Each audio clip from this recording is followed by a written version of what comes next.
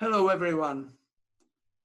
It's a great honor as well as a great pleasure for me to read for you Stands Forward to the book of Albert Hofmann, LSD, My Problem Child.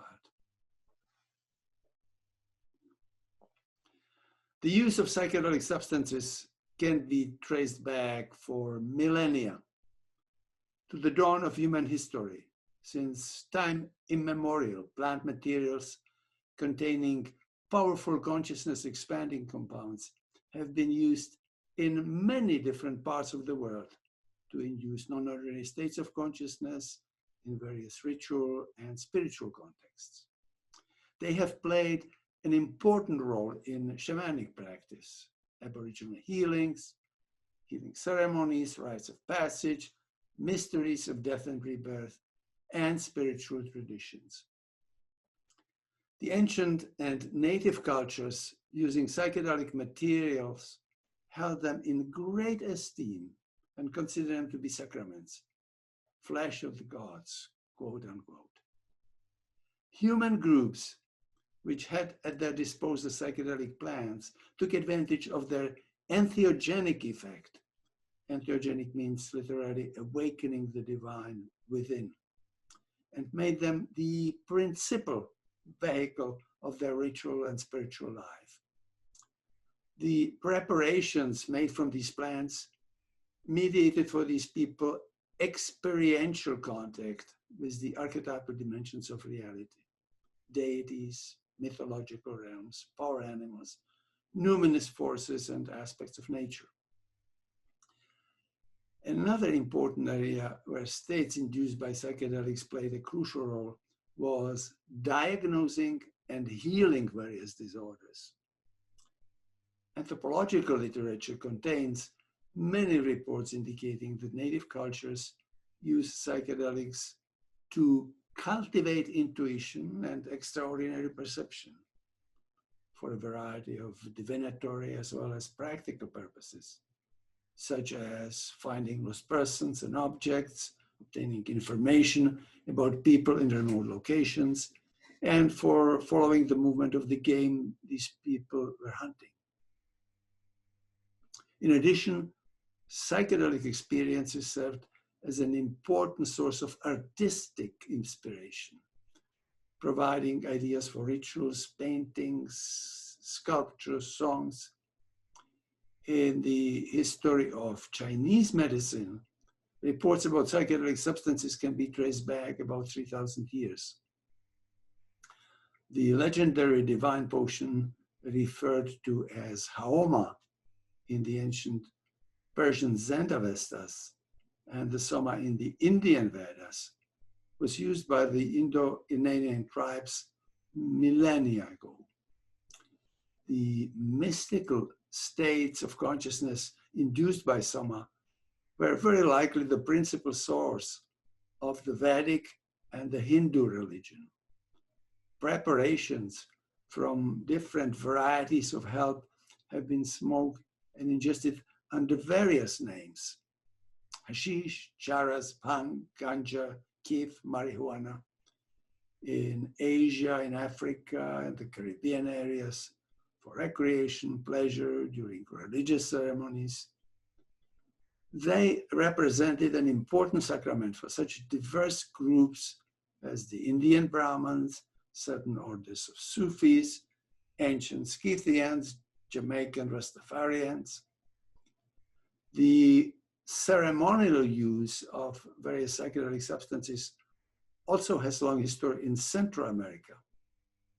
Highly effective mind-altering plants were well known in several pre-Columbian Indian cultures, Aztecs, Mayan, Olmecs, Mazatecs.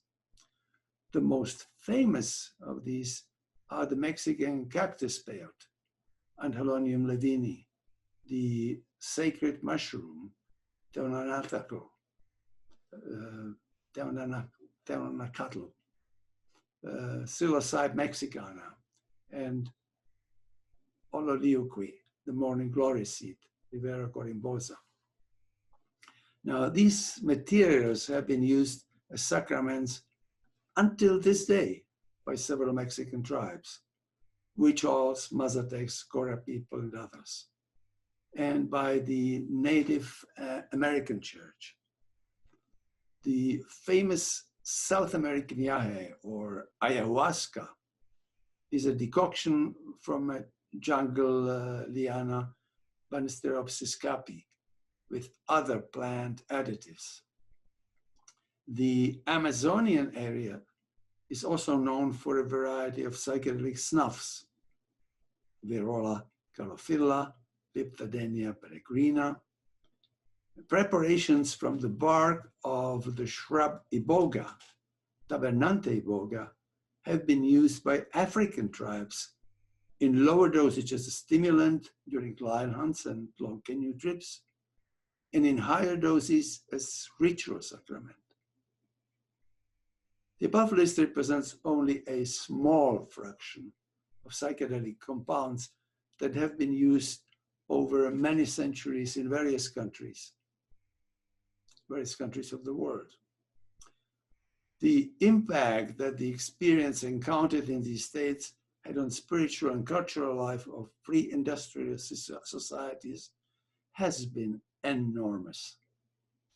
People from our culture who see the use of psychedelic plants as something that is practiced in exotic and primitive cultures and is alien to our own tradition would be very surprised to find out that psychedelic substances very likely profoundly influenced the ancient Greek culture, generally considered the cradle of European civilization. Many giants of Greek culture, including Plato, Aristotle, Alcibiades, Pinandros, and others, were initiates in the Mediterranean mysteries of death and rebirth, held in the name of Demeter and Persephone, Dionysus, Attis, Adonis, Orpheus, and others. According to the theory proposed by research team that included Albert Hofmann himself, the sacred potion Kykeon administered to thousands of initiates in the Eleusinian mysteries every 5 years for almost 2,000 years contained an ergot alkaloid similar to LSD. Psychedelics were also very likely ingredients in the wines used for the Bacchanalia. The long history of ritual use of psychedelic plants contrasts sharply with a relatively short history of scientific efforts to identify their psychoactive alkaloids and to study their effects. The first psychedelic substance that was synthesized in a chemically pure form and systematically explored under laboratory conditions was mescaline, the active alkaloid from the peyote cactus. Clinical experiments conducted with the substance in the first 3 decades of the 20th century focused on the phenomenology of the mescaline experience and its interesting effects on artistic perception and creative expression. Surprisingly, they did not reveal its therapeutic, heuristic, and entheogenic potential. Kurt Behringer, author of the influential book Da Mescalinrausch, Mescaline Inebriation, published in 1927, concluded that mescaline induced a toxic psychosis. After these pioneering clinical experiments with mescaline, very little research was done in this fascinating problem until Albert Hofmann's 1942 epoch-making serendipitous discovery of the psychedelic properties of LSD 25, or diethylamide of lysergic acid, a substance of extraordinary potency. This new semi-synthetic ergot derivative, active in incredibly minute quantities of micrograms or gamma, millionths of a gram, started a revolutionary era in research in psychopharmacology. psychology, psychiatry, psychotherapy. Because of the incredible promises it held in many different fields of research, this new substance appeared to be Albert Hofmann's prodigious child. The discovery of powerful psychedelic effects of minuscule dosage of LSD started what has been called a, quote, golden era of psychopharmacology, unquote. During a relatively short period of time, the joint efforts of biochemists, pharmacologists, neurophysiologists, psychiatrists, psychologists succeeded in laying the foundation of new scientific discipline that can be referred to as pharmacology of consciousness. The active substances from several remaining psychedelic plants were chemically identified and prepared in chemically pure form. Following the discovery of psychedelic effects of LSD-25, Albert Hofmann identified the active principles of the Mexican magic mushrooms, Psilocybe mexicana, psilocybin, psilocin, and that of ololeuque, or morning glory seeds, Rivea corymbosa, which turned out to be lysergic acid amide, closely related to LSD-25. The armamentarium of psychedelic substances was further enriched by psychoactive derivatives of tryptamine, DMT, DET, DBT, the methyltryptamine, the ethyltryptamine, the propyltryptamine, synthesized and studied by the Budapest group of chemists headed by Stephen Sara.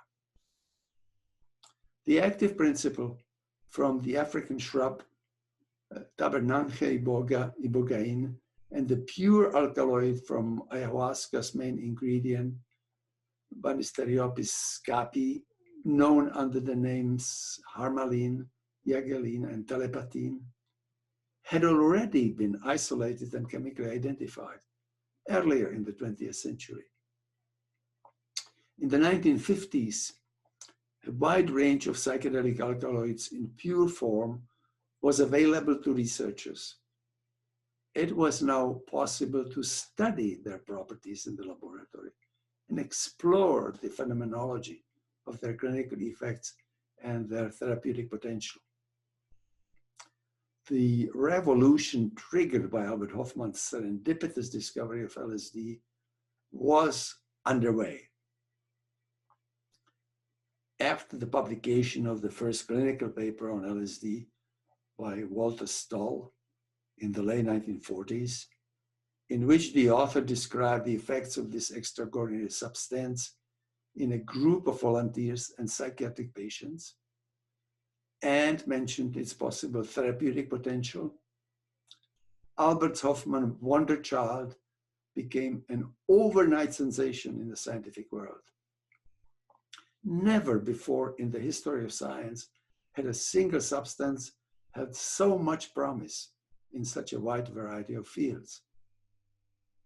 For neuropharmacologists and neurophysiologists, the discovery of LSD meant the beginning of a golden era of research that could solve many puzzles concerning neuroreceptors, synaptic transmitters, chemical antagonism, the role of serotonin in the brain, and the intricate biochemical interactions underlying cerebral processes. Experimental psychiatrists saw LSD as a unique means for creating a laboratory model for naturally occurring functional or endogenous psychoses. They hoped that the experimental psychosis induced by minuscule dosages of the substance could provide unparalleled insights into the nature of these mysterious disorders and open new avenues for their treatment.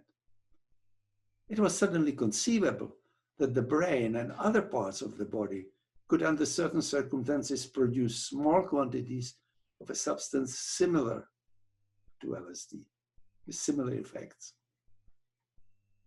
This meant that the disorders like schizophrenia would not be mental disorders, but metabolic aberrations that could be counteracted by specific chemical interventions. The promise of this research was nothing less than fulfillment of the dream of biologically oriented psychiatrists, the holy grail of psychiatry, a test tube cure for schizophrenia. LSD was also highly recommended as an extraordinary, unconventional teaching device that would make it possible for clinical psychiatrists, psychologists, medical students, and nurses to spend a few hours in the world of their patients, and as a result of it, to understand them better, be able to communicate with them more effectively, and improve their ability to help them. Thousands of mental health professionals took advantage of this unique opportunity.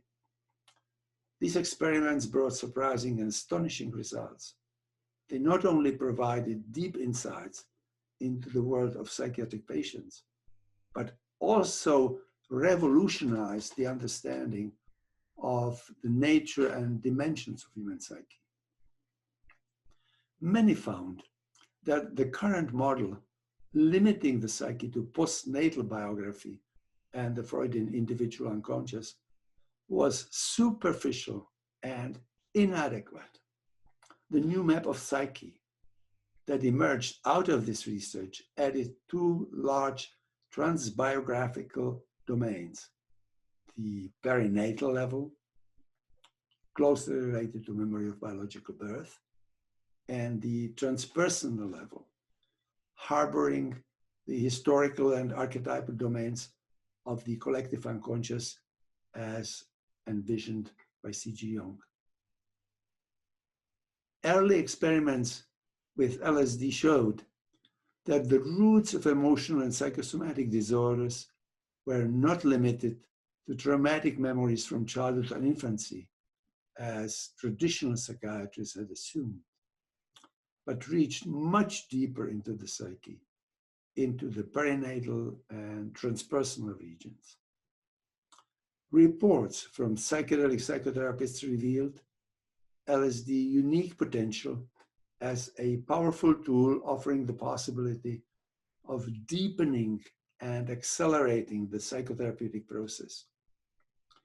Using LSD as a catalyst, it became possible to extend the range of applicability of psychotherapy to categories of patients that previously have been difficult to reach: sexual deviants, alcoholics, narcotic drug addicts, criminal recidivists. Particularly valuable and promising were the early efforts to use LSD psychotherapy to work with terminal cancer patients. Research on this population showed that LSD was able to relieve some severe pain, often even in those patients who had not responded to medication with narcotics.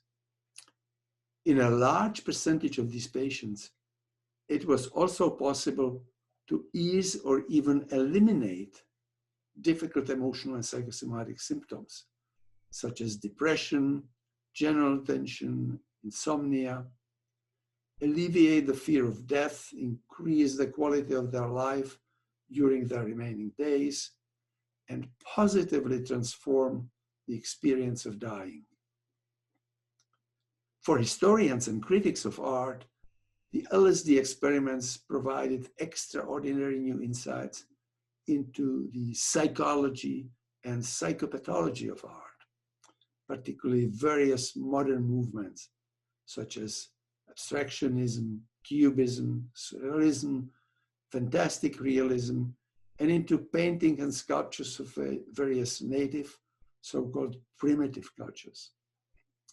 For professional painters who participated in LSD research, the psychedelic session often marked a radical change in their artistic expression. Their imagination became much richer, their colors more vivid, their style considerably freer.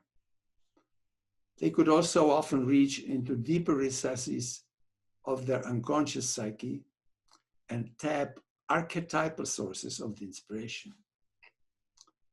On occasion, people who had never painted were able to produce extraordinary pieces of art. LSD experimentation brought also fascinating observations which were of great interest to spiritual teachers and scholars of comparative religions. The mystical experiences frequently observed in LSD sessions offered a radically new understanding of a wide variety of phenomena, from the world of religion, including shamanism, the rites of passage, the ancient mysteries of death and rebirth, the Eastern spiritual philosophies, and the mystical traditions of the world. The fact that LSD and other psychedelic substances were able to trigger a broad range of spiritual experiences became the subject of a heated scientific discussion. They revolved around the fascinating problem concerning the nature and value of this, quote, instant, end of quote, or, quote, chemical, end of quote, mysticism.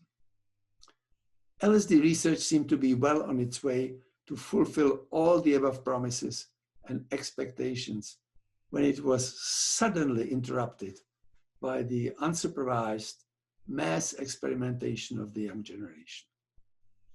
In the infamous Harvard affair, Timothy Leary, Richard Alpert, and Ralph Metzner left the university, Leary and Alpert leaving teaching posts, and Metzner leaving a fellowship, after their overeager proselytizing of LSD and psilocybin.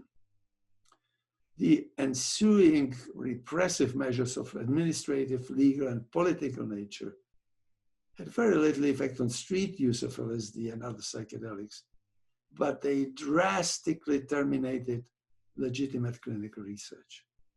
However, while the problem associated with this development were blown out of proportion by sensation-hunting journalists, this was not the only reason why LSD and other psychedelics were rejected by Euro-American culture. An important contributing factor was also the attitude of technological societies towards non-ordinary states of consciousness. And as I mentioned earlier, all ancient and pre-industrial societies held these states in high esteem, whether they were induced by psychedelic plants or some of the many powerful non-drug technologies of the sacred, fasting, sleep deprivation, social and sensory isolation, dancing, chanting, music, drumming, physical pain. Members of these social groups had the opportunity to repeatedly experience non-ordinary states of consciousness during their lives in a variety of sacred and secular contexts.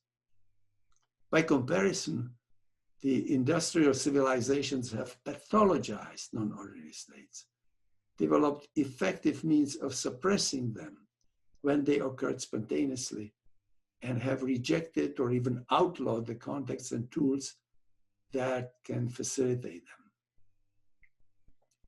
Because of the resulting naivete and ignorance concerning non-ordinary states, Western culture was unprepared to accept and incorporate the extraordinary mind-altering properties and power of LSD and other psychedelics. The sudden invasion of the Dionysian element from the depth of the unconscious and the heights of the superconscious was too threatening for the puritanical values of Euro-American society. In addition, the irrational and transrational nature of psychedelic experience seriously challenged the very foundations of the materialistic worldview of Western science. The existence and nature of these experiences could not be explained in the context of mainstream theories, and seriously undermined the metaphysical assumptions concerning priority of matter over consciousness on which Western culture has built. It also threatened the leading myth of the industrial world by showing that true fulfillment does not come from achievement of material goals, but from a profound mystical experience. It was not just the culture at large that was unprepared for the psychedelic experience. It was also the helping profession. For most psychiatrists and psychologists, psychotherapy meant disciplined face-to-face discussions or free association on the couch. The intense emotions and dramatic physical manifestations in psychedelic sessions appeared to them to be too close to what they were used to associate with psychopathology. It was hard for them to imagine that such states could be healing and transformative. As a result, they did not trust the reports about the extraordinary power of psychedelic psychotherapy coming from those colleagues who had enough courage to take the chances and do psychedelic therapy, or from their clients. To complicate the situation even further, many of the phenomena occurring in psychedelic sessions could not be understood within the context of theories dominating academic thinking. The possibility of reliving birth or episodes from embryonic life, obtaining accurate information about world history and mythology from the collective unconscious, experiencing archetypal realities and karmic memories, or perceiving remote events in out-of-body states were simply too fantastic to be believable for an average professional. Yet those of us who had the chance to work with LSD and were willing to radically change our theoretical understanding of the psyche and practical strategy of therapy were able to see and appreciate the enormous potential of psychedelics, both as therapeutic tools and as substances of extraordinary heuristic value. In one of my early books, I suggested that the potential significance of LSD and other psychedelics for psychiatry and psychology was comparable to the value the microscope had for biology and medicine, or the telescope has for astronomy. My later experience with psychedelics only confirmed this initial impression. These substances function as unspecific amplifiers that increase the cathexis, the energetic charge associated with the deep unconscious contents of the psyche, and make them available for conscious processing. This unique property of psychedelics makes it possible to study psychological undercurrents that govern our experiences and behaviors to a depth that cannot be matched by any other method or tool available in modern mainstream psychiatry and psychology. In addition, it offers unique opportunities for healing of emotional and psychosomatic disorders, for positive personality transformation and consciousness evolution.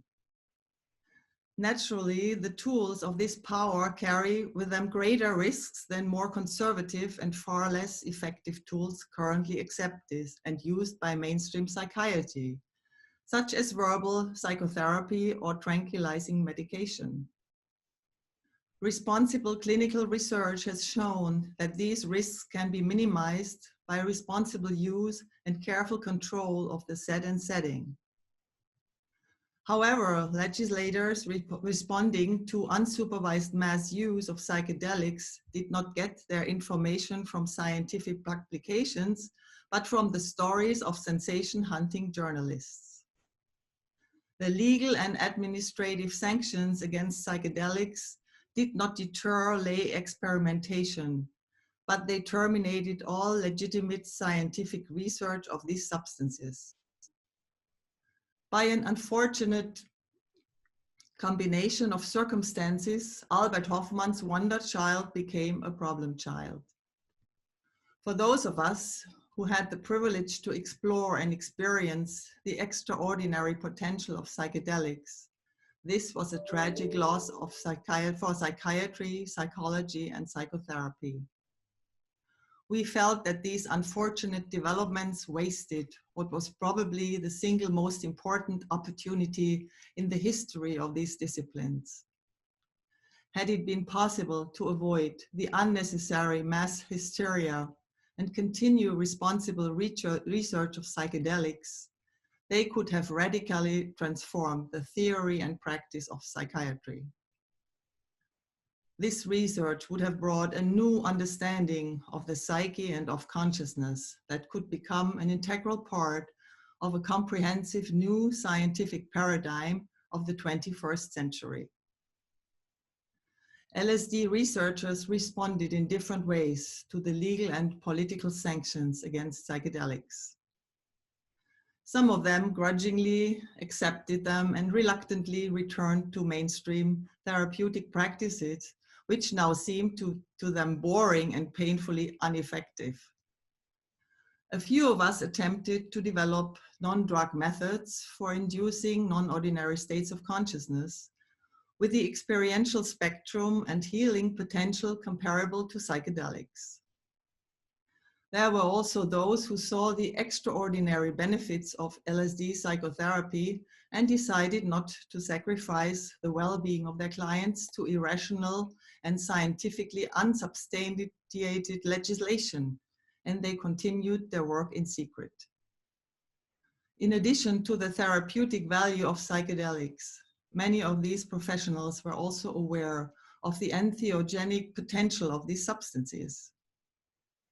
For this reason, they understood their work with LSD to be not only therapeutic practice, but also religious activity in the best sense of the word. From this perspective, the legal sanctions against psychedelics appeared to be not only unfounded and misguided, but represented a serious infringement of religious freedom guaranteed by the American Constitution. At present, when more than 3 decades elapsed since official LSD research was effectively terminated, I can attempt to evaluate the past history of this substance and glimpse into the future. After having personally conducted over the last 50 years more than 4,000 psychedelic sessions, I have developed great awe and respect for these substances and their enormous positive as well as negative potential. They are powerful tools, and like any tool, they can be used skillfully, ineptly, or destructively. The result will be critically dependent on the set and setting. The question whether LSD is a phenomenal medicine or a devil's drug makes as little sense as similar questions asked about the positive or negative potential of a knife. Naturally, we will get very different report from a surgeon who bases his or her judgment on a successful operation, and from the police chief who investigates murders committed with knives in back alleys of New York City. It would also make little sense to judge the usefulness or dangers of a knife by watching children who play with it without adequate maturity and skill. Similarly, the image of LSD will vary whether we focus on the results of responsible clinical or spiritual use, naive and careless mass self-experimentation of the young generation, or the deliberately destructive experiments of the army or of the CIA. Until it is clearly understood that the results of the administration of psychedelics are critically influenced by the factor of set and setting, there is no hope for rational decisions in regard to psychedelic drug policies.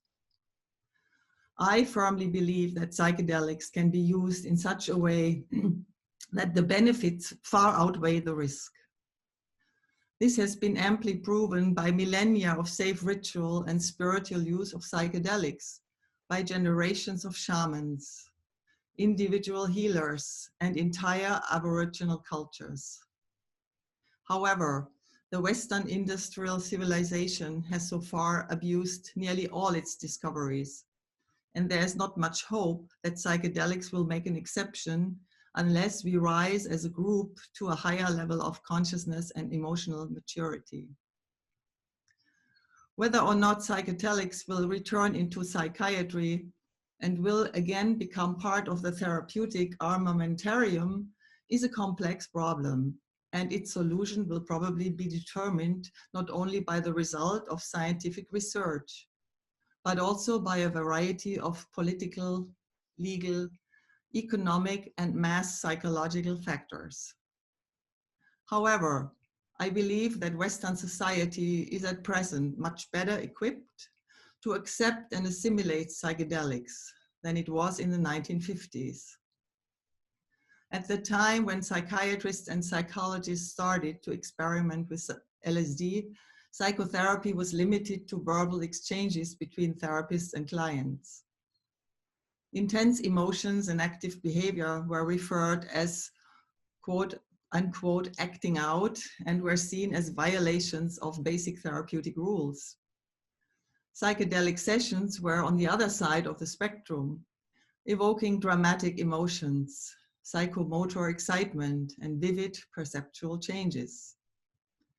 They thus seemed to be more like states that psychiatrists considered pathological and tried to suppress by all means, than conditions to which one would attribute therapeutic potential.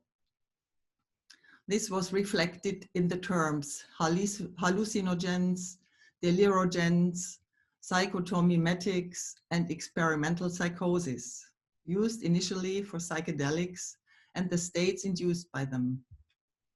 In any case, psychedelic sessions more resembled scenes from anthropological movies about healing rituals or quote unquote primitive cultures and other ceremonies than those expected in a psychoanalyst's office.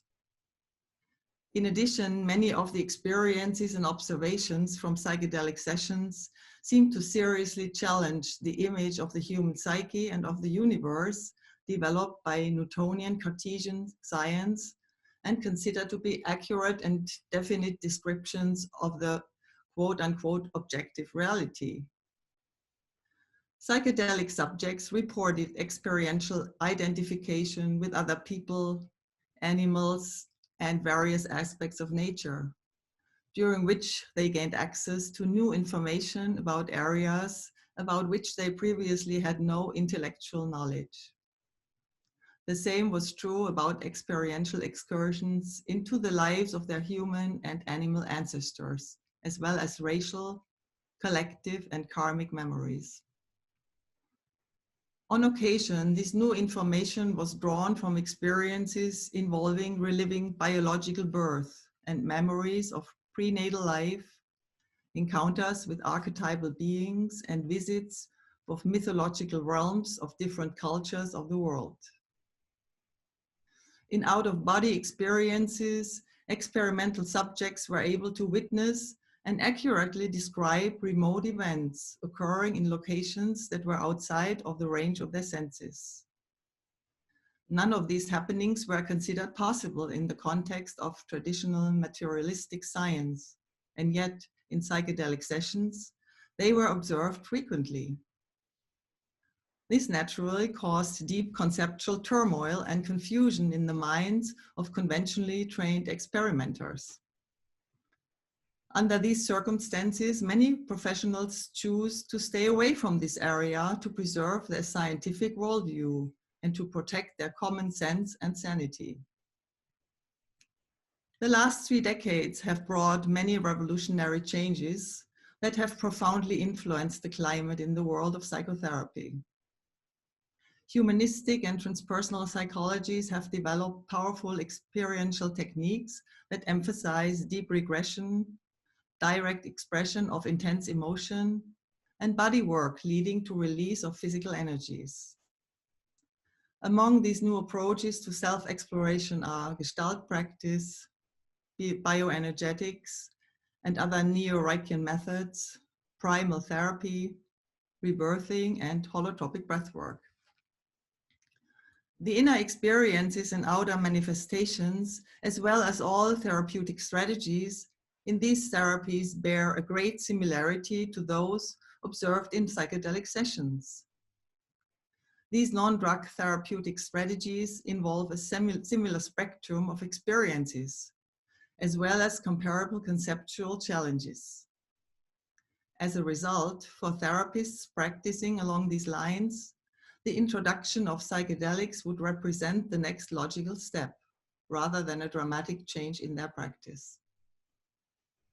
The culture at large shows encouraging signs as well. Grassroots movements around birth and death, for example, reveal a growing discontent with the sanitization of powerful experiences. Today, midwives can be state certified and home births are increasingly popular, whereas in the 1950s, they were considered backwards or primitive. People can choose to die at home thanks to the hospice movement, instead of in sterile hospital settings. Previously eccentric healing techniques like massage and acupuncture are widely accepted, even by health insurance plans. Eastern spiritual practices have moved to the mainstream of Western culture, with meditation centers and yoga schools to be found in every major city. Increasingly, the authority of traditional medical science, with its firm separation between mind and body, is becoming suspect, and people are seeking more holistic alternatives. These shifts may signal that society is more ready for psychedelics today. Moreover, the Newtonian Cartesian thinking in science, which in the 60s enjoyed great authority and popularity, has been progressively undermined by astonishing developments in a variety of disciplines.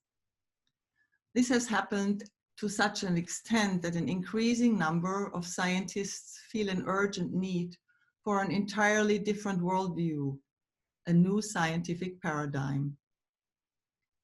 Salient examples of this development are philosophical implications of quantum relativistic physics, David Bohm's theory of holo movement, Carl Bribram's holographic theory of the brain, Ilya Prigozhin's theory of dissipative structures, Rupert Sheldrake's theory of morphogenetic fields, Gregory Bateson's brilliant synthesis of systems and information theory, cybernetics, anthropology, and psychology, and particularly Erwin Laszlo's concept of the Akashic field, his connectivity hypothesis, and his integral theory of everything.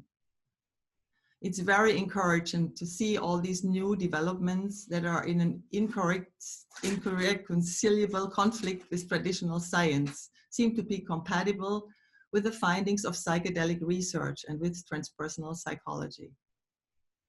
Even more encouraging than the changes in the general and scientific climate is the fact that in a few cases, researchers of the younger generations in the United States and abroad have in recent years been able to obtain official permission to start programs of psychedelic therapy involving LSD, psilocybin, DMT, MDMA, and ketamine.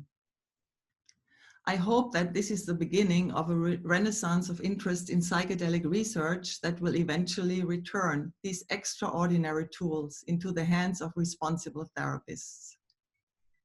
I personally believe that in the future, LSD will be seen as one of the most influential discoveries of the 20th century, and that Albert Hofmann's problem child will again be seen, as it should have been seen all along, as a wonder child that grew up in a dysfunctional society.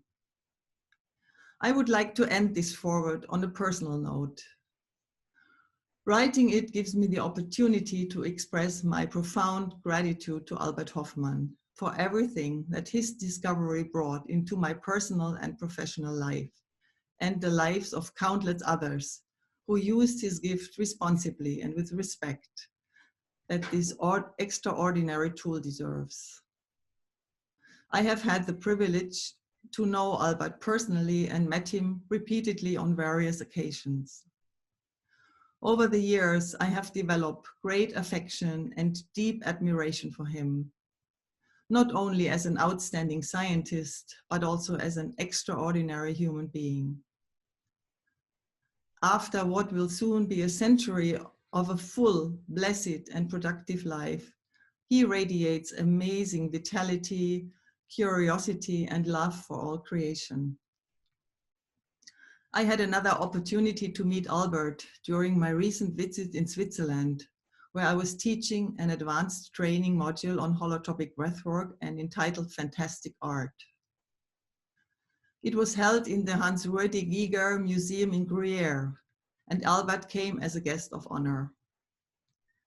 After we had lunch and enjoyed a guided tour through the museum, during which he braved 3 floors of steep stairs, he sat down with our group for a discussion, which turned into his passionate apotheosis of the beauty and mystery of creation.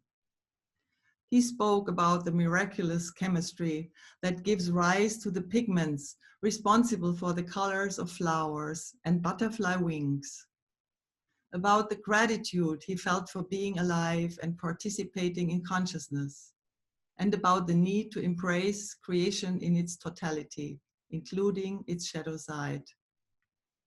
Because without polarity, the universe we live in could not have been created. When he left, we all felt we just had attended a darshan with a spiritual teacher. It was clear that Albert had joined the group of great scientists, like Albert Einstein and Isaac Newton, for whom rigorous pursuit of their discipline brought the recognition of the miraculous divine order underlying the world of matter and the natural phenomena. I would like to use this opportunity to wish him all the best for his forthcoming auspicious 100th birthday, and hope we will enjoy his presence in the world for many more years. Stanislav Grof, Mill Valley, California, October 2005.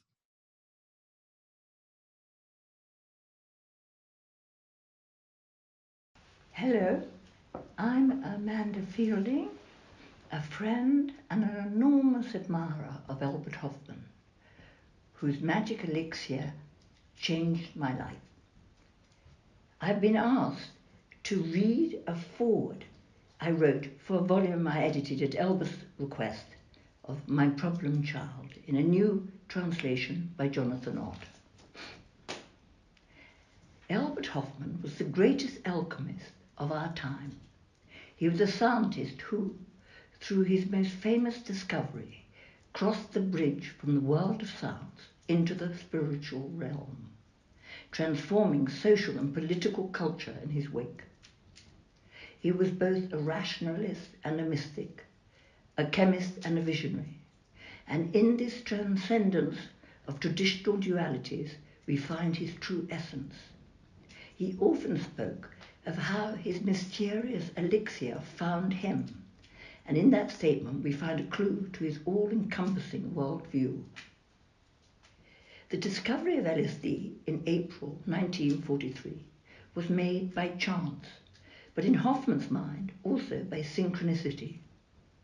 In boyhood, he had experienced inexplicable spontaneous transfigurations of nature while walking in the woods, which spurred him to investigate the nature of matter through chemistry. Whilst researching ergot and its potential impact on blood circulation, he accidentally discovered a chemical key that unlocked a pathway to a profoundly altered state of consciousness, offering the potential for great insights into the workings of the mind and the unity of the cosmos.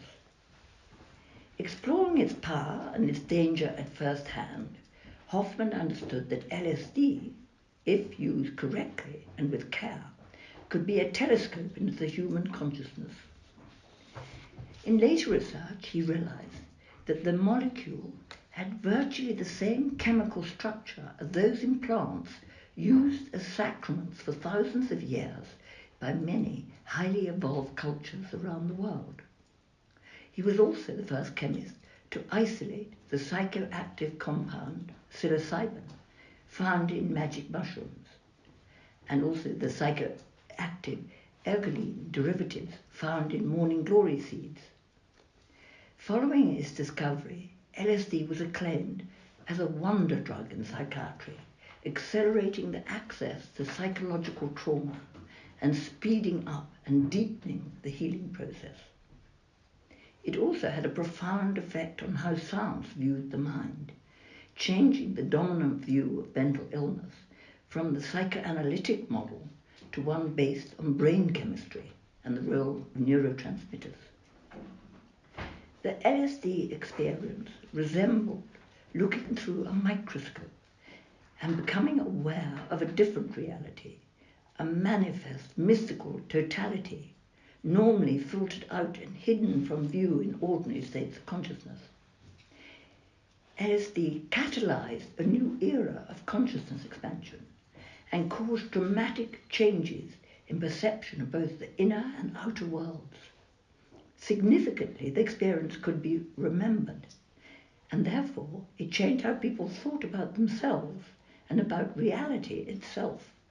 Some viewed its discovery as a spiritual antidote to the atom bomb, which was simultaneously moving towards its appearance on the world stage. The emergence of LSD revived the mystical traditions linking the ancient Greeks of Eleusis to the enlightened East and to other cultures which understood the essential relevance of inner illumination. However, 2 decades after his discovery, Hofmann witnessed with alarm his elixir's escape from the safe confines of artistic and therapeutical cycles to become a hugely popular, massively consumed street drug. His wonder child transformed into his problem child that gave this book its title. The legacy of LSD is as controversial as it is profound, and its effects on science, technology, politics, art, and music can hardly be overestimated. It provided a spark to light the flame of the new, more loosely connected Aquarian age. Many creative pioneers of the era claim to have made their first breakthroughs either under the influence of LSD or as a result of insights gained from it. The technological innovations that grew into Silicon Valley and the IT revolution are prime examples of this. Fundamentally, LSD triggers an altered state of consciousness awareness, allowing people to throw off conceptual shackles and to see beyond the conformity and materialism of their conditioning, thereby facilitating the birth of the counterculture, from which new outlooks evolved, as well as seismic shifts in spirituality, health, music, and popular culture. Harvard professor turned Pied Piper, Timothy Leary, emerged as a messianic guru, and the mass consumption of psychedelics that he advocated led to LSD's prohibition in 1967, to the war on drugs, and to the complete shutdown of all therapeutic use and scientific research involving the substance. These negative developments were not to Albert Hofmann's liking. He was amazed that LSD had been adopted as the drug of choice by the mass counterculture. But once the genie was out of the bottle, the world could never be the same again. LSD had provided a glimpse behind the veil, allowing initiates to perceive the posturing of the ego and the absurdity and pomp of many hierarchical structures. Most importantly, the prohibition and continuing taboo status of LSD prevented the value and true potential of this elixir being fully explored and harnessed. Nearly half a century after its prohibition, research into the psychedelics is cautiously resuming, despite official reluctance, and LSD may, in time, be accorded its rightful preeminence as a therapeutic, cognitive, and spiritual catalyst. Albert Hofmann's deepest wish was that LSD become the modern successor to the potion, itself derived from ergot, used in the Eleusinian mysteries, the most sacred ritual of the Greco-Roman world, which inspired the greatest thinkers of the classical age, and hence, through their ideas, our Western civilization. Perhaps a measure of transcendental awareness may help counterbalance the excesses of our myopic, materialistic, technologically driven worldview, and avert the ideological, ecological, and spiritual nemesis which looms ahead. In the words of Humphrey Osmond, who coined the term psychedelic, meaning mind manifesting, quote, "I believe that psychedelics provide a chance, perhaps only a slender one, for Homo faber, the cunning, ruthless, foolhardy, pleasure-greedy tool-maker, to merge into that other creature whose presence we have so rashly presumed, Homo sapiens, the wise, the understanding, the compassionate, in whose fourfold vision art, politics, science, and religion are one."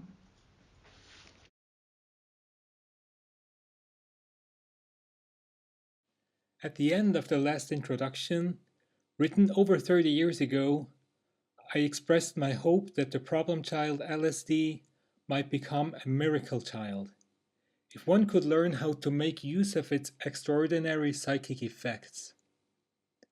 But LSD is still a problem child. After LSD had been used nearly exclusively in medicine and biological research for decades, it entered the drug scene in the 60s. It was for a time the #1 drug in mass consumption, especially in the US, with all the problems associated with this. Following this, the health authorities imposed a draconian prohibition, which also banned the use of LSD and related substances in medical practice, psychiatry, and psychology. This ban is still in place today. Although this is how the medical use of LSD came to a halt, the private use continues with all the dangers and difficulties of a drug forced into illegality. Efforts from psychiatrists petitioning health authorities to again release LSD for medical application have so far been unsuccessful.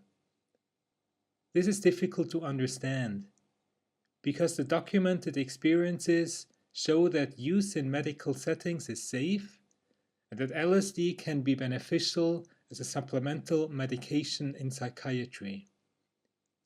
The ban also looks questionable in another light after components similar to LSD were found in sacred Mexican drugs that have been used medicinally for thousands of years. There's a wealth of experience with these substances that should be taken into account.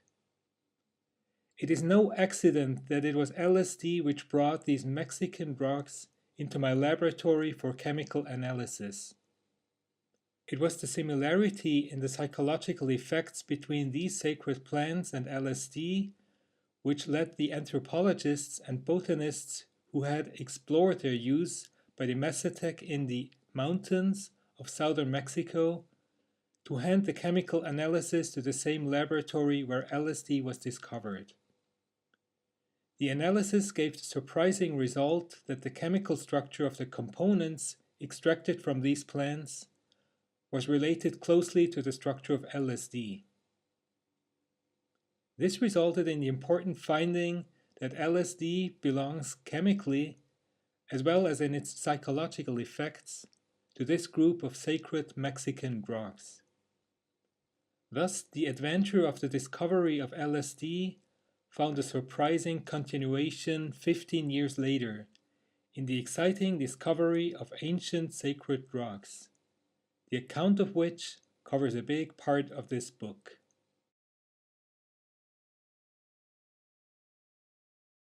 Translator's Preface. Numerous accounts of the discovery of LSD have been published in English. None, unfortunately, have been completely accurate. Here, at last, the father of LSD details the history of his problem child and his long and fruitful career as a research chemist. In a real sense, this book is the inside story of the birth of the psychedelic age, and it cannot be denied that we have here a highly candid and personal insight into one of the most important scientific discoveries of our time, the significance of which has yet to dawn on humankind. Surpassing its historical value is the immense philosophical import of this work. Never before has a chemist, an expert in the most materialistic of the sciences, advanced a Weltanschauung of such a mystical and transcendental nature. LSD, psilocybin, and the other hallucinogens do indeed, as Albert Hofmann asserts, constitute cracks in the edifice of materialistic rationality, cracks we would do well to explore and perhaps widen. As a writer, it gives me great satisfaction to know that by this book, the American reader interested in hallucinogens will be introduced to the work of Rudolf Gelke, Ernst Jünger, and Walter Vogt, writers who are all but unknown here. With the notable exceptions of Huxley and Wasson, English and American writers on the hallucinogenic experience have been far less distinguished and eloquent than they. This translation has been carefully overseen by Albert Hofmann, which made my task both simpler and more enjoyable. I am beholden to R. Gordon Wasson for checking the chapters on LSD's Mexican relatives and on Ska Maria Pastora for accuracy and style. 2 chapters of this book, How LSD Originated and LSD Experience and Reality, were presented by Albert Hofmann as a paper before the International Conference, Hallucinogens, Shamanism, and Modern Life in San Francisco on the afternoon of Saturday, September 30th, 1978. As a part of the conference proceedings, the first chapter has been published in the Journal of Psychedelic Drugs, Volume 11, 1 through 2, 1979. Jonathon Ott, Vashon Island, Washington.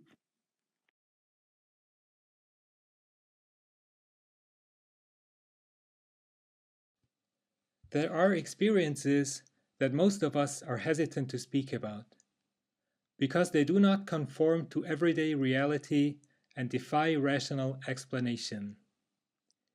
These are not particular external occurrences, but rather events of our inner lives, which are generally dismissed as figments of the imagination and barred from our memory. Suddenly, the familiar view of our surroundings is transformed in a strange, delightful, or alarming way. It appears to us in a new light, takes on a special meaning. Such experiences can be as light and fleeting as a breath of air, or it can imprint itself deeply upon our minds. One enchantment of that kind, which I experienced in childhood, has remained remarkably vivid in my memory ever since. It happened on a May morning. I have forgotten the year, but I can still point to the exact spot where it occurred. On a forest path on Martinsberg above Baden, Switzerland. As I strolled through the freshly greened woods, filled with birdsong and lit up by the morning sun, all at once everything appeared in an uncommonly clear light. Was this something I had simply failed to notice before? Was I suddenly discovering the spring forest as it actually looked? It shone with the most beautiful radiance, speaking to the heart as though it wanted to encompass me in its majesty. I was filled with an indescribable sensation of joy, oneness, and blissful security. I have no idea how long I stood there spellbound, but I recall the anxious concern I felt as the radiance slowly dissolved and I hiked on. How could a vision that was so real and convincing, so directly and deeply felt, how could it end so soon? And how could I tell anyone about it, as my overflowing joy compelled me to do, since I knew there were no words to describe what I had seen? It seemed strange that I, as a child, had seen something so marvelous, something that adults obviously didn't perceive, for I had never heard them mention it. While still a child, I experienced several more of these deeply euphoric moments on my rambles through forest and meadow. It was these experiences that shaped the main outlines of my worldview and convinced me of the existence of a miraculous, powerful, unfathomable reality that was hidden from everyday sight. I was often troubled in those days, wondering if I would ever, as an adult, be able to communicate these experiences, whether I would have the chance to depict my visions in poetry or paintings. But knowing that I was not cut out to be a poet or artist, I assumed I would have to keep these experiences to myself, important as they were to me. Unexpectedly, though scarcely by chance, much later, in middle age, a link was established between my profession and these visionary experiences from childhood. Because I wanted to gain insight into the structure and essence of matter, I became a research chemist. Intrigued by the plant world since early childhood, I chose to specialize in research on the constituents of medicinal plants. In the course of this career, I was led to the psychoactive, hallucination-causing substances, which under certain conditions can evoke visionary states similar to the spontaneous experiences just described. The most important of these hallucinogenic substances has come to be known as LSD.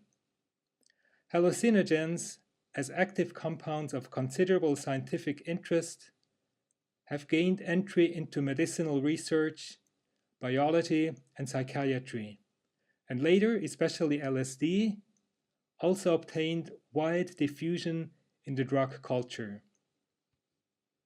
In studying the literature connected with my work, I became aware of the great universal significance of visionary experience. It plays a dominant role not only in mysticism and the history of religion, but also in the creative process in art, literature, and science.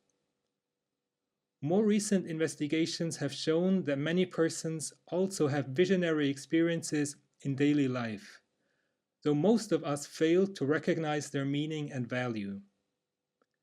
Mystical experiences, like those that marked my childhood, are apparently far from rare.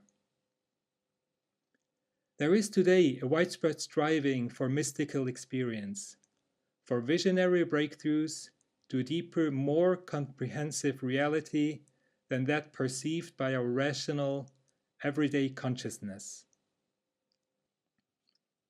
Efforts to transcend our materialistic worldview are being made in various ways, not only by the adherents of Eastern religious movements, but also by professional psychiatrists who are adopting such profound spiritual experiences as a basic therapeutic principle. I share the belief of many of my contemporaries that the spiritual crisis pervading all spheres of Western industrial society can be remedied only by a change in our worldview. We shall have to shift from the materialistic, dualistic belief that people and their environment are separate toward a new consciousness of an all-encompassing reality which embraces the experiencing ego, a reality in which people feel their oneness with animate nature and all of creation.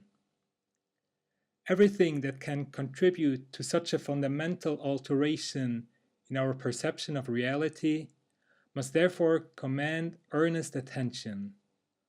Foremost among such approaches are the various methods of meditation, either in a religious or in a secular context, which aim to deepen the consciousness of reality by way of a total mystical experience.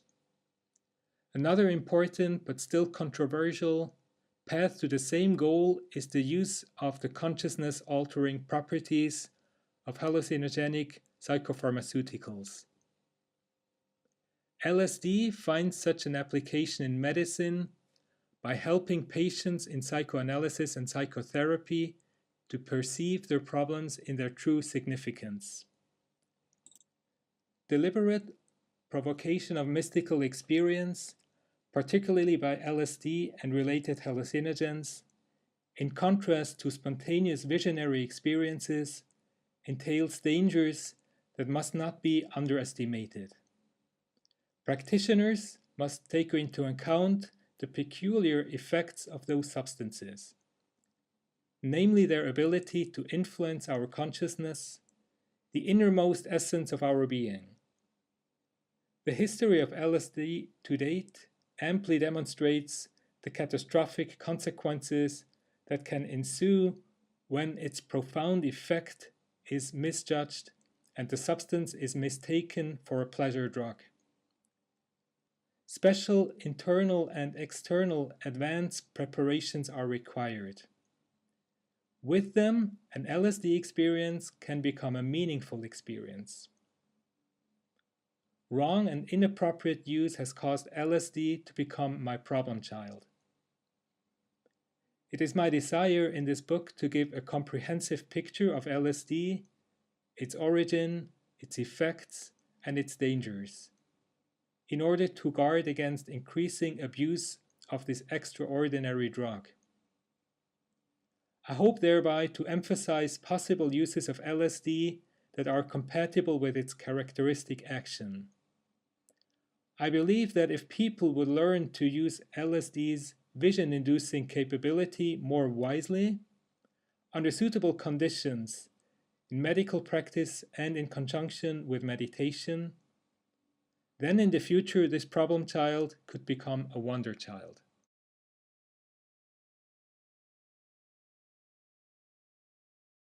In the realm of scientific observation, luck is granted only to those who are prepared. Louis Pasteur. Time and again, I hear or read that LSD was discovered by accident. This is only partly true. LSD came into being within a systematic research program, and the accident, quote unquote, did not occur until much later. When LSD was already 5 years old, I happened to experience its unforeseeable effects in my own body, or rather, in my own mind. Looking back over my professional career to trace the influential events and decisions that eventually steered my work toward the synthesis of LSD, I realized that the most decisive step was my choice of employment upon completion of my chemistry studies. If that decision had been different, then this substance, which has become known the world over, might never have been created. In order to tell the story of the origin of LSD, then, I must also touch briefly on my career as a chemist, since the two developments are inextricably interrelated. In the spring of 1929, on concluding my chemistry studies at the University of Zurich, I joined the Sandoz Company's Pharmaceutical Chemical Research Laboratory in Basel as a co-worker with Professor Arthur Stoll, founder and director of the pharmaceutical department. I chose this position because it afforded me the opportunity to work on natural products, whereas two other job offers from chemical firms in Basel had involved work in the field of synthetic chemistry. First, chemical explorations. My doctoral work at Zurich under Professor Paul Kerrer had already given me one chance to pursue my interest in plant and animal chemistry. Making use of the gastrointestinal juice of the vineyard snail, I accomplished the enzymatic degradation of chitin, the structural material of which the shells, wings, and claws of insects, crustaceans, and other lower animals are composed. I was able to derive the chemical structure of chitin from the cleavage product, a nitrogen-containing sugar obtained by this degradation. Chitin, or maybe it's chitin, I don't know how to say it, turned out to be an analog of cellulose, the structural material of plants. This important result, obtained after only 3 months of research, led to a doctoral thesis rated, quote, with distinction. When I joined the Sandoz firm, the staff of the pharmaceutical chemical department was still rather modest in number. 4 chemists with doctoral degrees worked in research, 3 in production. In Stoll's laboratory, I found employment that completely agreed with me as a research chemist. The objective that Professor Stoll had set for his pharmaceutical chemical research laboratories was to isolate the active principles, i.e. the effective constituents, of known medicinal plants to produce pure specimens of these substances. This is particularly important in the case of medicinal plants whose active principles are unstable or whose potency is subject to great variation, which makes an exact dosage difficult. But if the active principle is available in pure form, it becomes possible to manufacture a stable pharmaceutical preparation exactly quantifiable by weight. With this in mind, Professor Stoll had elected to study plant substances of recognized value, such as the substances from foxglove, digitalis, Mediterranean squill, Scilla maritima, and ergot of rye, Claviceps purpurea, or Scilla sicily cornutum, which, owing to their instability and uncertain dosage, had been little used in medicine. My first years in the Sandoz laboratories were devoted, oh, we're going to get Marty back up there. Ma'am. My first years in the Sandoz laboratories were devoted almost exclusively to studying the active principles of Mediterranean squill. Dr. Walter Kreis, one of Professor Stoll's earliest associates, launched me in this field of research. The most important constituents of Mediterranean squill already existed in pure form. Their active agents, as well as those of woolly foxglove, Digitalis lanata, had been isolated and purified chiefly by Dr. Kreis with extraordinary skill. The active principles of Mediterranean squill belong to the group of cardioactive glycosides. Parenthetically, a glycoside is a sugar-containing substance and serve, as do those of foxglove, in the treatment of cardiac insufficiency. The cardiac glycosides are extremely active substances. Because the therapeutic and toxic doses differ so little, it becomes especially important here to have an exact dosage based on pure compounds. At the beginning of my investigations, the pharmaceutical preparation with Scilla glycosides had already been introduced into therapeutics by Sandoz. However, the chemical structure of these active compounds, with the exception of the sugar portion, remained largely unknown. My main contribution to the Scilla research, in which I participated with enthusiasm, was to elucidate the chemical structure of the common nucleus of Scilla glycosides, showing on the one hand their differences from the digitalis glycosides, and on the other hand their close structural relationship with the toxic principles isolated from skin glands of toads. In 1935, these studies were temporarily concluded. Looking for a new field of research, I asked Professor Stoll to let me continue the investigations on the alkaloids of ergot, which he had begun in 1917 and which had led directly to the isolation of ergotamine in 1918. Ergotamine, discovered by Stoll, was the first ergot alkaloid obtained in pure chemical form. Although ergotamine quickly took a significant place in therapeutics under the trade name Gynergen, as a homeostatic remedy in obstetrics and as a medicament in the treatment of migraine, chemical research on ergot in the Sandoz laboratories was abandoned after the isolation of ergotamine and the determination of its empirical formula. Meanwhile, at the beginning of the 30s, English and American laboratories had begun to determine the chemical structure of ergot alkaloids. They had also discovered a new water-soluble ergot alkaloid, which could likewise be isolated from the mother liquor of ergotamine production. So I thought it was high time that Sandoz resumed chemical research on ergot alkaloids unless we wanted to risk losing our leading role in a field of medicinal research that was already becoming so important. Professor Stoll granted my request with some misgivings. Quote, he said, "I must warn you of the difficulties you face in working with ergot alkaloids. These are exceedingly sensitive, easily decomposed substances, less stable than any of the compounds you have investigated in the cardiac glycoside field, but you're welcome to try."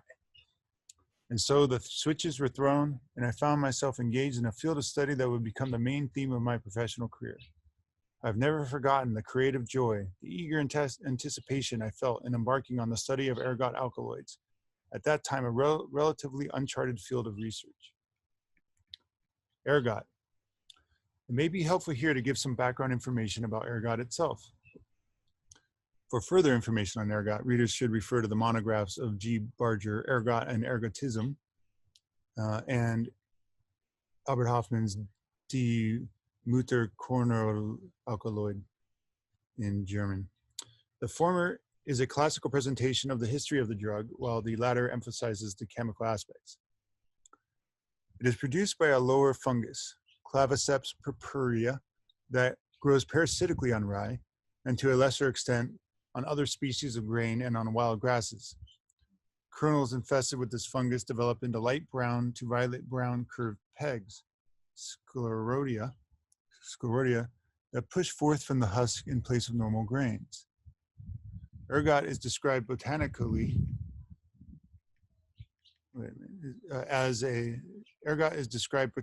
as a sclerotium, the form that the ergot fungus takes in winter.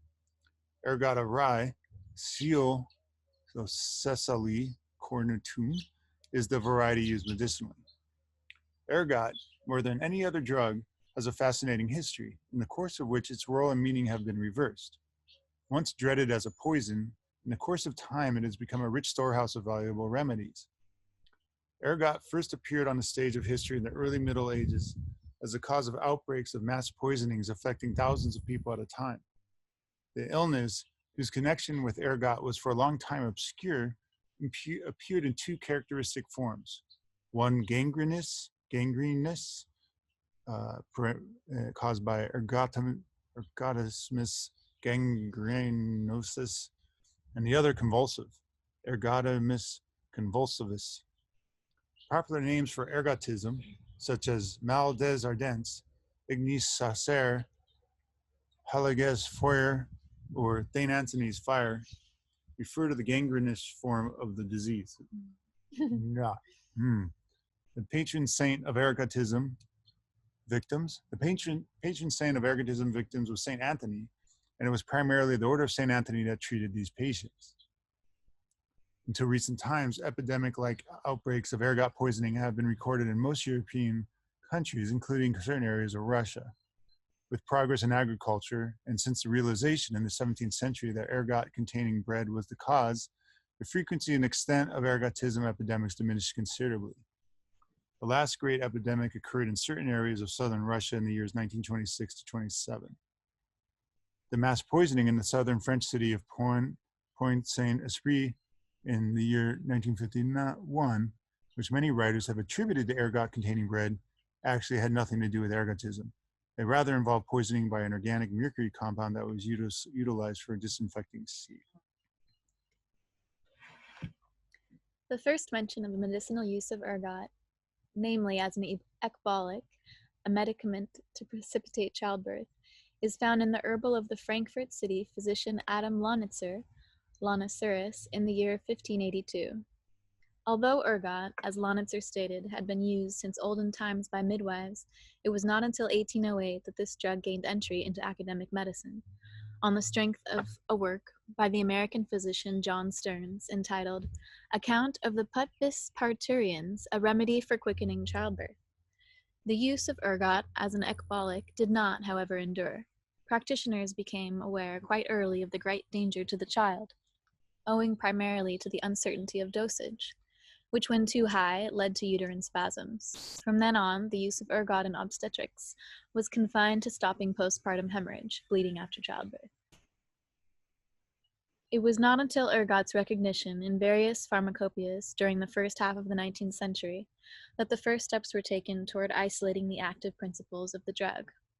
However, of all the researchers who essayed this problem during the first 100 years, not one succeeded in identifying the actual substances responsible for the therapeutic activity.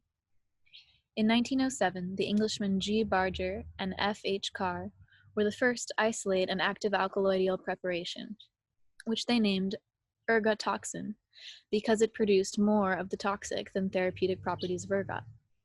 This preparation was not homogeneous, but rather a mixture of several alkaloids, as I was able to show 35 years later.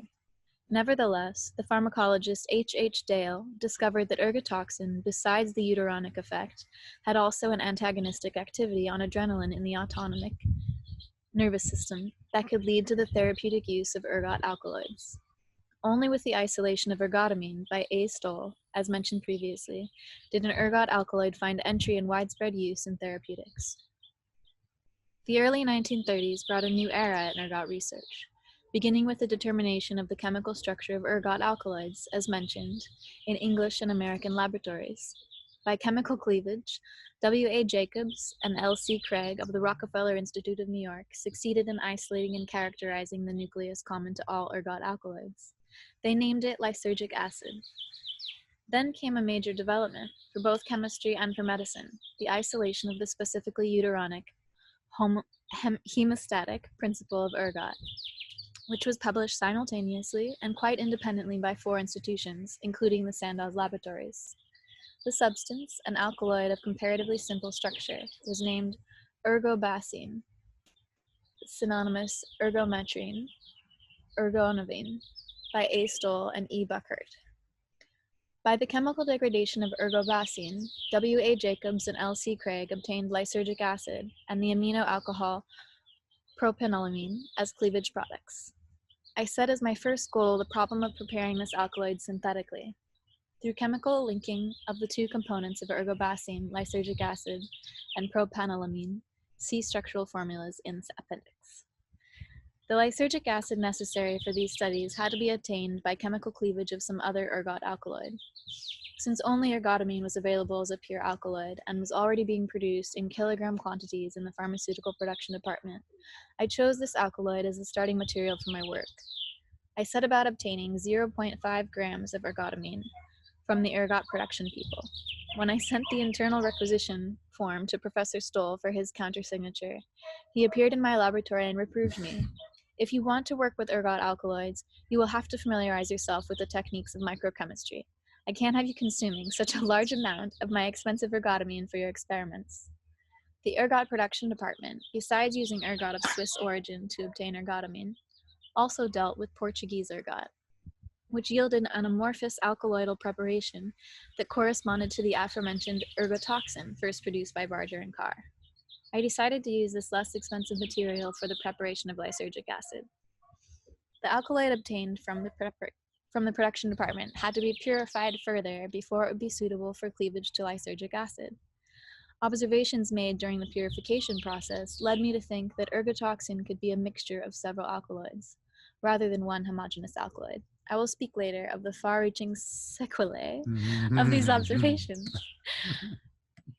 Here, I must digress briefly to describe the working conditions and techniques that prevailed in those days. These remarks may be of interest to the present generation of research chemists in industry, who are accustomed to far better conditions. We were very frugal. Individual laboratories were considered a rare extravagance. During the first years of my employment with Sandoz, I shared a laboratory with 2 colleagues. We 3 chemists, plus an assistant each, worked in the same room on 3 different fields. Dr. Kreis on cardiac glycosides, Dr. Weidemann, who joined Sandoz around the same time as I, on the leaf pigment chlorophyll, and I ultimately on ergot alkaloids. The laboratory was equipped with 2 fume hoods, compartments supplied with outlets, providing less than effective ventilation by gas flames. When we requested that these hoods be equipped with ventilators, our chief refused on the ground that ventilation by gas flame had sufficed in Wilstetter's laboratory. During the last years of World War I, Professor Stoll had been an assistant in Berlin and Munich to the world-famous chemist and Nobel laureate professor Richard Wilstetter, and with him had conducted the fundamental investigations on chlorophyll and the assimilation of carbon dioxide. There was scarcely a scientific discussion with Professor Stoll in which he did not mention his revered teacher, Professor Willstatter, and his work in Willstatter's laboratory. The working techniques available to chemists in the field of organic chemistry at that time, the beginning of the 30s, were essentially the same as those employed by Justus von Liebig 100 years earlier. The most important development achieved since then was the introduction of microanalysis by B. Pregel, which made it possible to ascertain the elemental composition of a compound with only a few milligrams of specimen, whereas earlier a few centigrams were needed. Of the other physical chemical techniques at the disposal of the chemist today, techniques which have changed his way of working, making it faster and more effective, and created entirely new possibilities, above all for the elucidation of structure. None yet existed in those days. For the investigations of Scylla glycosides and the first studies in the ergot field, I still use the old separation and purification techniques from Liebig's day. Fractional extraction, fractional precipitation, fractional crystallization, and the like. The introduction of column chromatography, the first important step in modern laboratory technique, was of great value to me in later investigations. For structure determination, which today can be conducted rapidly and elegantly with the help of spectroscopic methods, UV, IR, NMR, and X-ray crystallography, we had to rely, in the first fundamental ergot studies, entirely on the old laborious methods of chemical degradation and derivativization. Lysergic acid and its derivatives. Lysergic acid proved to be rather unstable substance, and its rebonding with basic radicals posed difficulties. In the tech known as Curtis's synthesis, I ultimately found a process that proved useful for combining lysergic acid with amines. With this method, I produced a great number of lysergic acid compounds. By combining lysergic acid with amino alcohol propanolamine, I obtained a compound that was identical to the natural ergot alkaloid ergobasine. With that, the first synthesis, that is, artificial production of an ergot alkaloid, was accomplished. This was not only of scientific interest as confirmation of the chemical structure of ergobasine, but also of practical significance, because ergobasine, the specifically uterotonic and hemostatic principle, is present in ergot only in very trifling quantities. With this synthesis, and other alkaloids existing abundantly in ergot could now be converted into ergobasine, which is valuable in obstetrics.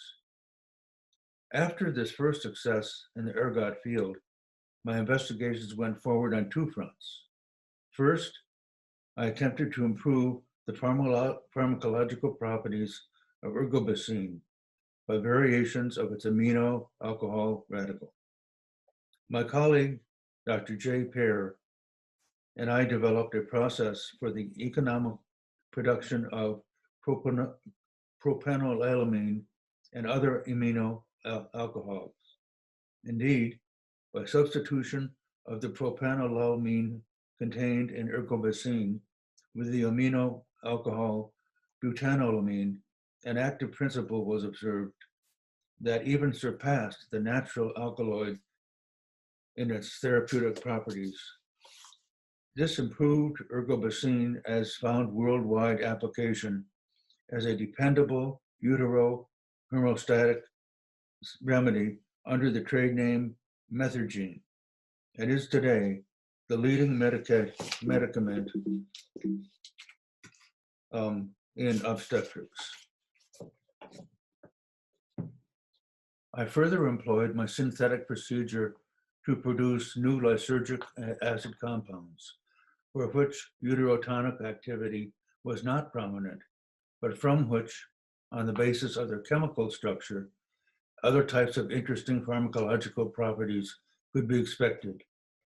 In 1938, I produced the 25th substance in this series of lysergic acid derivatives, lysergic acid diethylamide, abbreviated LSD 25, lyser sour diethylamide, for laboratory usage.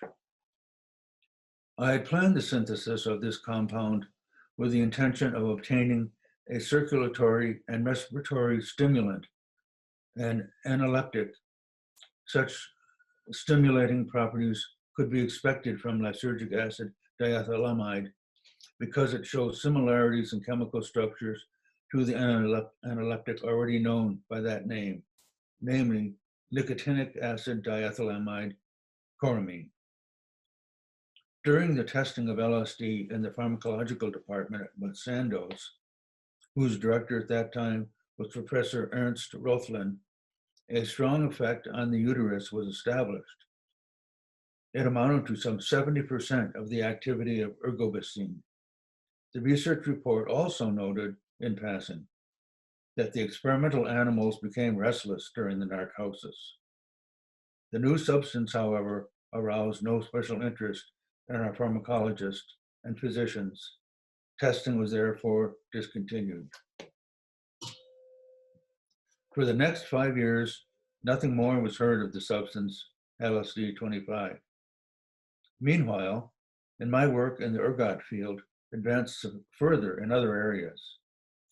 Through the purification of ergozine, the starting material for lysergic acid, I obtained and already mentioned the impression that this alkaloidal preparation was not homogeneous, but rather a mixture of different substances. This doubt as to the homogeneity of ergotazine was reinforced when its hydrogenated, two distinctly different hydrogenated products were obtained, whereas the homogeneous alkaloid, ergotamine, under the same condition, yielded only a single hydrogenated product. Hydrogenation is introduction of hydrogen. Extended systematic and analytical investigations of the supposed ergotazine mixture led ultimately to the preparation of this alkoidal preparation into 3 homogeneous components. One of the 3 chemically homogeneous ergotazine alkaloid proved to be identical with an alkaloid isolated shortly before in the production department, which A. Stoll and E. Burkhardt had named ergocystine. The other 2 alkaloids were both new. The first one I named ergocornine, and the second, the last to be isolated, which had long remained hidden in the mother liquor, I chose ergocryptine. Cryptos means hidden. Later, it was found that ergocryptine occurs in 2 isomeric forms, which are differentiated as alpha and beta ergocryptine. The solution of the ergozine problem was not merely scientifically interesting, but also had great practical significance. A valuable remedy arose from it. The 3 hydrogenated ergozine alkaloids that I produced in the course of these investigations, dihydroergocystine, dihydroergocryptine, and dihydroergocornine, displayed medicinally useful properties during testing by Professor Rothlin in the pharmaceutical department. From these 3 substances, the pharmaceutical preparation hydrogene was developed, a medicament for improvement of peripheral circulation and cerebral function in the control of geriatric disorders. Hydrogene has proved to be effective remedy in geriatrics in these indicators. Today, it is Sandoz's most important pharmaceutical product. Dihydroergotamine, which I likewise produced in the course of these investigations, has also found application in therapeutics as a circulation and blood pressure stabilizing medicament under the trade name Hydrogot. While today research on important projects is almost exclusively carried out as teamwork, the investigations of ergot alkaloids described above were conducted by myself alone. Even the further chemical steps in the evolution of the commercial preparations remained in my hands. That is, the preparation of larger specimens for clinical trials, and finally the perfection of the first procedures for mass production of methergine, hydrogene, and hydrogot. This even included the analytical controls for the development of the first gallican forms of these preparations, the ampules, liquid solutions, and tablets. My aides at that time included a second laboratory assistant and a laboratory technician. Discovery of the psychedelic effects of LSD. The solution of the ergotazine problem had led to fruitful results described here only briefly, and opened up further avenues of research. And yet, I could not forget the relatively uninteresting LSD-25. A peculiar presentiment, the feeling that this substance could possess properties other than those established in the first investigation, induced me, 5 years after the first synthesis, to produce LSD once again, so that a sample could be given to the pharmaceutical department for further tests. This was quite unusual. Experimental substances, as a rule, were definitely stricken from the research program if once found to be lacking in pharmacological interest. Nevertheless, in the spring of 1943, I repeated the synthesis of LSD.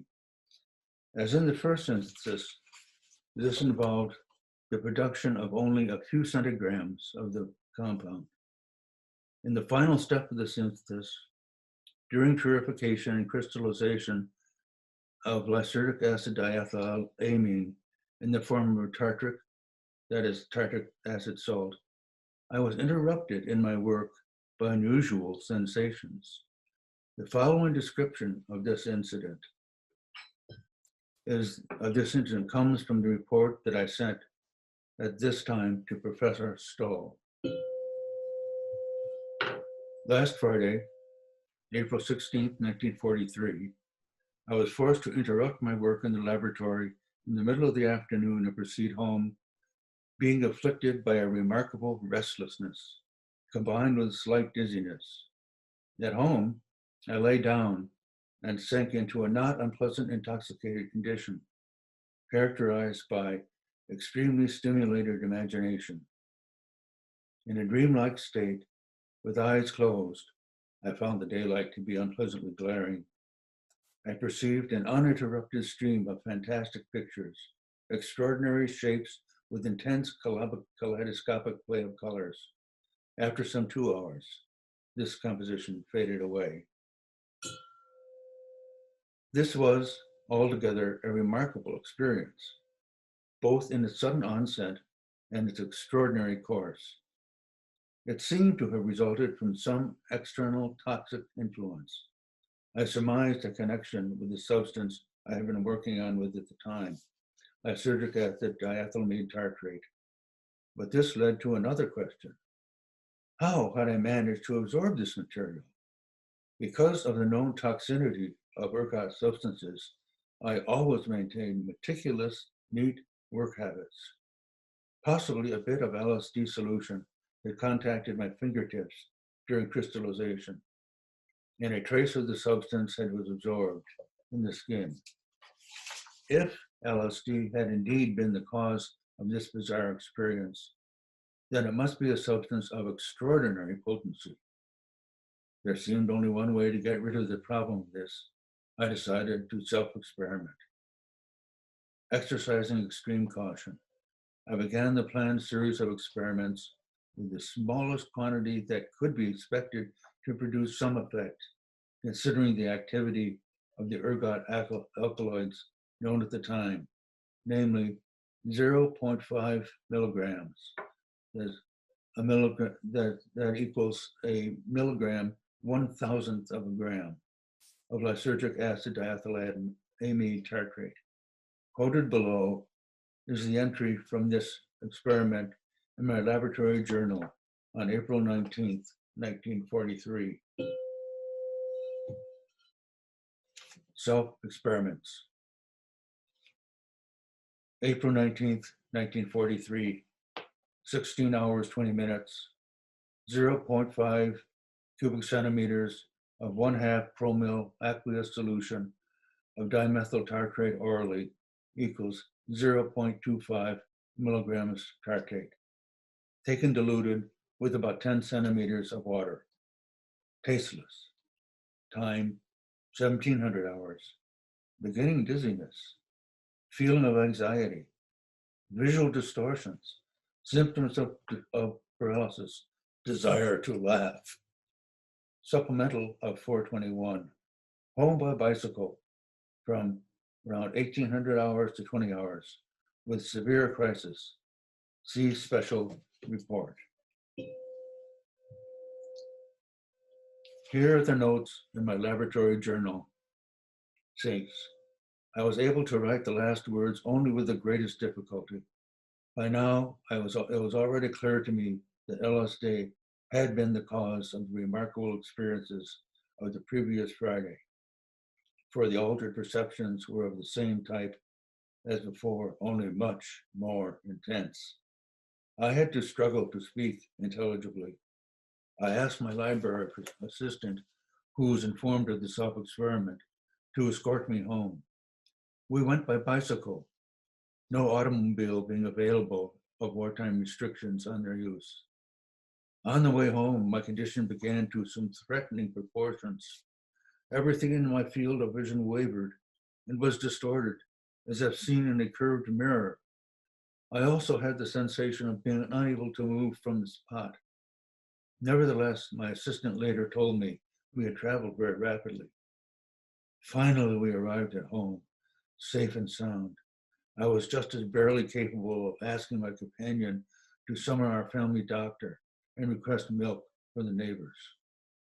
In spite of my delirious, bewildered condition, I had brief periods of clear and effective thinking and chose milk as a non-specific antidote for poisoning.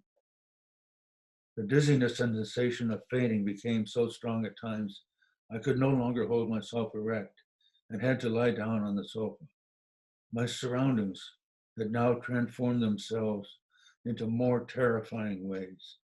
Everything in the room spun around, and the familiar objects and pieces of furniture assumed grotesque, threatening forms. They were in continuous motion, animated, as if driven by an inner restlessness. The lady next door, whom I scarcely recognized, brought me milk. In the course of the evening, I drank more than 2 liters. She was no longer Mrs. R, but rather a malevolent, insidious witch with a colored mask.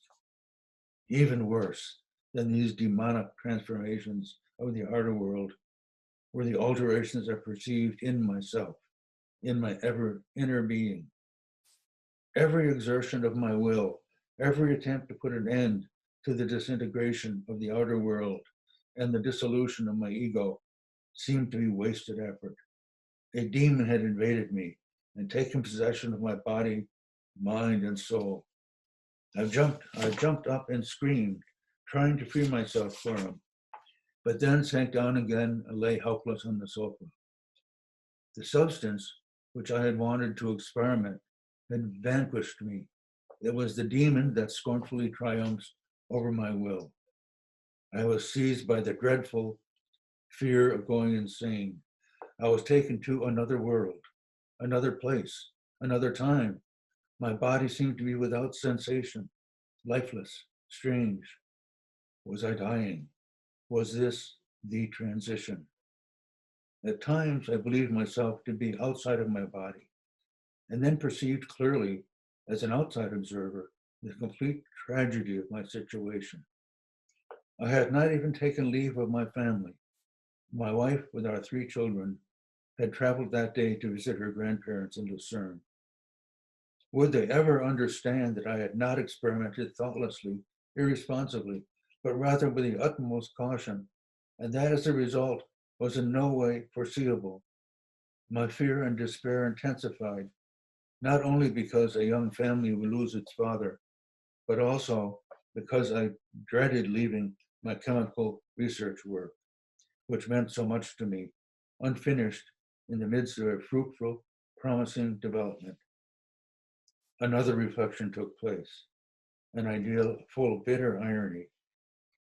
If I was now forced to leave this world prematurely, it was because of this lysergic acid diethylamide that had myself brought it forth into the world. By the time the doctor arrived, the climax of my deposit condition had already passed. My laboratory assistant informed him my self-experiment, as I was not yet able to formulate a coherent sentence. He shook his head in perplexity. After my attempts to describe the moral danger that threatened my body, he could detect no abnormal symptoms other than extremely dilated pupils. Pulse, blood pressure, breathing, all were normal. He saw no reason to prescribe any medication. Instead, he conveyed me to my bed and stood watch over me. Slowly, I came back from weird, unfamiliar world to reassuring everyday reality. The horror softened and gave way to a feeling of good fortune and gratitude. The normal perceptions and thoughts returned, and I became more confident that the danger of insanity was conclusively past. Now, little by little, I could begin to enjoy the unprecedented colors and plays of shapes that persisted behind my closed eyes. Kaleidoscopic, fantastic images surged on me, alternating, variegated, opening and then closing themselves in circles and spirals, exploding in colored fountains, rearranged and hybridizing themselves in a constant flux. It was particularly remarkable how every acoustic perception, such as the sound of a door handle or the passing of an automobile, became transformed into optical perceptions. Every sound generated a vivid, changing image with its own consistent form and color. Late in the evening, my wife returned from Lucerne. Someone had informed her by telephone that I was suffering a mysterious breakdown. She had returned home at once, leaving the children behind with their parents. By now, I had recovered myself sufficiently to tell her what had happened. Exhausted, then I slept, to awaken the next morning refreshed, with clear head, though still somewhat tired physically. A sensation of well-being and renewed life flowed through me. Breakfast tasted delicious and gave me extraordinary pleasure. When I later walked into the garden, in which the sun shone down after a spring rain, everything glistened and sparkled in a fresh light. The world was as if newly created. All my senses vibrated in the condition of highest sensitivity, which persisted for the day. This self-experiment showed that LSD behaved as a psychoactive substance with extraordinary potency and properties.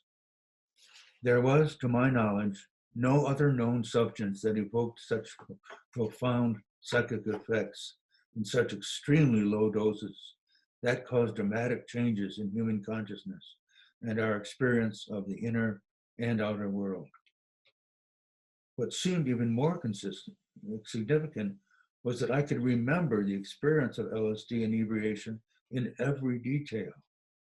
This could only mean that the conscious recording function was not interrupted, even in the climax of the LSD experience, despite the profound breakdown in the normal worldview.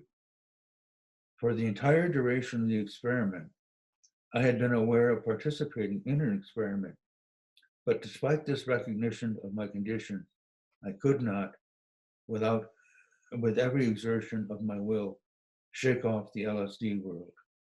Everything was experienced as completely real, alarmingly reality. Alarming because the picture of the other familiar everyday reality was still preserved in the memory of the comparison.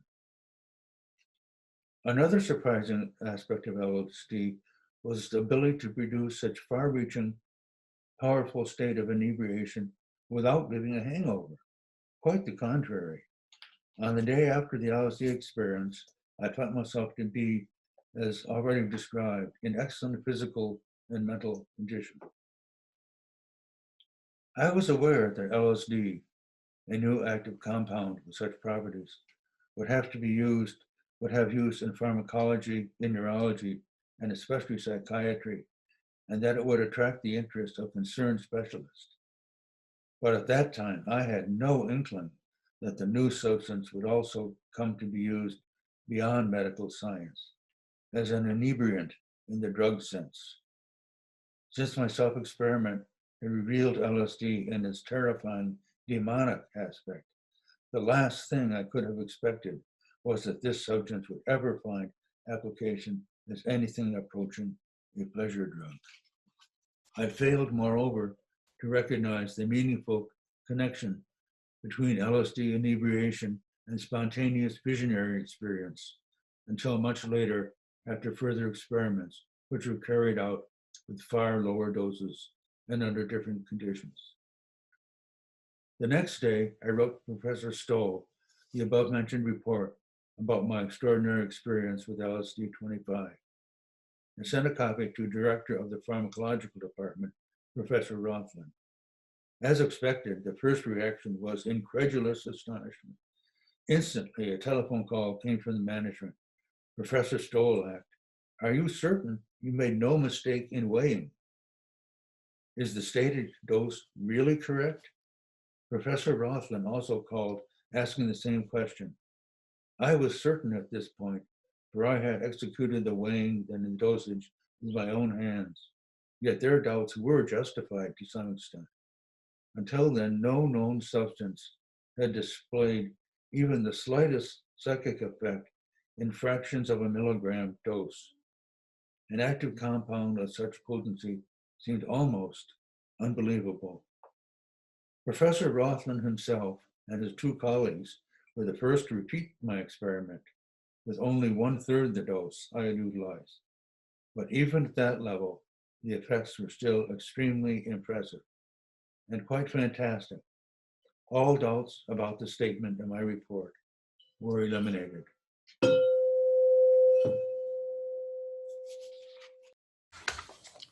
Chapter 2, LSD in Animal Experiments and Biological Research. After the discovery of the extraordinary psychic effects, the substance LSD-25, which 5 years earlier had been excluded from further investigations after the first trials on animals, was again admitted into the series of experimental preparations. Most of the fundamental studies on animals were carried out by Dr. Aurelio Cerletti in the Sandoz Pharmacological Department, headed by Professor Rothman. Before a new active substance can be investigated in systematic clinical trials with human subjects, extensive data on its effects and side effects must be determined in pharmacological tests on animals. These experiments must assay the assimilation and elimination of the particular substance in organisms, and above all, its tolerance and relative toxicity. Only the most important reports on animal experiments with LSD, and those intelligible to the layperson, will be reviewed here. It would greatly exceed the scope of this book if I attempted to mention all the results of several hundred pharmacological investigations which have been conducted all over the world in connection with the fundamental work on LSD in the Sandoz laboratories. Animal experiments reveal little about the mental alterations caused by LSD because psychic effects are scarcely determinable in lower animals, and even in the more highly developed, they can be established only to a limited extent. LSD produces its effects above all in the sphere of the higher and highest psychic and intellectual functions. It is therefore understandable that specific reactions to LSD can be expected only in higher animals. Several psychic changes cannot be established in animals because even if they should be occurring, the animal could not give them expression. Thus, only relatively heavy psychic disturbances expressing themselves in the altered behavior of research animals become discernible. Quantities that are substantially higher than the effective dose of LSD in human beings are therefore necessary, even in higher animals like cats, dogs, and apes.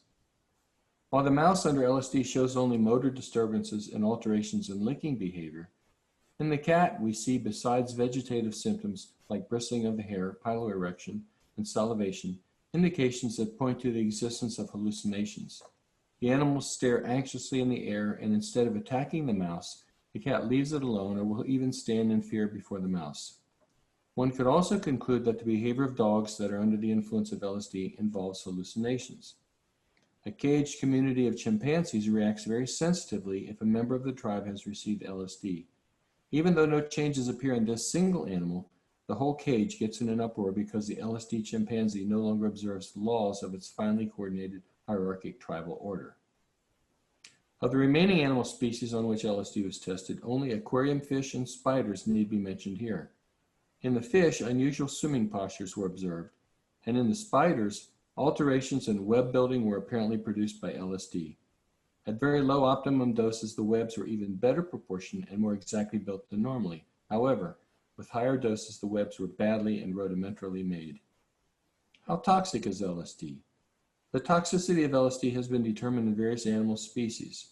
A standard for the toxicity of substance is the LD50, or the median lethal dose, that is, the dose with which 50% of the treated animals die. In general, it fluctuates broadly according to the animal species, and so it is with LSD.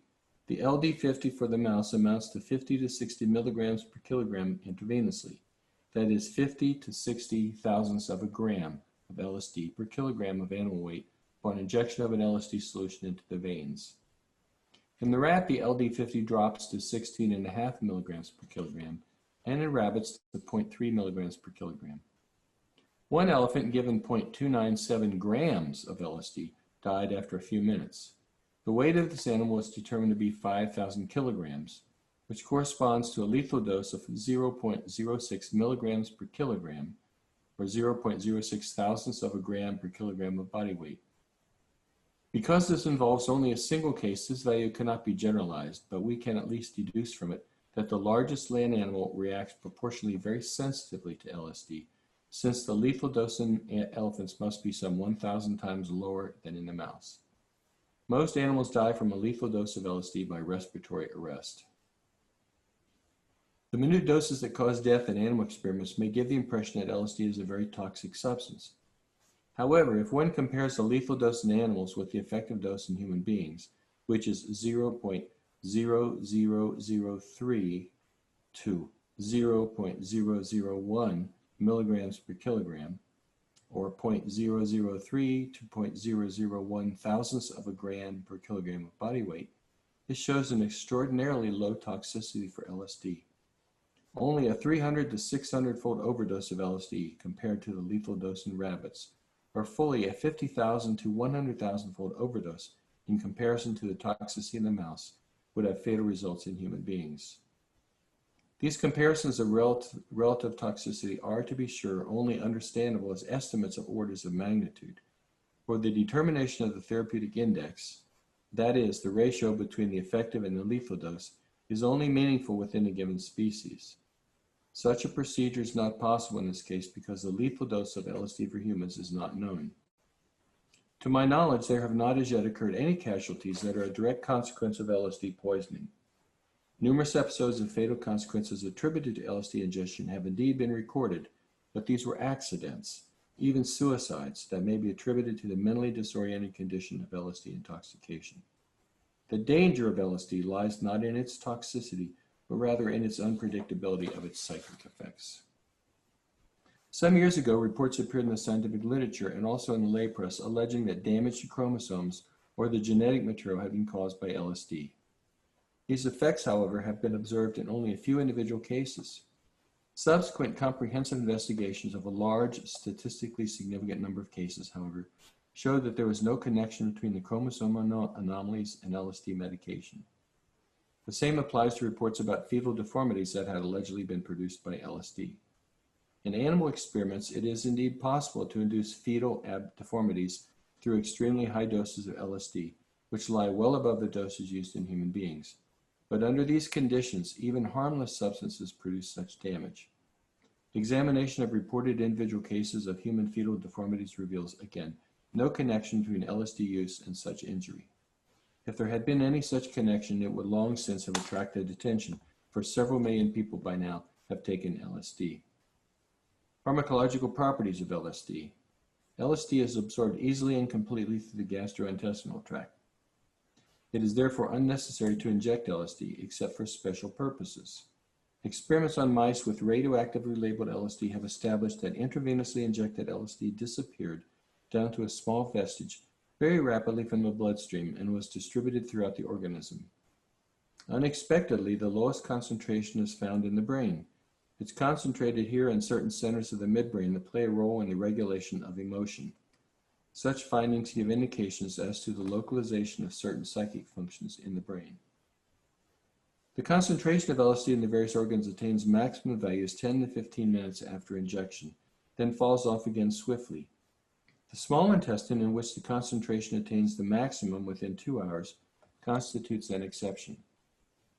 The elimination of LSD is conducted for the most part, up to some 80%, through the intestine via liver and bile. Only 1 to 10% of the elimination product exists as unaltered LSD. The remainder is made up of various transformation products. As the psychic effects of LSD persist even after it can no longer be detected in the organism, we must assume that LSD is not active as such, but that it rather triggers certain biochemical, neurophysiological, and psychic mechanisms that provoke the inebriated condition and continue in the absence of the active principle.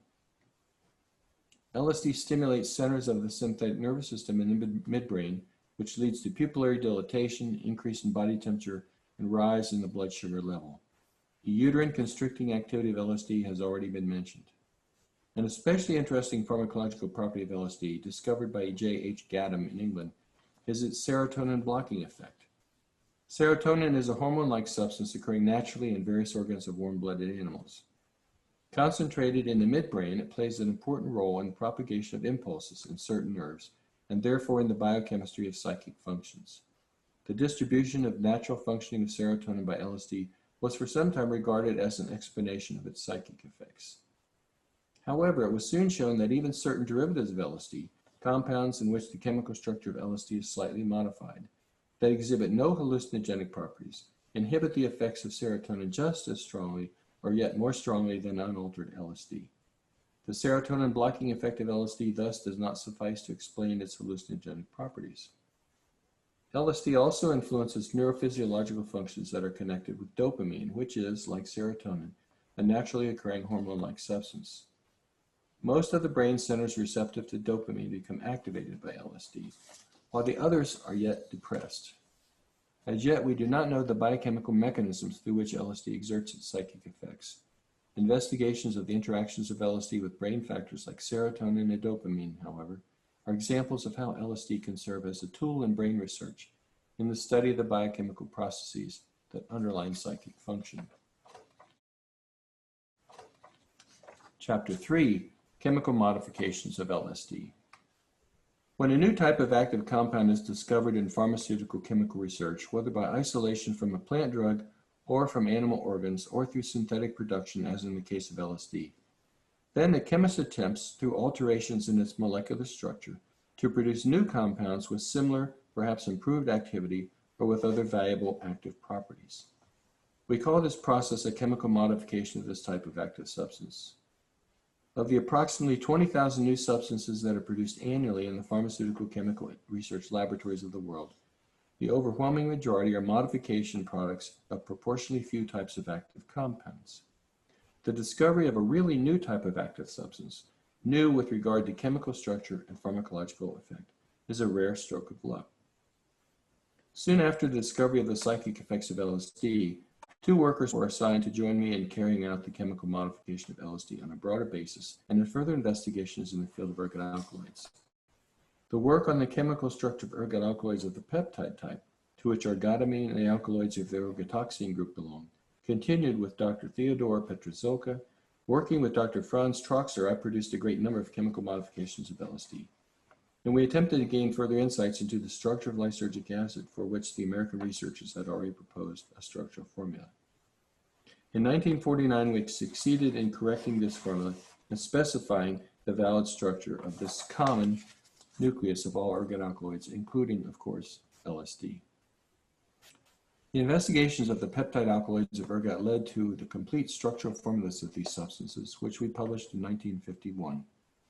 Their correctness was confirmed through the total synthesis of ergotamine, which was realized 10 years later in collaboration with 2 younger workers, Dr. Albert J. Frey and Dr. Hans Ott.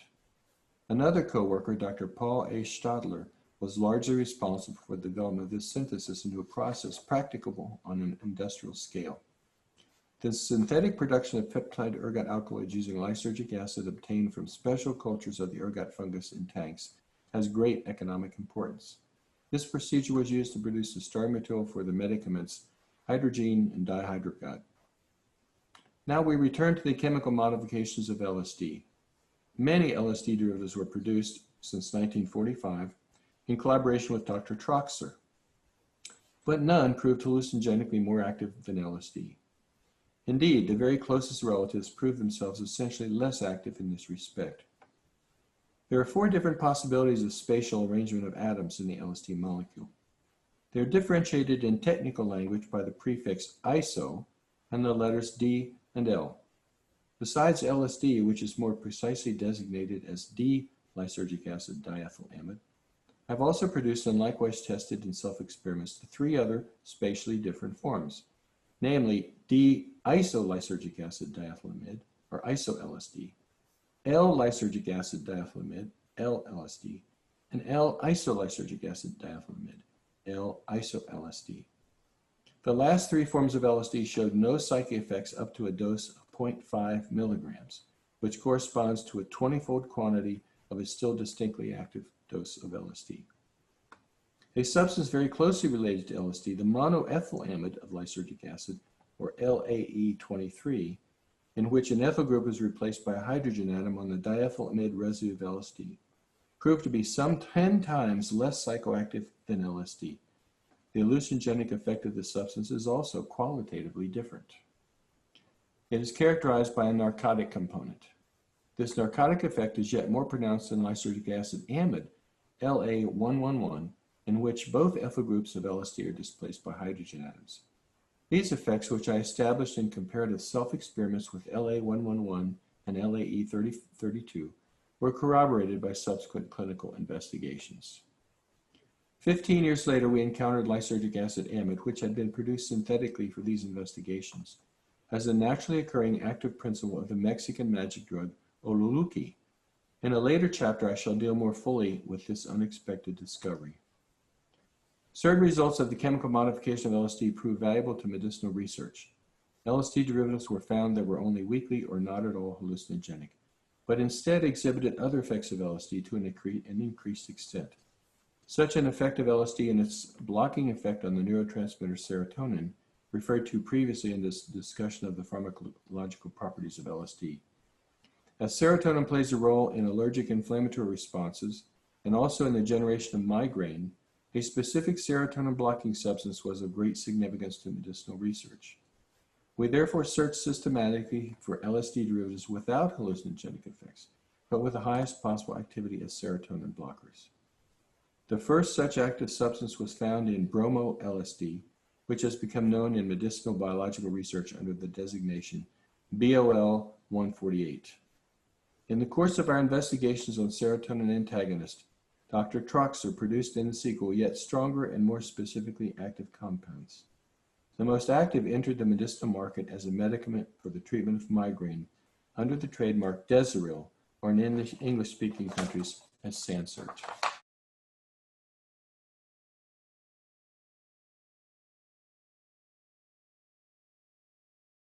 Werner A. Stoll, a son of Professor Arthur Stoll, who led this research, published his results in 1947 in the Schweizer Archiv für Neurologie und Psychiatrie under the title Lysergsäure Diethylamide, ein Fantastikum aus der Mutterkorngruppe, Lysergic Acid Diethylamide, a Fantasticum from the ergot group.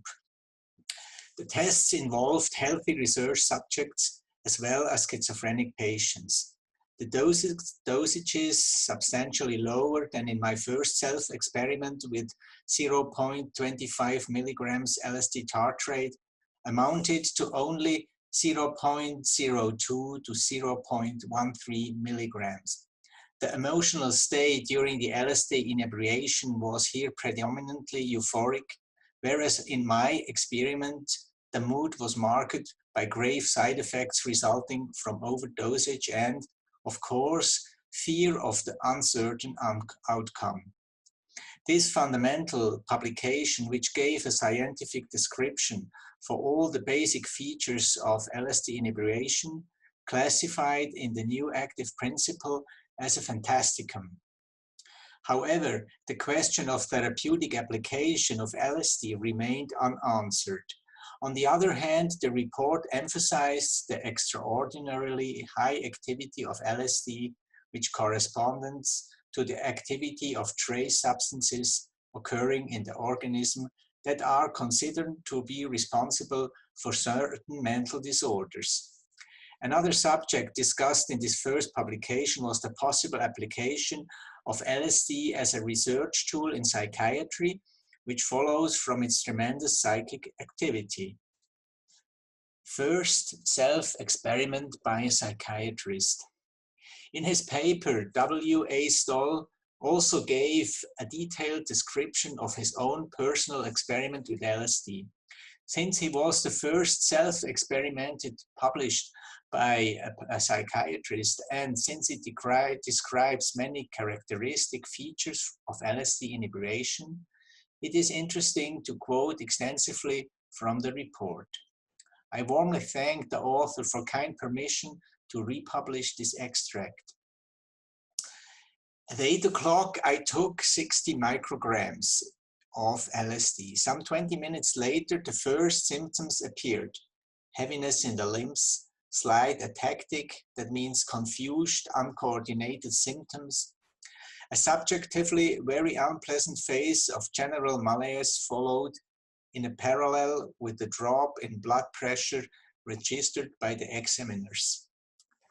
A certain euphoria then set in, though it seemed weaker to me than experiences in an earlier experiment. The ataxia increased and I went sailing around the room with large strides. I felt somewhat better, but was glad to lie down. Afterward, the room was darkened. There followed an unprecedented experience of unimaginable intensity that kept increasing in strength. It was characterized by an unbelievable profusion of optical hallucinations that appeared and vanished with great speed to make way for countless new images. I saw profusion of circles, vortices, sparks, showers, crosses, and spirals in constant racing flux. The images appeared to stream in on me predominantly from the center of the visual field or out of the lower left edge. When a picture appeared in the middle, the remaining field of vision was simultaneously filled up with a vast number of similar visions. All were colored, bright, luminous, red, yellow, and green predominated. I never managed to linger on any picture. When the supervisor of the experiment emphasized my great fantasies, the richness of my statements, I could only react with a sympathetic smile. I knew, in fact, that I could not retain, much less describe, more than a fraction of the pictures. I had to force myself to give a description. Terms such as fireworks or kaleidoscopic were poor and inadequate. I felt that I had to immerse myself more and more deeply into this strange and fascinating world in order to allow the exuberance, the unimaginable wealth to work on me. At first, the hallucinations were elementary: rays, bundle of rays, rain, rings, vortices, loops, sprays, clouds, etc. Then more highly organized visions also appeared. Arches, rows of arches, a sea of roofs, desert landscapes, terraces, flickering fire, starry skies of unbelievable splendor. The original, more simple images continued in the midst of these more highly organized hallucinations. I remember the following images in particular: a succession of towering Gothic walls, an endless choir of which I could not see lower portions, a landscape of skyscrapers reminiscent of pictures of the entrance to New York Harbor, house towers staggered behind and beside one another with innumerable rows of windows. Again, the foundation was missing. A system of masts and ropes which reminded me of a reproduction of painting seen the previous day, the inside of a circus tent, an evening sky of an imaginable pale blue over the dark roofs of a Spanish city. I had a peculiar feeling of anticipation, was full of joy, and decidedly ready for the adventure. All at once, the stars flared up, amassed, and turned to a dense rain of stars and sparks that streamed toward me. City and sky had disappeared. I was in a garden, saw brilliant red, yellow, and green lights falling through a dark trelliswork, an indescribably joyous experience. It was significant that all the images consisted of countless repetitions of the same elements, many sparks, many circles, many arches, many windows, many fires, etc. I never saw isolated images, but always duplications of the same image, endlessly repeated. I felt myself one with all romanticists and dreamers, thought of E.T.A. Hofmann, saw the maelstrom of Poe. Even though at the time I had read Poe, his description seemed exaggerated. Often I seemed to stand at the pinnacle of artistic experience. I luxuriated in the colors of the altar of Isenheim and knew the euphoria and exaltation of an artistic vision. I must also have spoken again and again of modern art. I thought of abstract pictures, with all at once I seemed to understand. Then again, there were impressions of an extreme trashiness, both in their shapes and their color combinations. The most garish, cheap, modern lamp ornaments and sofa pillows came into my mind. The train of thought was quickened, but I had the feeling the supervisor of the experiment could still keep up with me. Of course, I knew intellectually that I was rushing him. At first, I have descriptions rapidly at hand. With the increasingly frenzied piece, it became impossible to think a thought through to the end.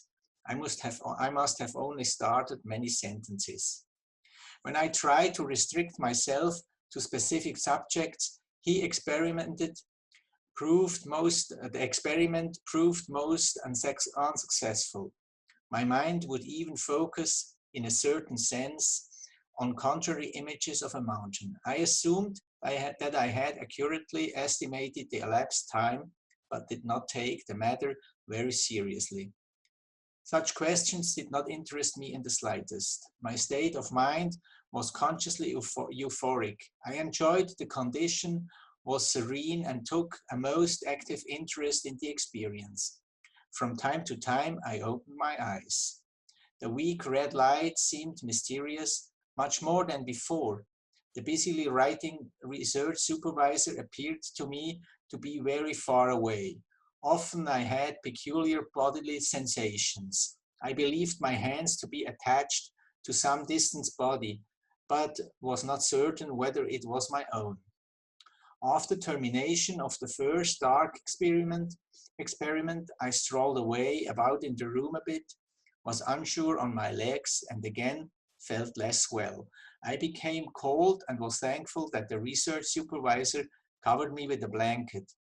I felt unkempt, unshaven, and unwashed. The room seemed strange and broad. Later, I squatted on a high stool, thinking all at the while that I sat there like a bird on the roost.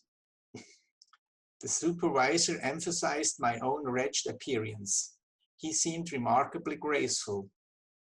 I myself had small, finely formed hands.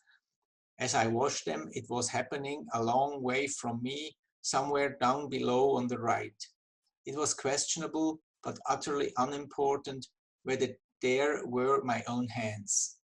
In the landscape outside, well known to me, many things appeared to have changed. Besides the hallucinations, I could now see the real as well. Later, this was no longer possible, although it remained aware that reality was otherwise. A barracks and the garage standing before it to the left suddenly changed to a landscape of ruins shattered to pieces. I saw wall wreckage and projection beams inspired undoubtedly by the memory of the war events in this region. In a uniform, extensive field, I kept seeing figures which I tried to draw, but could get no farther than the crudest beginnings. I saw an extremely opulent sculptural ornamentation in constant metamorphosis, in continuous flux. I was reminded of every possible foreign culture, saw Mexican, Indian motifs. Between a grating of small beams and tendrils appeared like caricatures, idols, masks, strangely mixed, all of a sudden with childish drawings of people. The tempo was slackened compared to the dark experiment. The euphoria had now vanished. I became depressed, especially during the second dark experiment which followed. Whereas during the first dark experiment, the hallucinations had alternated with great rapidity in bright and luminous colors, now blue, violet, and dark green prevailed. The movement of larger images was slower, milder, quieter, although even these were composed of finely raining elemental dots which streamed and whirled about quickly. During the first dark experiment, the commotion had frequently intruded upon me. Now it often led distinctly away from me into the center of the picture, where a sucking mouth appeared. I saw grottos with fantastic erosions and stalactites, reminding me of the child's book Im Wunderreiche des Bergkönigs, in the wondrous realm of the Mountain King. Serene systems of arches rose up. On the right-hand side, a row of shed roofs suddenly appeared.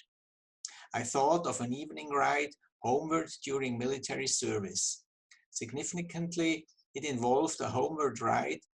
There was no longer anything like departure or love adventure. I felt protected and well enveloped by motherliness, was in peace. The hallucinations were no longer exciting, but instead mild and attenuated. Somewhat later, I had the feeling of possessing the same motherly strength.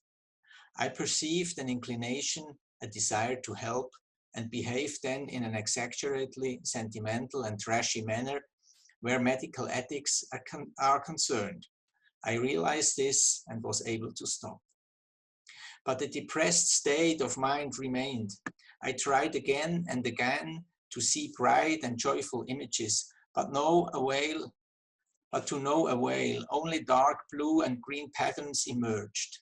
I longed to imagine bright fire as in the first dark experiment, and I did see fires. However, they were sacrificial fires on the gloomy battlement of a citadel on a remote autumnal heath.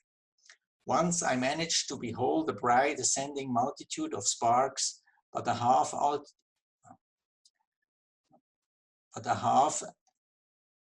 altitude, it transformed myself into a group of silently moving spots from a peacock's tail.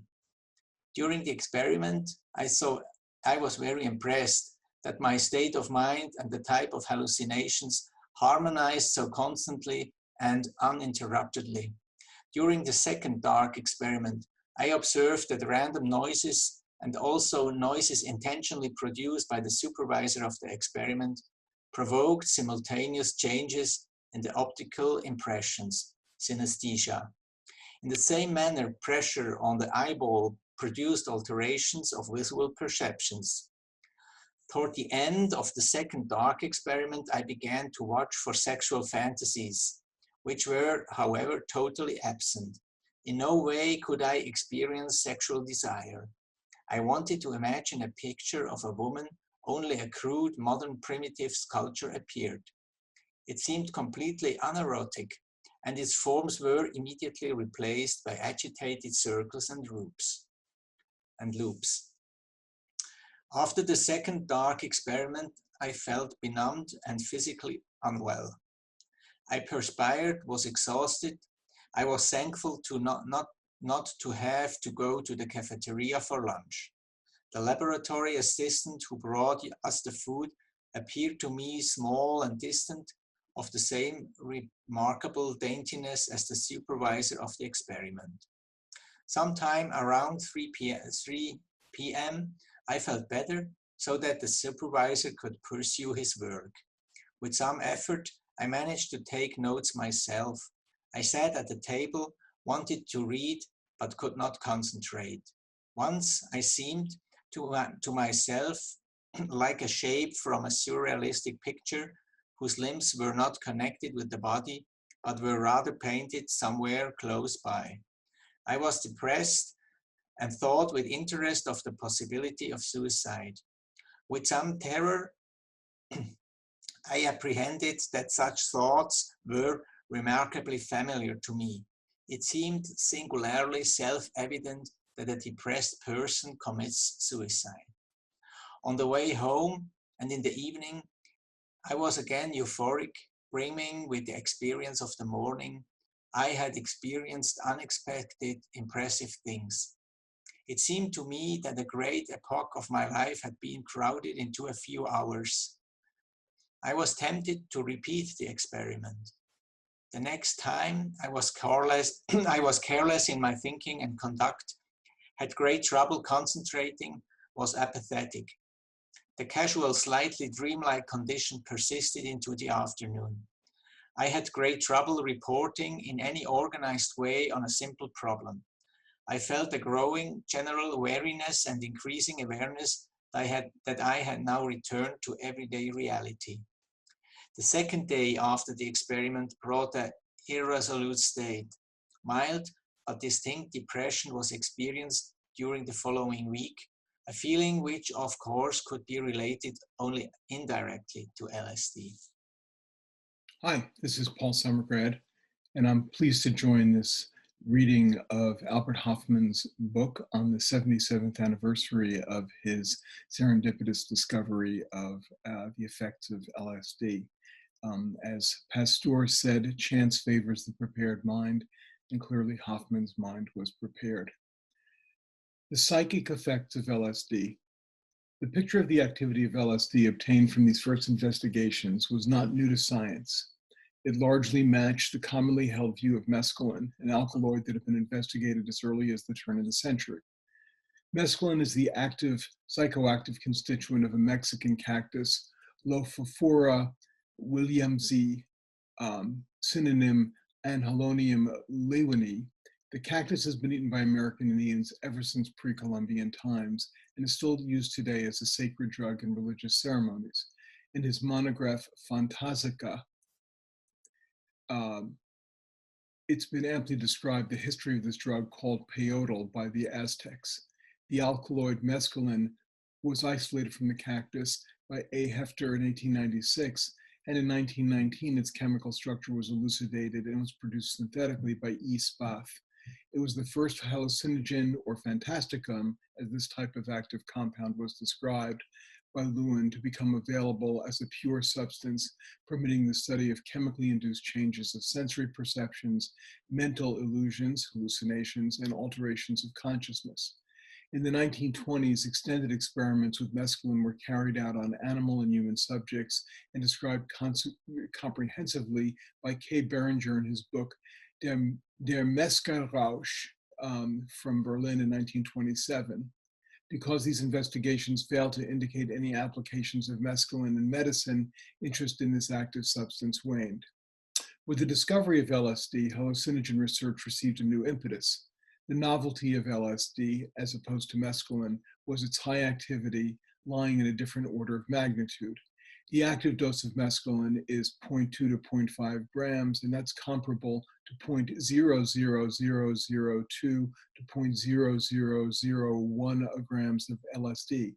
In other words, LSD is some 5 to 10,000 times more active than mescaline.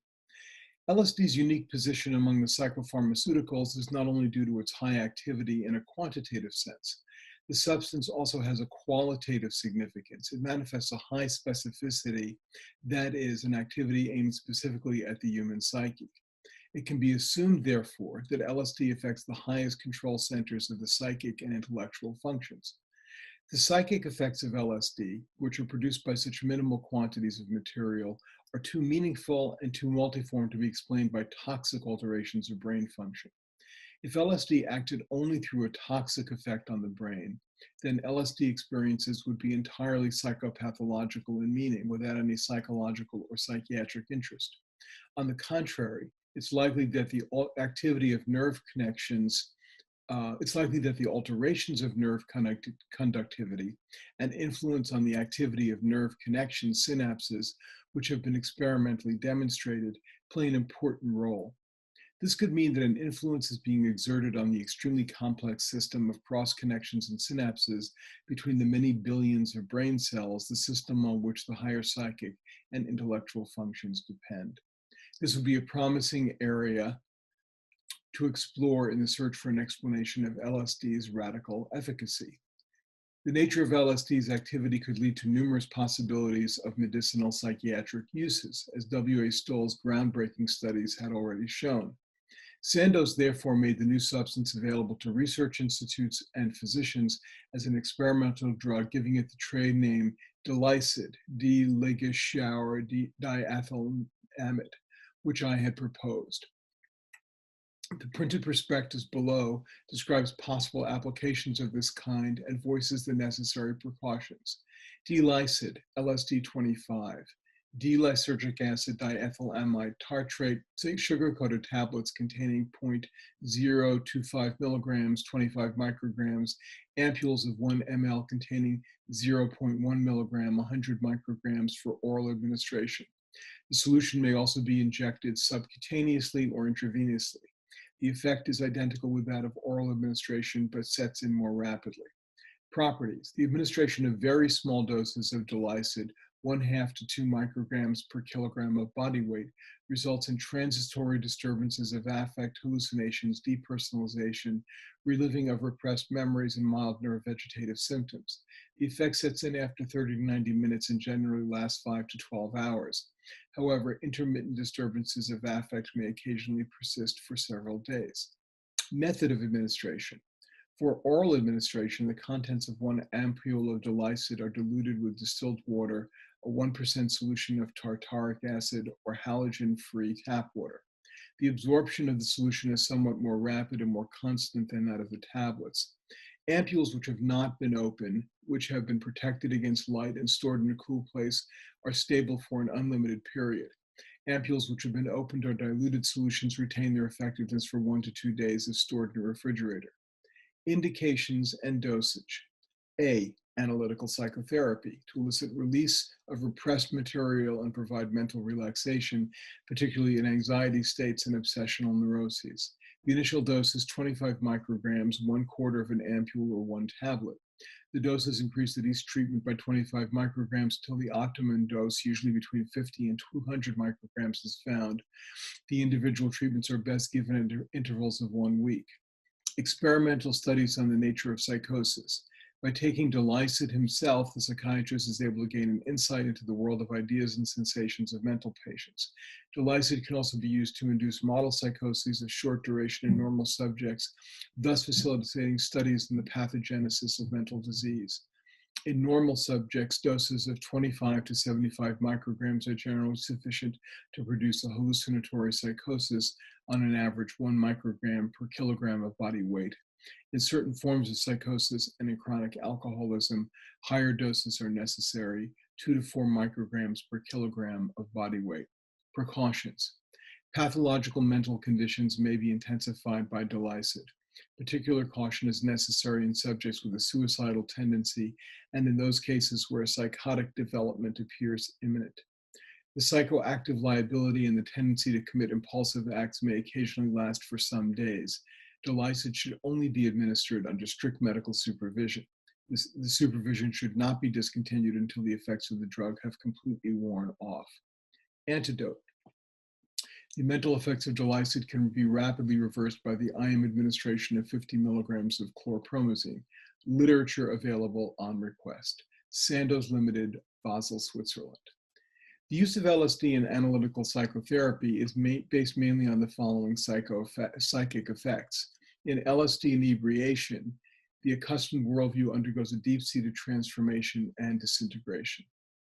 Connected with this is a loosening or even suspension of the IU barrier. Patients who are bogged down in an egocentric problem cycle can thereby be helped to release themselves from their fixation and isolation.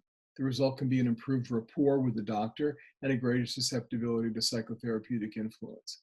The enhanced susceptibility under the influence of LSD works towards the same goal.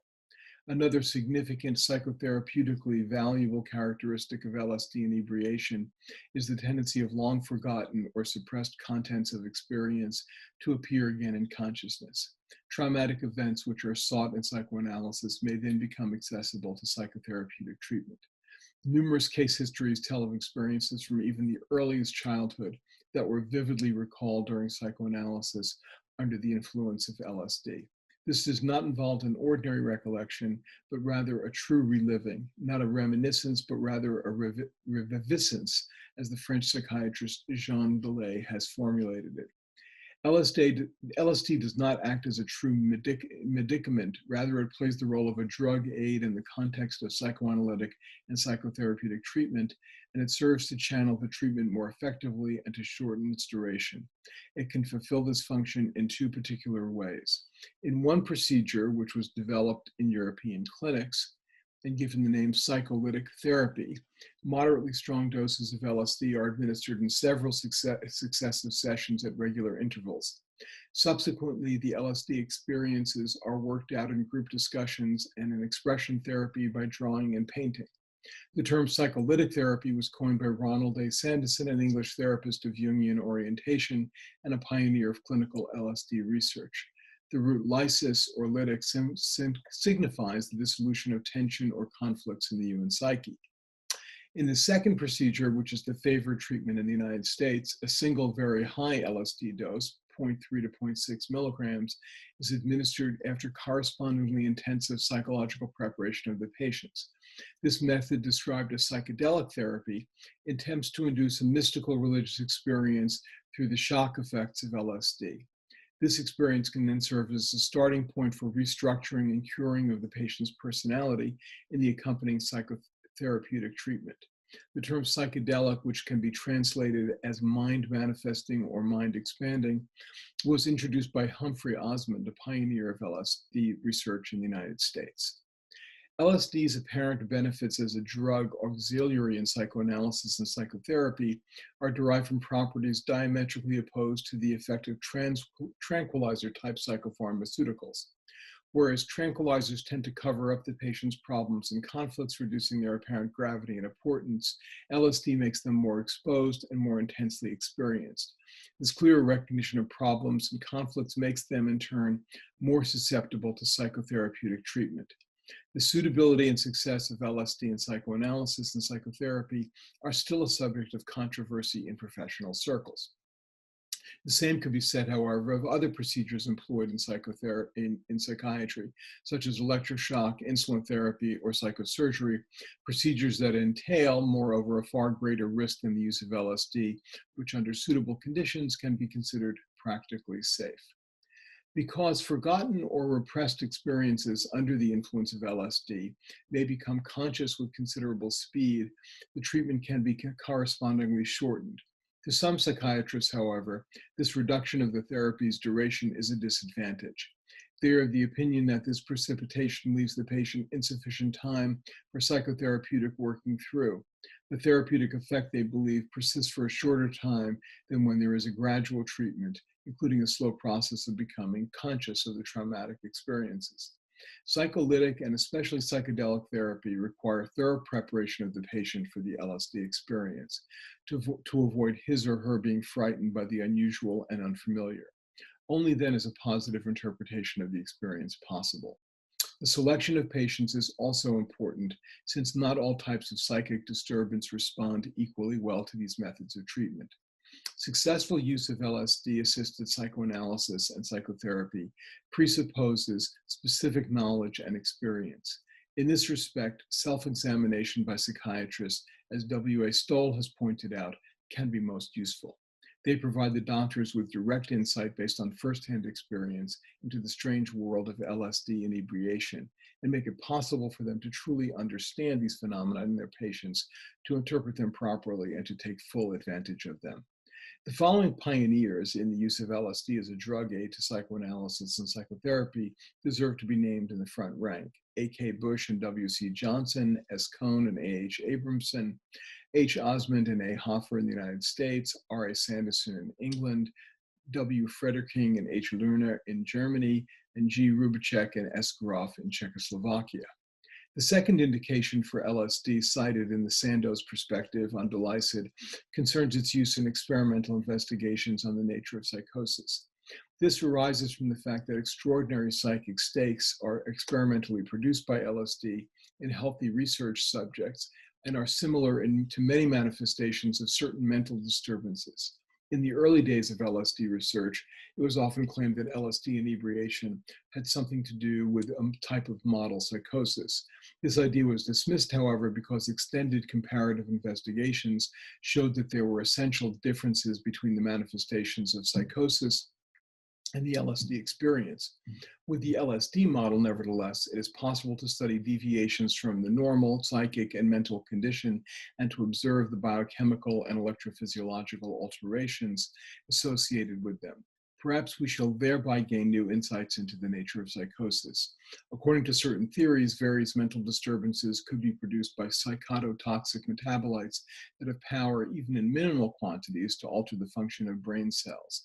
LSD represents a substance that certainly does not occur in the human organism, but whose existence and activity let it seem possible that abnormal metabolic products could exist that even in trace amounts could produce mental disturbances. As a result, the conception of a biochemical origin of certain mental disturbances has received broader support, and research in this direction has been stimulated. One medicinal use of LSD that touches on fundamental ethical questions is its administration to the dying. This practice arose from observation in American clinics that especially severe painful conditions of cancer patients, which no longer respond to conventional pain-relieving medication, could be alleviated or completely abolished by LSD. Of course, this does not involve an analgesic effect in the true sense. The diminution of pain sensitivity may rather occur because patients under the influence of LSD are psychologically so dissociated from their bodies that physical pain no longer penetrates their consciousness. In order for LSD to be effective in such cases, it is crucial that patients be prepared and instructed about the kinds of experiences and transformations that await them. In many cases, it is proved beneficial for either a member of the clergy or a psychotherapist to guide the patient's thoughts in a religious direction. Numerous case histories tell of patients who have gained meaningful insights about life and death on their deathbeds as freed from pain and LSD ecstasy and reconciled to their fate. They face their earthly demise fearlessly and in peace. The hitherto existing knowledge about the administration of LSD to the terminally ill has been summarized and published by S. Grof and J. Halifax in their book, The Human Encounter with Death, E.P. Dutton, New York, 1977.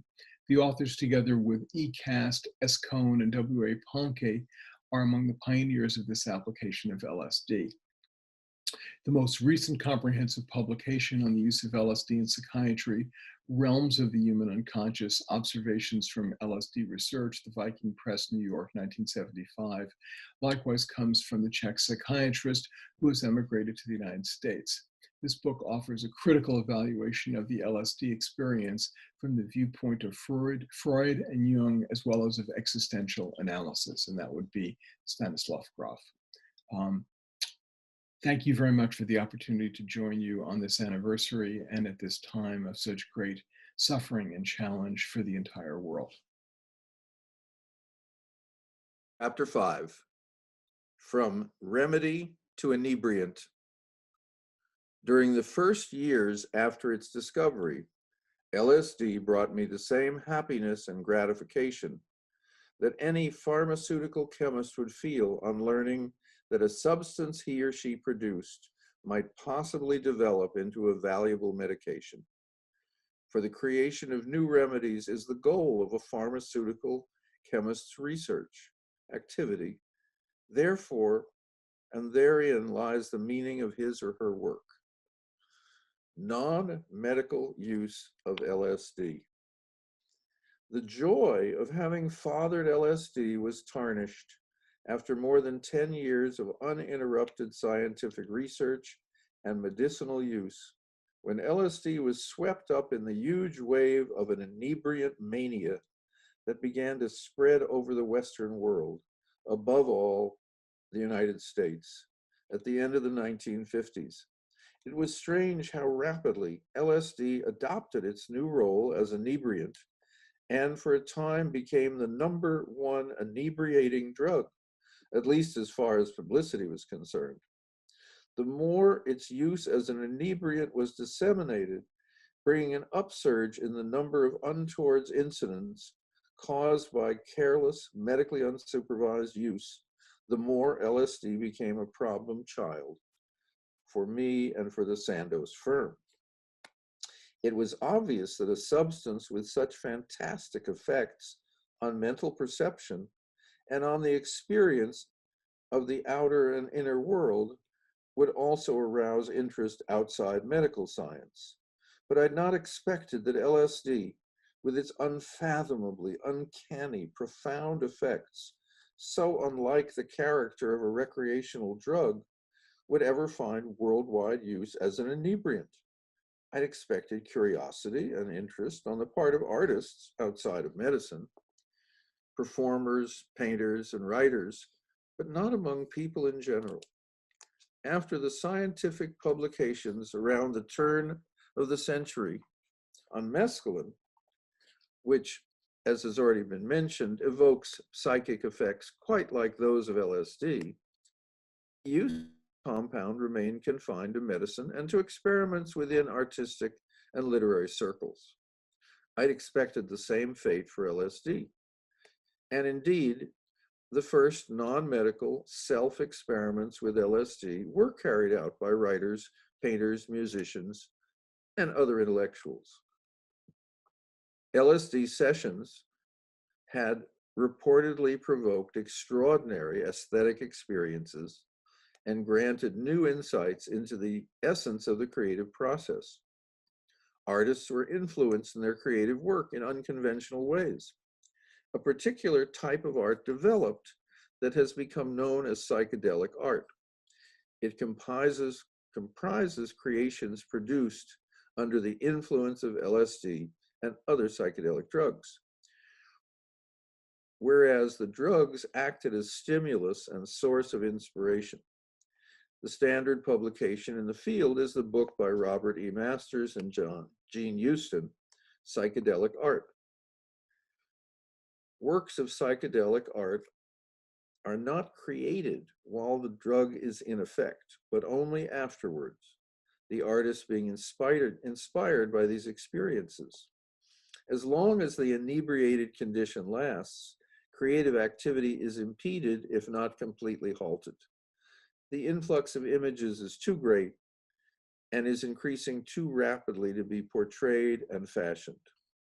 An overwhelming vision paralysis activity.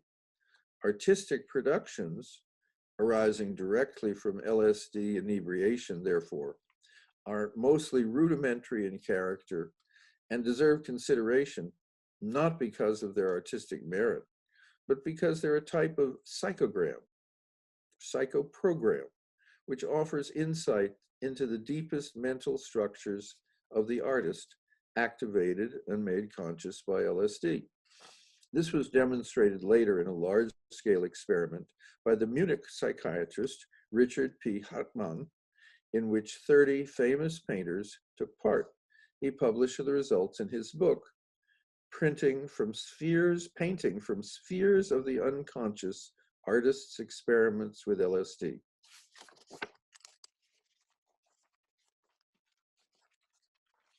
LSD experiments gave new impetus to exploration into the essence of religious and mystical experience.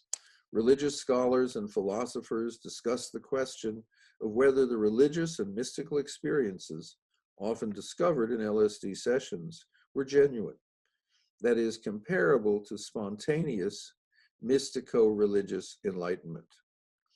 This non-medical yet earnest phase of LSD research, at times in parallel with the medical research, at times following it, was increasingly overshadowed at the beginning of the 1960s as LSD use spread with epidemic-like speed through all social classes as a sensational inebriating drug in the course of the inebriate mania in the United States. The rapid rise of drug use, which had its beginnings in this country about 20 years ago, was not, however, a consequence of the discovery of LSD, as superficial observers often declared. Rather, it had deep-seated sociological causes: materialism, alienation from nature through industrialization and increasing urbanization, lack of satisfaction in professional employment in a mechanized, lifeless working world, ennui and purposelessness in a wealthy, saturated society, and lack of a religious, nurturing, and meaningful philosophical foundation of life. The essence of LSD was even regarded by the drug enthusiasts as a predestined coincidence. It had to be discovered precisely at this time in order to bring help to people suffering under the modern conditions. It's not surprising that LSD first came into circulation as an inebriating drug in the United States, the country in which industrialization, urbanization, and mechanization, even of agriculture, was most broadly advanced. These are the same factors that led to the origin and growth of the hippie movement that developed simultaneously with the LSD wave. Two cannot be disassociated. It would be worth investigating to what extent the consumption of psychedelics furthered the hippie movement, and conversely. The spread of LSD from medicine and psychiatry into the drug scene was introduced and expedited by publications on sensational LSD experiments that, although they were carried out in psychiatric clinics and universities, were not then reported in scientific journals, but rather in magazines and daily papers, greatly elaborated. Reporters made themselves available as guinea pigs.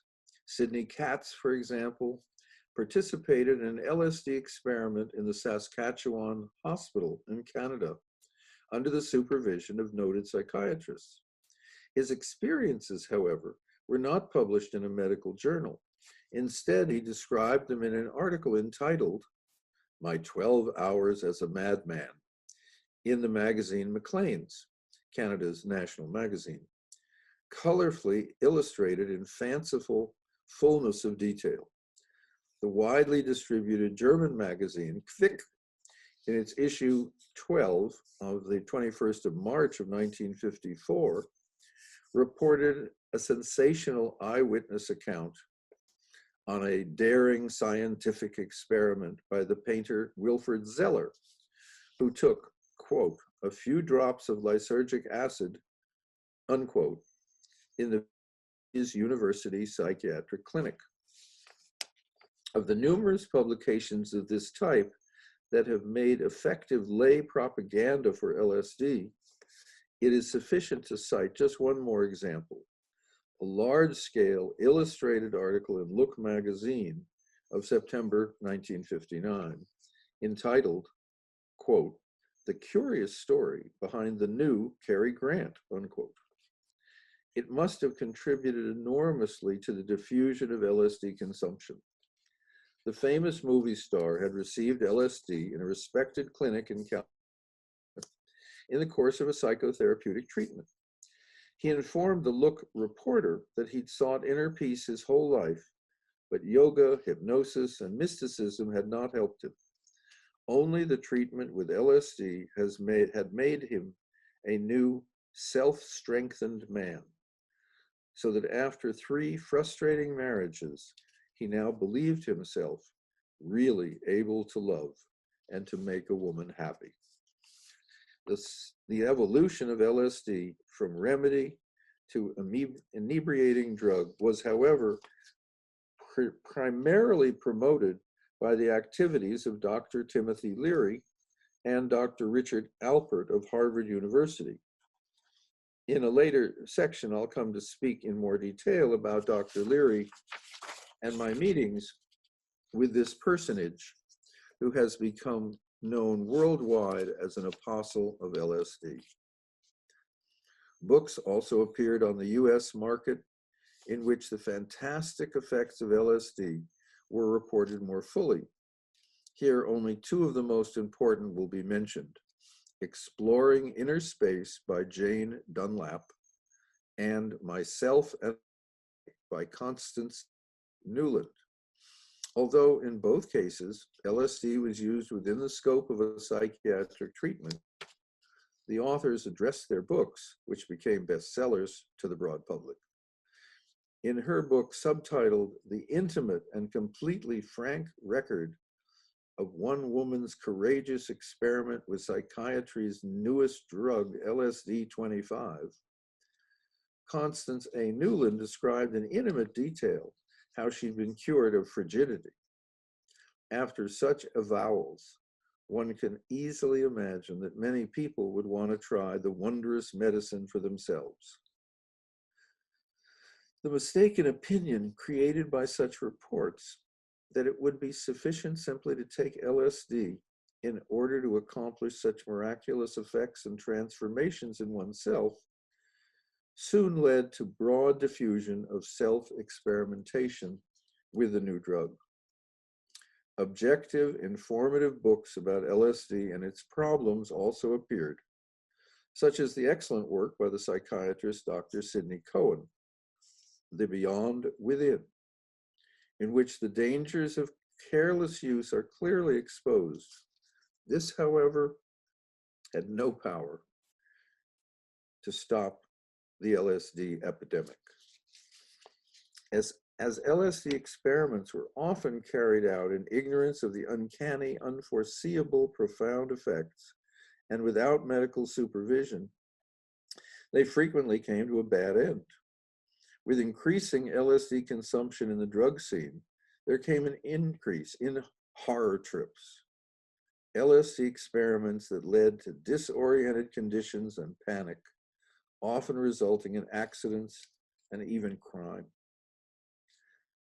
The rapid rise of non-medicinal LSD consumption at the beginning of the 60s was also partly attributable to the fact that the drug laws then current in most countries did not include LSD.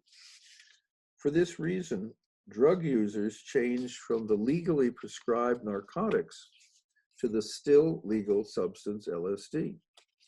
Moreover, the last of the Sandoz patents for the production of LSD expired in 1963, removing a further hindrance to the illegal manufacture of the drug. The rise of LSD in the drug scene caused our firm a non-productive, laborious burden. National control laboratories and health authorities requested statements from us about chemical and pharmacological properties, stability, toxicity of LSD, and analytical models for its detection in confiscated drug samples, as well as in the human body in blood and urine. This brought a voluminous correspondence which expanded in connection with inquiries from all over the world about accidents, poisonings, criminal acts, and so forth, resulting from misuse of LSD. All of this meant enormous unprofitable difficulties, which the business management of Sandoz regarded with disapproval. Thus, it happened one day that Professor Stoll, managing director of the firm at the time, said to me reproachfully, "I would rather you had not discovered LSD." At the time, I was now and then again assailed by doubts whether this valuable pharmacological and psychic effects of LSD might be outweighed by its dangers and possible injuries due to misuse. Would LSD become a blessing for humanity or a curse? This I often asked myself when I thought about my problem child. My other preparations, methergine, dihydroergotamine, and hydrogene, caused me no such problems and difficulties. They were not problem children, lacking extravagant properties leading to misuse. They have developed in a satisfying manner to therapeutically valuable medicines.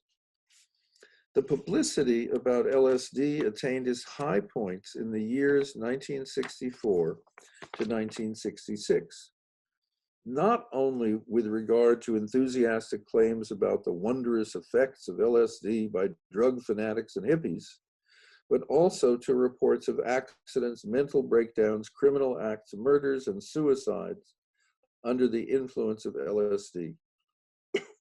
A veritable LSD hysteria reigned. Heading: Sandoz stops LSD distribution. In view of this situation, the management of Sandoz was forced to make a public statement on the LSD problem and to publish accounts of the corresponding measures that had been taken. The pertinent letter, dated August 23rd, 1965, by Dr. A. Cerletti, at the time director of the pharmaceutical department of Sandoz, is reproduced below. Decision regarding LSD 25 and other hallucinogenic substances. More than 20 years have lapsed since the discovery by Albert Hofmann of LSD 25 in the Sandoz laboratories. Whereas the fundamental importance of this discovery may be assessed by its impact on the development of modern psychiatric research, it must be recognized that it placed a heavy burden of responsibility on Sandoz, the owner of this product. The finding of a new chemical with outstanding biological properties, apart from the scientific success implied by its synthesis, is usually the first decisive step towards profitable development of a new drug. In the case of LSD, however, it soon became clear, despite the outstanding properties of this compound, or rather, because of the very nature of these qualities, even though LSD was fully protected by Sandoz's own patents since the time of its first synthesis in 1938, the usual means of practical exploitation could not be envisaged. On the other hand, all the evidence obtained following the initial studies in animals and humans carried out in the Sandoz research laboratories pointed to the important role that this substance could play as an investigational tool in neurological research and in psychiatry. It was therefore decided to make LSD available free of charge to qualified experimental and clinical investigators all over the world. This broad research approach was assisted by the provision of any necessary technical aid, and in many instances, also by financial support. An enormous amount of scientific documents, published mainly in the international biochemical and medical literature, and systematically listed in the Sandoz bibliography on LSD, as well as in the catalog of literature on diethylamide, periodically edited by Sandoz, gives vivid proof of what had been achieved by following this line of policy over nearly 2 decades. By exercising this kind of nobile officium in accordance with the highest standards of medical ethics, with all kinds of self-imposed precautions and restrictions, it was possible for many years to avoid the danger of abuse, i.e., use by people neither competent nor qualified, which is always inherent in a compound with exceptional CNS activity. In spite of all our precautions, cases of LSD abuse have occurred from time to time in varying circumstances completely beyond the control of Sandoz. Very recently, this danger has increased considerably, and in some parts of the world has reached the scale of a serious threat to public health. This state of affairs has now reached a critical point for the following reasons. 1, a worldwide spread of misconceptions of LSD has been caused by an amount of publicity aimed at provoking an active interest in lay people by means of sensational stories and statements. Number 2, in most countries, no adequate legislation exists to control and regulate the production and distribution of substances like LSD. Number 3, the problem of availability of LSD, once limited on technical grounds, has fundamentally changed with the advent of mass production of lysergic acid by fermentation procedures. Since the last patent on LSD expired in 1963, it is not surprising to find that an increasing number of dealers in fine chemicals are offering LSD from unknown sources at the high price known to be paid by LSD fanatics.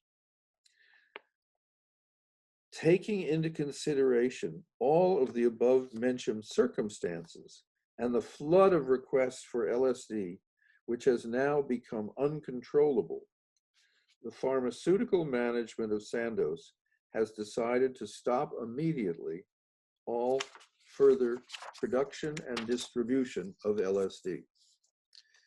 The same policy will apply to all derivatives or analogs of LSD with hallucinogenic properties, as well as to psilocybin, psilocine, and their hallucinogenic congeners. For a while, the distribution of LSD and psilocybin was stopped completely by Sandoz. Most countries had subsequently proclaimed strict regulations, including possession, distribution, and use of hallucinogens, so that physicians, psychiatric clinics, and research institutes, if they could produce a special permit to work with these substances from their respective national health authorities, could again be supplied with LSD and psilocybin.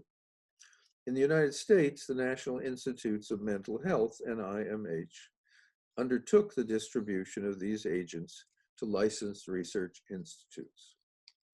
All these legislative and official precautions, however, made little influence on LSD consumption in the drug scene, yet on the other hand, hindered and continue to hinder medical, psychiatric use and LSD research in biology and neurology, because many researchers dread the red tape that's connected with the procurement of a license for the use of LSD.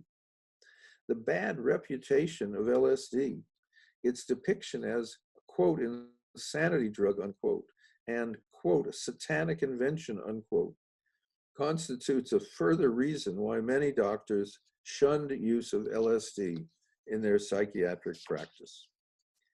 In the course of recent years, the uproar of publicity about LSD has quieted, and the consumption of LSD as an inebriate has also diminished, as far as can be concluded from the rare reports about accidents and other regrettable occurrences following LSD ingestion. It may be that the decrease of LSD accidents, however, is not simply due to a decline in LSD consumption. Possibly the recreational users, with time, have become more aware of the particular effects and dangers of LSD and more cautious in their use of the drug. Certainly, LSD, which was for a time considered in the Western world, above all in the United States, number one inebriant, has relinquished this leading role to other inebriants such as hashish and the habituating, even physically destructive drugs like heroin and amphetamine. The last mentioned drugs represent an alarming sociological and public health problem today. Psychotic reactions. Like the other hallucinogens, however, LSD is dangerous in an entirely different sense. While the psychic and physical dangers of the addicting narcotics, the opiates, the amphetamines, and so forth, appear only with chronic use, the possible danger of LSD exists in every single experiment. This is because severe disoriented states can appear during any LSD inebriation. It is true that though careful preparation of the experiment and the experimenter, such episodes can be largely avoided, but they cannot be excluded with certainty. LSD crisis resembles psychotic attacks with a manic or depressive character. In the manic, hyperactive condition, feeling of omnipotence or invulnerability can lead to serious casualties. Such accidents have occurred when the inebriated person is confused in this way, believing themselves to be invulnerable, walked in front of a moving automobile, or jumped out of a window in the belief that they were able to fly. This type of LSD casualty, however, is not so common as one might be led to think on the basis of reports that were sensationally exaggerated by the mass media. Nevertheless, such reports must serve as serious warnings. On the other hand, a report that made the rounds worldwide in 1966 about an alleged murder committed under the influence of LSD cannot be true. The suspect, a young man in New York accused of having killed his mother-in-law, explained at his arrest immediately after the fact that he knew nothing of the crime and that he had been on an LSD trip for 3 days. But an LSD inebriation, even with the highest dose, lasts no longer than 12 hours, and repeated ingestion leads to tolerance, which means the extra doses are ineffective. Besides, LSD inebriation is characterized by the fact that the person remembers exactly what he or she was experiencing. Presumably, the defendant in this case expected leniency for extenuating circumstances, owing to unsoundness of mind. The danger of a psychotic reaction is especially great if LSD is given to someone without his or her knowledge. This was demonstrated in an episode that took place soon after the discovery of LSD, during the first investigation with the new substance in Zurich University Psychiatric Clinic, when people were not yet aware of the dangers of such jokes. A young doctor whose colleagues had slipped LSD into his coffee as a lark wanted to swim across Lake Zurich during the winter at 20 below 0 Celsius and 4 below 0 Fahrenheit, when he had to be prevented by force. There's a different danger when the LSD-induced disorientation exhibits a depressive rather than manic character. In the course of such an LSD experiment, frightening visions, death, agony, or the fear of becoming insane can lead to a threatening psychic breakdown or even to suicide. Here, the LSD trip becomes a horror trip. The demise of Dr. Olson, who had been given LSD without his knowledge in the course of U.S. Army drug experiments, and who then committed suicide by jumping from a window, caused a particular sensation. His family could not understand how a quiet, well-adjusted man could have been driven to this deed. Not until 15 years later, when the secret documents about the experiments were published, did they learn the true circumstances, whereupon the President of the United States publicly apologized to the defendants. Publisher's note: years later, Dr. Frank Olson was revealed to be a CIA officer, and the circumstances around his death are still mysterious. For an excellent history of the CIA's involvement with LSD, see Acid Dreams by Martin Lee and Bruce Shalin, Grover Press, 1985. The conditions for the positive outcome of an LSD experiment with little possibility of psychotic derailment reside on the one hand in the individual, and the other hand in the external milieu of the experiment. The internal personal factors are called set, and the external conditions setting. The beauty of a living room or an outdoor location is perceived with particular force because the highly stimulated sense organs during LSD inebriation, and such an amenity has a substantial influence on the course of the experiment. The persons present, their appearance, their traits, they're also part of the setting that determines the experience. The acoustic milieu is equally significant. Even harmless noise can turn to torment, and conversely, lovely music can develop into an euphoric experience. With LSD experiments in ugly or noisy surroundings, however, there is a greater danger of a negative outcome, including psychotic crisis. The machine and appliance world of today offers much scenery and all types of noise that could very well trigger a panic during enhanced sensibility. Just as meaningful as the external milieu of the LSD experience, if not more important, is the mental condition of the experimenters. their state of mind, their attitude with the drug experience, and their expectations associated with it. Even unconscious feelings of happiness or fear can have an effect. LSD tends to intensify the actual psychic state. A feeling of happiness can be heightened to bliss. A depression can deepen to despair. LSD is thus the most inappropriate means imaginable for curing a depressive state. It is dangerous to take LSD in a disturbed, unhappy frame of mind or in a state of fear. The probability that the experiment will end in a psychic breakdown is quite high. Among persons with unstable personality structures tending to psychotic reactions, LSD experimentations ought to be completely avoided. Here, an LSD shock by releasing a latent psychosis can produce a lasting mental injury. The psyche of a very young person should also be considered as unstable, in the sense of not having yet matured.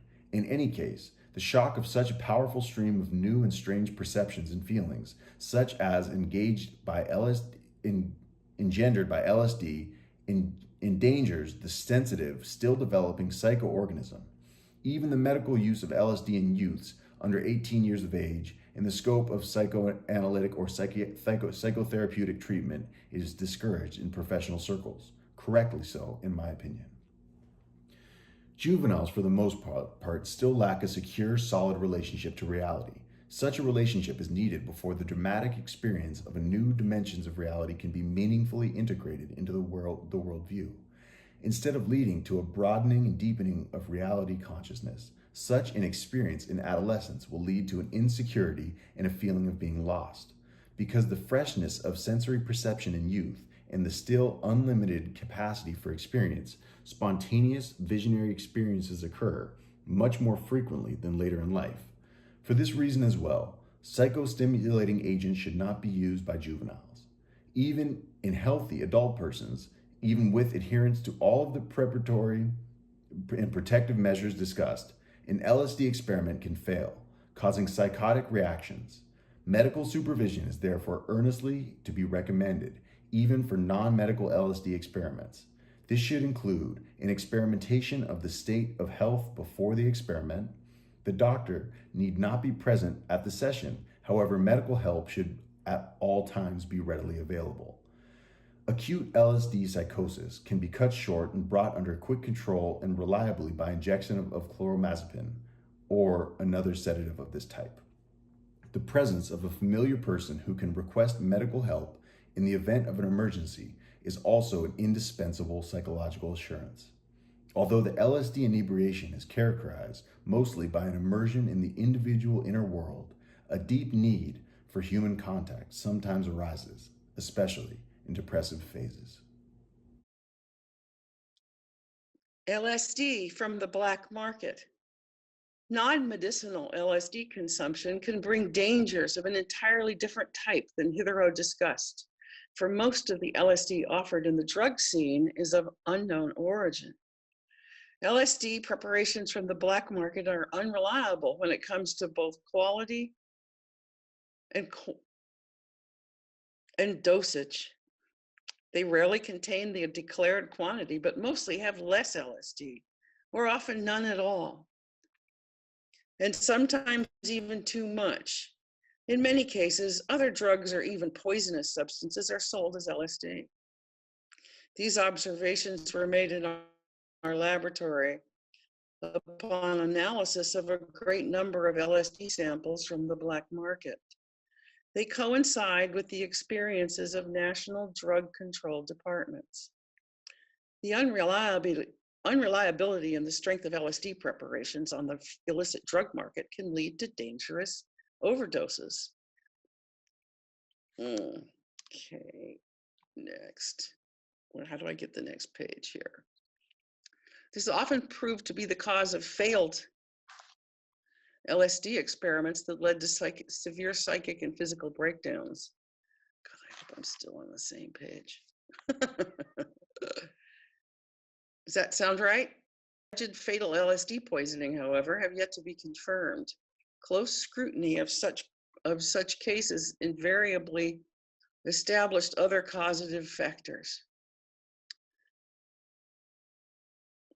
The following case, which took place in 1970, is cited as an example of the possible dangers of black market LSD. We received for investigation from the police a drug powder distributed as LSD. It came from a young man who was admitted to the hospital in critical condition and whose friend had also ingested this preparation and died as a result.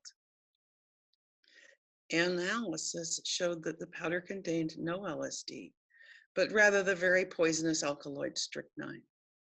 If most black market LSD preparations contain less than the stated quantity, and often no LSD at all, the reason is either deliberate falsification or the great instability of the substance. LSD is very sensitive to air and light. It is oxidatively destroyed by the oxygen in the air and transformed into an inactive substance under the influence of light. This must be taken into account during the synthesis and especially during the production of stable, storable forms of LSD. Claims that LSD may easily be prepared or that every chemistry student in a half-decent laboratory is capable of producing it, that's untrue. Procedures for synthesis of LSD have indeed been published and are accessible to everyone. With these detailed procedures in hand, chemists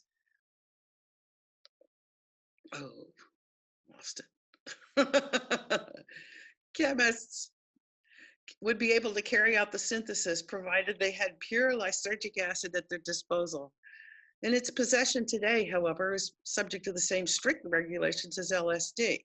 In order to isolate LSD in pure crystalline form from the reaction solution, and in order to produce stable preparations, however, special equipment and not easily acquired specific experiences are required, owing, as was stated previously, to the great instability of this substance. Only in completely oxygen-free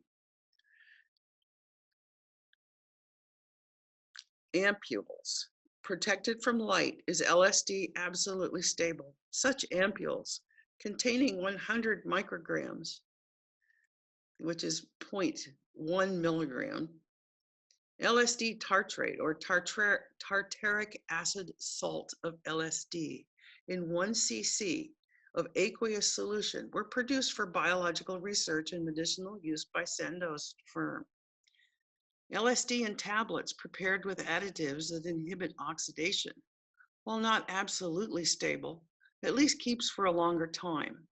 But LSD preparations often found on the black market. LSD has been applied in solution onto sugar cubes or blotting paper, will decompose in the course of weeks or a few months. With such a highly potent substance as LSD, the correct dosage is of paramount importance. Here, the tenet of Paracelsus holds good. The dose determines whether a substance acts as a remedy or as a poison.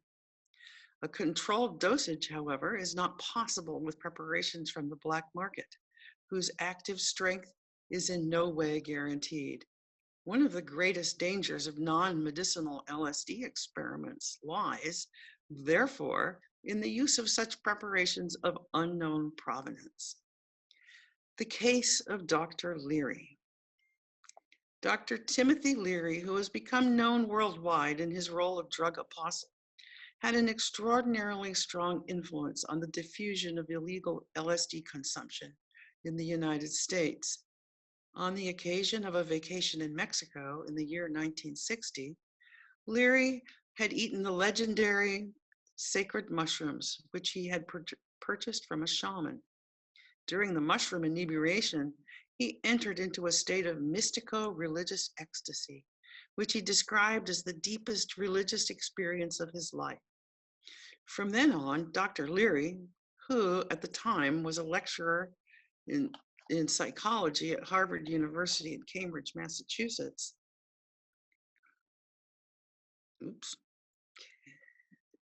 dedicated himself totally to research on the effects and possibilities of the use of psychedelic drugs. Therefore, together with his colleague, Dr. Richard Albert, he started various research projects at the university in which LSD and psilocybin isolated by us in the meantime, were employed.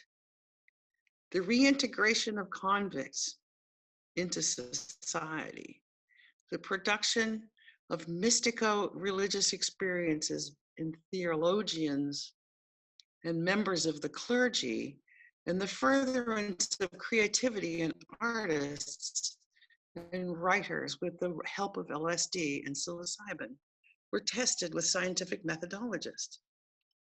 Even persons like Aldous Huxley, Arthur Koestler, and Allen Ginsberg participated in these investigations. Particular consideration was given to the question, to what degree mental preparation and expectation of the subjects, along with external milieu of the experiment itself, are able to influence the course and character of the states of psychedelic inebriation. In January of 1963, Dr. Leary sent me a detailed report of these studies, in which he enthusiastically imparted the positive results obtained and gave expression abilities of such use of these states and of these active compounds. At the same time, Sandoz received an inquiry about the supply of 100-gram LSD and 25-kilogram psilocybin, signed by Dr. Timothy Leary from the Harvard University Department of Social Relations. The requirement for such an enormous quantity of the stated amount that actually corresponds to 1 million doses of LSD and 2.5 million doses of psilocybin, and investigations to tissue, organ, and animal studies. We made the supply of these substances contingent upon the production of an import license on behalf of the US health authorities. Immediately, we received the order for the stated quantities of LSD and psilocybin, but without the required import license. Dr. Leary signed for this order, but no longer as lecturer at Harvard University, founded the International Federation for Internal Freedom, or IFIF, because in addition, our inquiry to the appropriate dean of Harvard University had shown that the university authorities did not approve of the continuation of the research project by Leary and Alpert, and we canceled our offer upon return of the deposit. Shortly thereafter, Dr. Leary and Alpert were discharged from the teaching staff at Harvard University because of these investigations, at first conducted in an act. The experiments had turned into LSD parties. The LSD trip.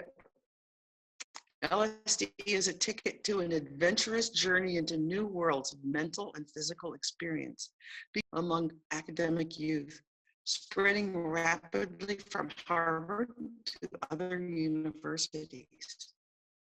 Leary's doctrine that LSD not only served to find the divine and to discover the self, but indeed was the most potent aphrodisiac ever discovered, surely contributed quite decisively to the rapid propagation of LSD consumption among the younger generation.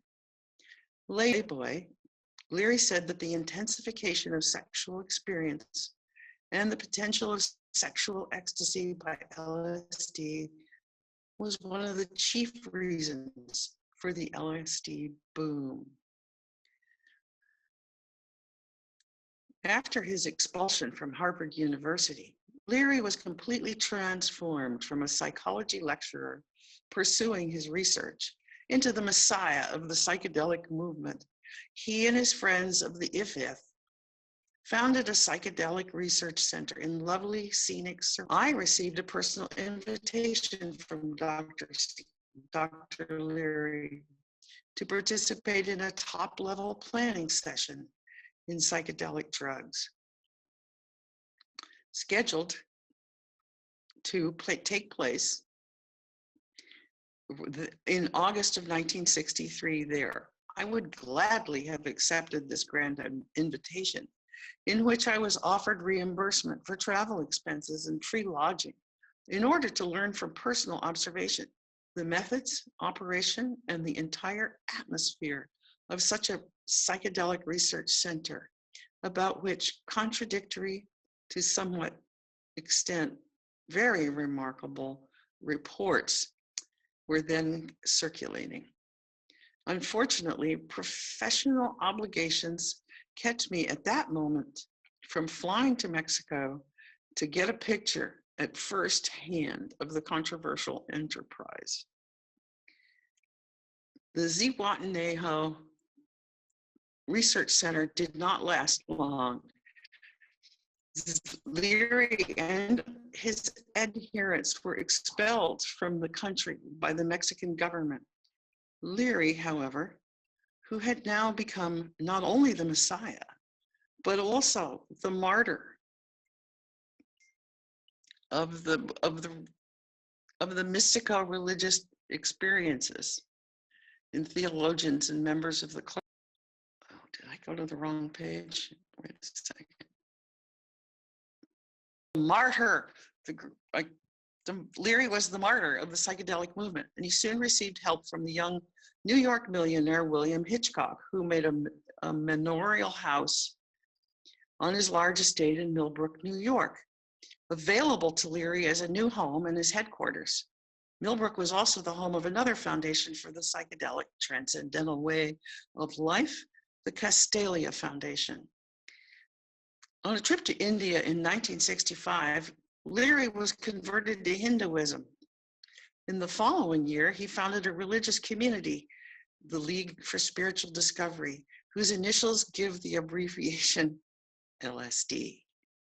Leary's proclamation to youth, condensed in his famous slogan, "Turn on, tune in, drop out," became a central dogma of the hippie movement. Leary is one of the founding fathers of the hippie cult.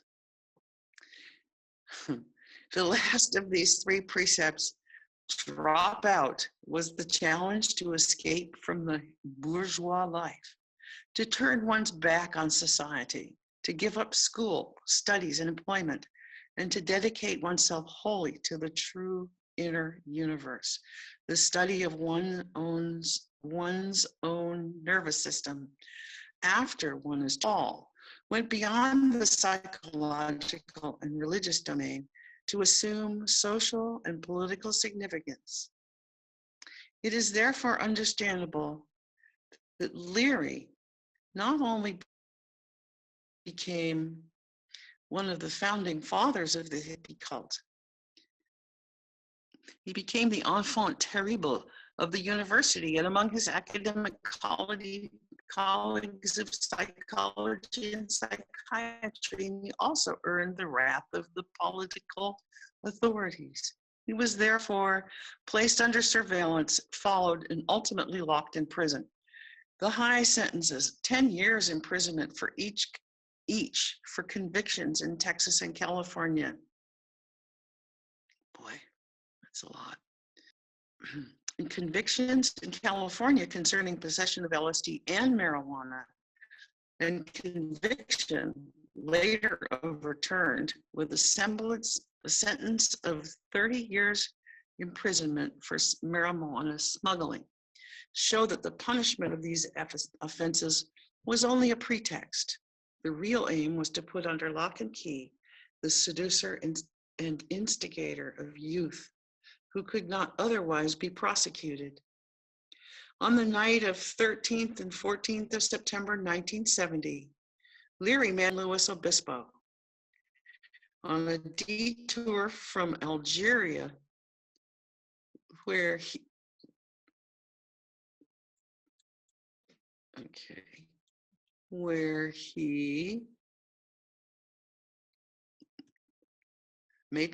made contact with none other than Eldridge Cleaver, the leader of the Black Panther movement living there in exile. Leary came to Switzerland and there petitioned for political asylum. And then meeting with Timothy Leary, Dr. Leary lived with his wife, Rosemary, in the resort town Villars-sur-Olon in Western Switzerland. Through the intercession of Dr. Mastronardi, Dr. Leary's lawyer, contact was established between us. On September 3rd, 1971, I met Dr. Leary in the railroad station snack bar in Lausanne. The greeting was cordial, a symbol of our fateful relationship through LSD. Leary was medium-sized, slender, resiliently active, his brown face surrounded with slightly curly hair mixed with gray, and youthful with bright, laughing eyes. This gave Leary somewhat the mark of a tennis champion rather than that of a former Harvard lecturer. We traveled by automobile to Bouchillon, where in the arbor of the restaurant, à la grande forêt, over a meal of fish and a glass of white wine, the dialogue between the father and the apostle of LSD finally began. I voiced my regrets that the investigation with LSD and psilocybin at Harvard University, which had become promising, had degenerated to such an extent that their continuance in an academic milieu became impossible. My most serious remonstrance to Leary, however, concerned the propagation of LSD, the use among juveniles. Leary did not attempt to refute my opinions about the particular dangers of LSD for youth. He maintained, however, that I was unjustified in reproaching him for the seduction of immature persons to drug consumption, because teenagers in the United States, with regard to information and life experience, were comparable to adult Europeans. Maturity with satiation and intellectual stagnation would be reached very early in the United States.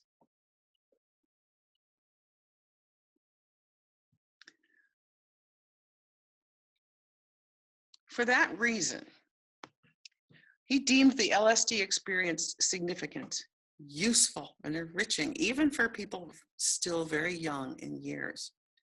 By this conversation, I further objected to the great publicity that Leary sought for his LSD and psilocybin investigations, since he had invited reporters from daily papers and magazines to his experiment and had mobilized radio and television. Emphasis was thereby placed on publicity rather than on objective information.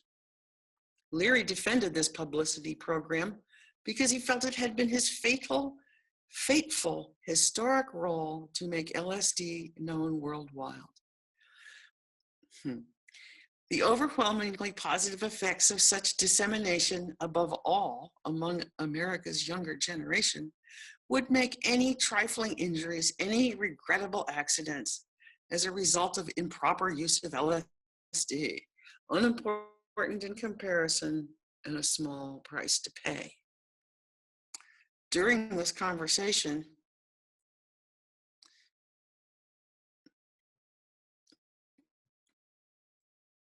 Sir ascertained that one did Leary and him as a drug apostle.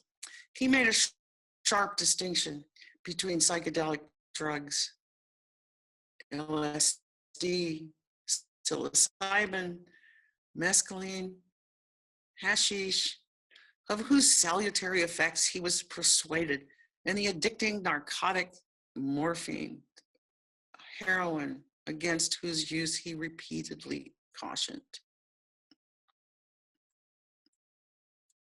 Personal meaning was that of a charming personage, convinced of his mission, who defended his opinions with humor, yet uncompromisingly, a man who truly soared high in the clouds, pervaded by beliefs in the wondrous effects of psychedelic drugs and the optimism resulting therefrom, and thus a man who tended to unpleasant facts and dangers.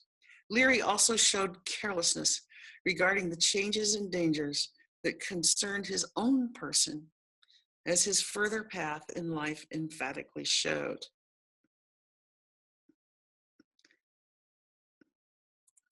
During his Swiss sojourn, I met Leary by chance once more in February of 1972 in Basel, on the occasion of a visit by Michael Horowitz, curator of the Fitzhugh Ludlow Memorial Library in San Francisco, a library specializing in drug literature.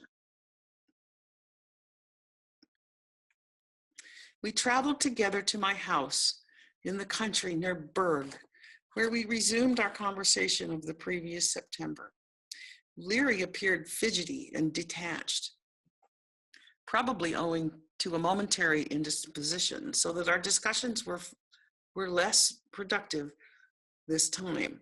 This was my last meeting with Dr. Leary. He left Switzerland at the end of the year, having separated from his wife, Rosemary, now accompanied by his new friend, Joanna Harcourt Smith.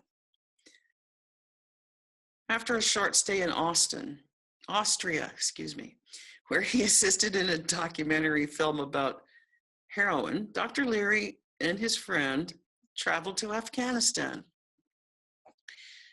In the airport in Kabul, he was apprehended by agents of the American Secret Service and brought back to San Luis Obispo prison in California.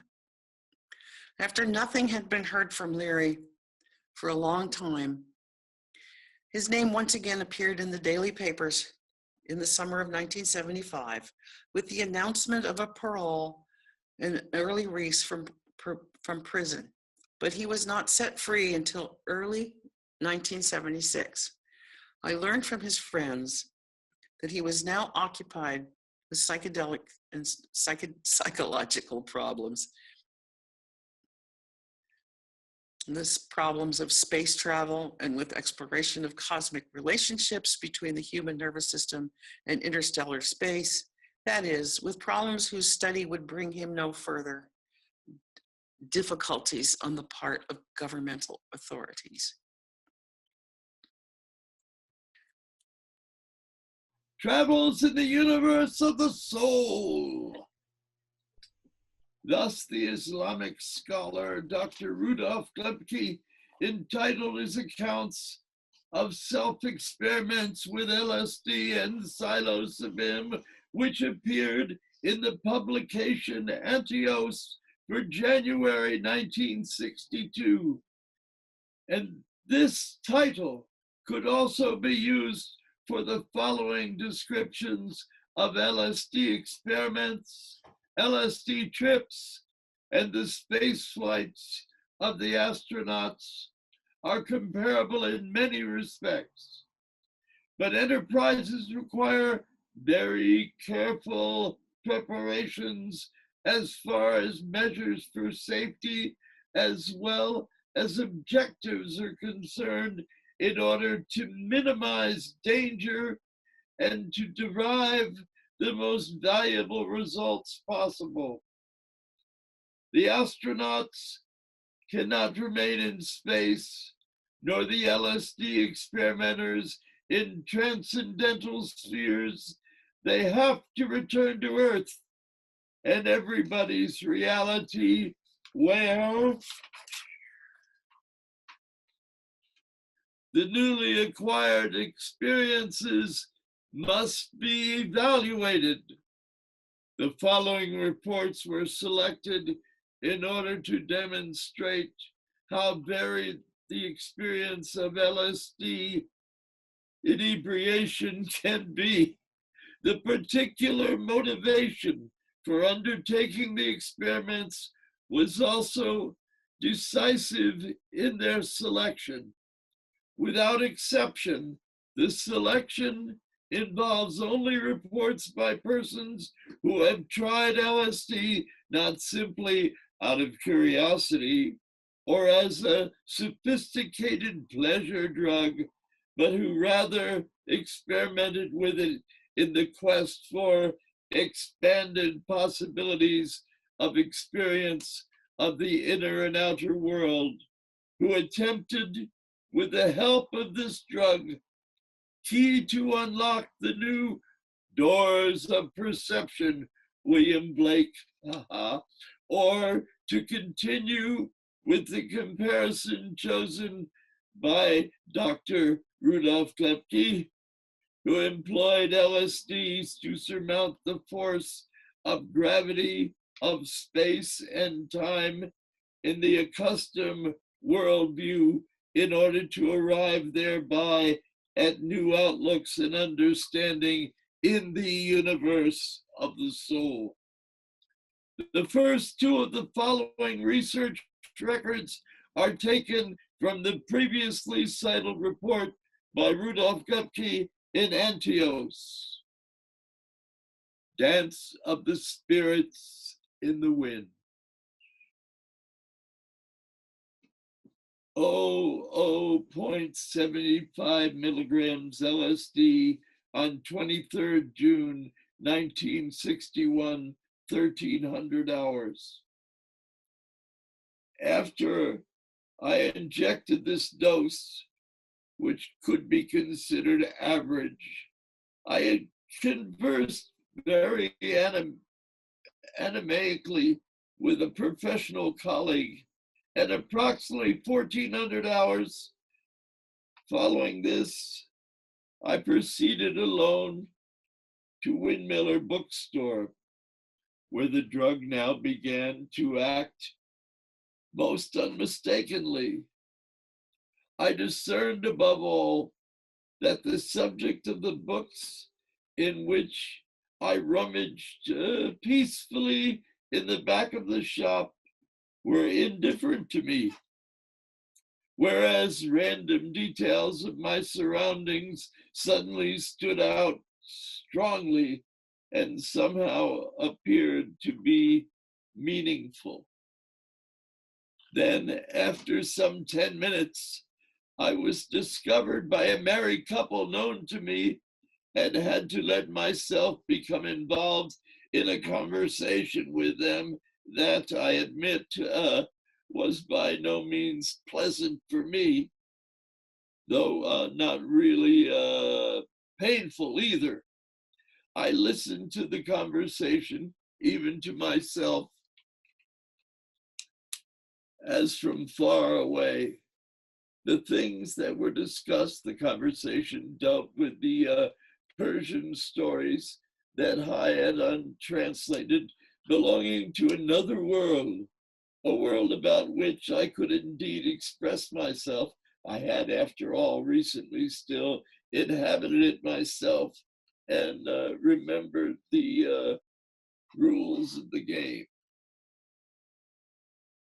but to which I no longer persist any emotional connection. My interest in it was obliterated, only I did not dare to let myself observe that. I managed to dismiss myself. I strolled farther through the city into the marketplace. I had no visions, saw and heard everything as usual, and yet everything was also altered in an indescribable way. Imperceptibly glassy walls everywhere. And with every step that I took, I became more and more like an automaton. It especially struck me that I seemed to lose control over my facial musculature. I was convinced that my face was growing stiff, completely expressionless, empty, slack, and mask-like. The only reason I could still walk and put myself in motion was because I remembered that and how I had earlier gone and moved myself. But the farther back the recollections went, the more uncertain I became. I remembered that my own hands somehow were in the way. I put them in my pockets. let them dangle, entwine them behind my back at some burdensome objects which must be dragged around with us and which no one knows quite how to stow away. I had the same reaction concerning my whole body. I no longer knew why it was there and where I should go with it. All sense for decisions of that kind had been lost. They could only be reconstructed laboriously, taking a detour through memories from the past. It took a struggle of this kind to enable me to cover the short distance from the marketplace to my home, which I reached at around 15:10. In no way had I had the feeling of being inebriated. What I experienced was rather a gradual mental extinction.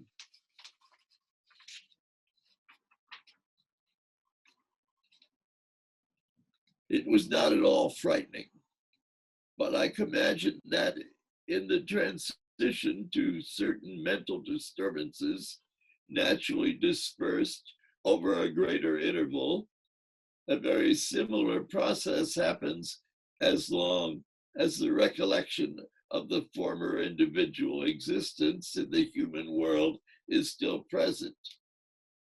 The patient who has become unconnected can still, to some extent, find his way about in the world. Later, however, when the memories fade and ultimately die out, he completely uses his ability. Shortly after I had entered my room, the glassy stupor gave way. I sat down with a view out of a window and was at once enraptured. The window was open wide, a diaphanous gossamer curtain, on the other hand, was drawn, and now a mild wind from the outside played with the veils and with the silhouettes of potted plants and leafy tendrils on the sill beyond, which the sunlight delineated on a curtain breathing in the breeze. Moment.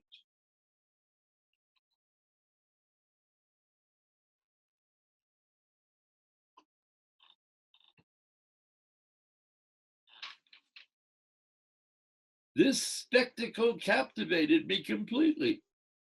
I sank into it, saw only the gentle and incessant waving and rocking of the plant shadows in the sun and the wind.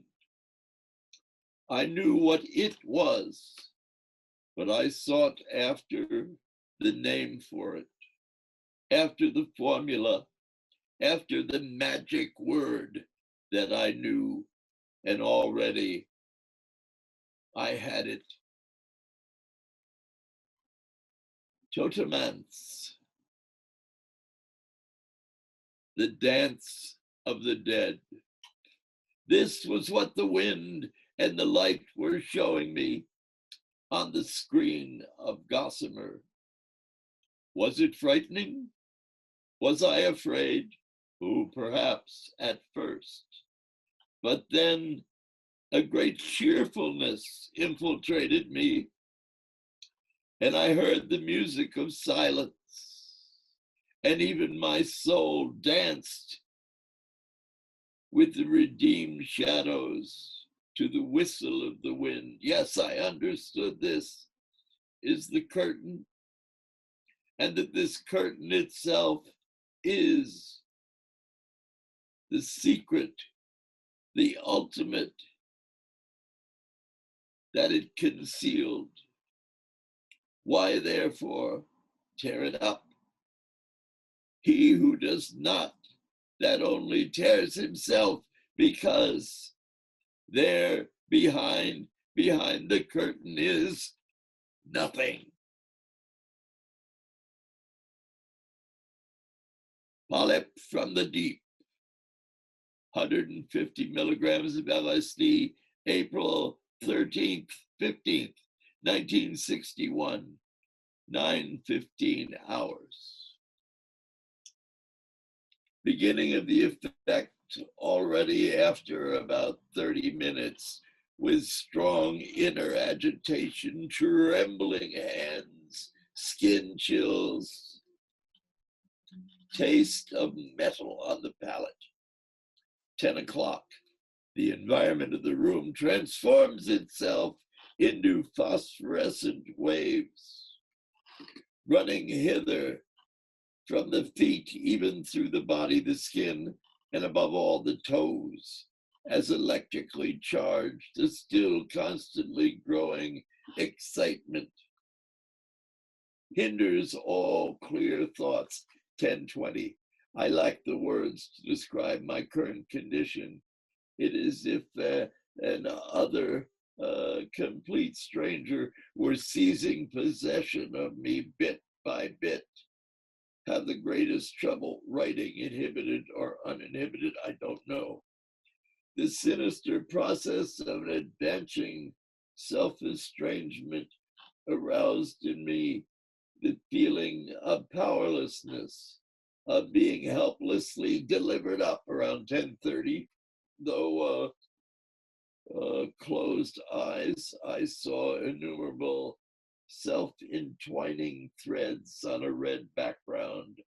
A sky as heavy as lead appeared to press down on everything. I felt my age compressed in itself, and I felt like a withered dwarf. Shortly before 1300, I escaped the more and more oppressing atmosphere of the company in the studio, of which we only hindered one another reciprocally from unfolding completely into the inebriation. I sat down in a small empty room on the floor with my back to the wall and saw through the only window on the narrow frontage opposite me a bit of gray, white, cloudy sky. This, like the whole environment in general, appeared to hopelessly normal at the moment. I was dejected, and myself seemed so repulsive and hateful to me that I had not dared, and on this day even had actually repeatedly, desperately avoided to look in a mirror or in the face of another person. I very much wished the inebriation were finally finished, but it still had my body totally in possession. I imagined that I perceived deep within the stubborn, oppressive weight, how it held my limbs surrounded by 100 polyp arms. Yes. I actually experienced this in a mysterious rhythm, electrified contacts as of a real, indeed, irrepressible, but sinister, omniscient being, which I addressed with a loud voice, reviled, bid, and challenged to open combat. It is only the projection of evil in yourself, another voice assured me. It is your soul monster. The perception was like a flashing sword. It passed through me with redeeming sharpness. The polyp arms fell away from me, as if cut through, and simultaneously the hitherto dull and glossy gray white of the sky behind the open window suddenly scintillated like sunlit water. And I stared at it so enchanted, it changed for me for real water, a subterranean spring overran me, which raptured there all at once, and now boiled up toward me,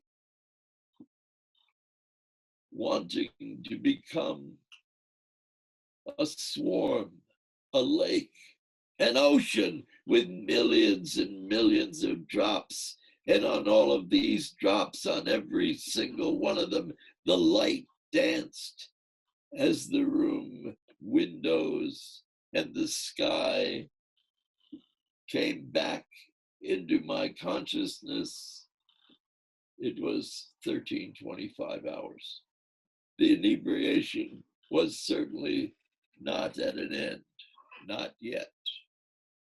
But it rear-guarded, which passed by me during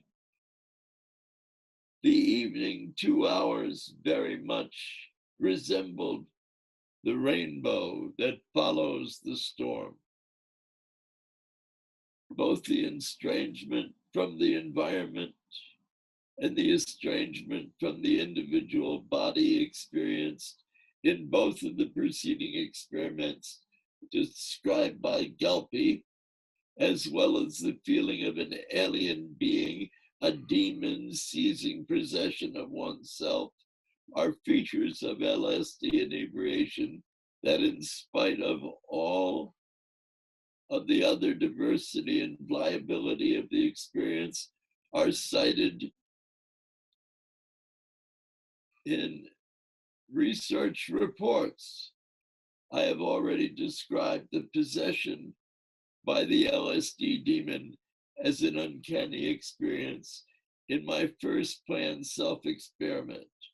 Anxiety and terror then affected me especially strongly because at that time I had no way of knowing that the demon would again release his victim. The adventures described in the following report by a painter belong to a completely different type of LSD experience.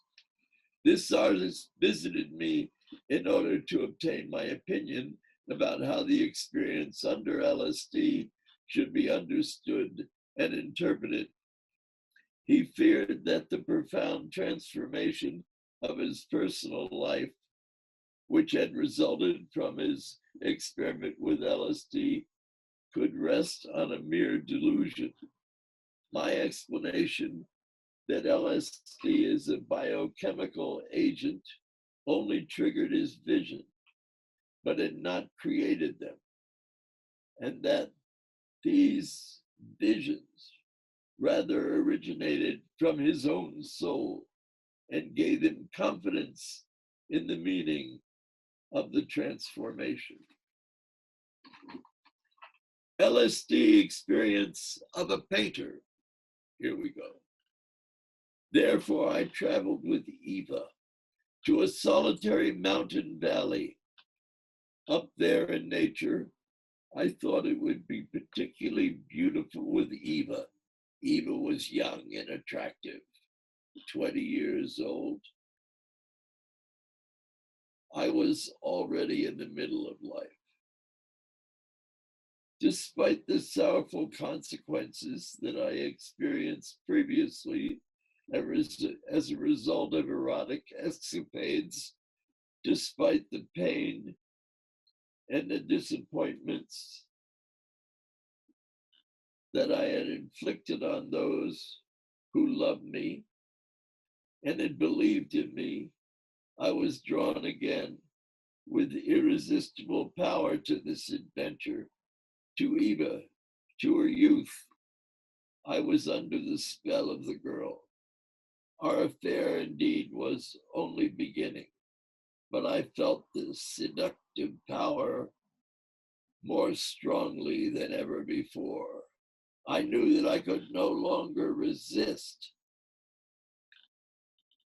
But the second time in my life, I was again ready to desert my family, to give up my possessions, to break all bridges.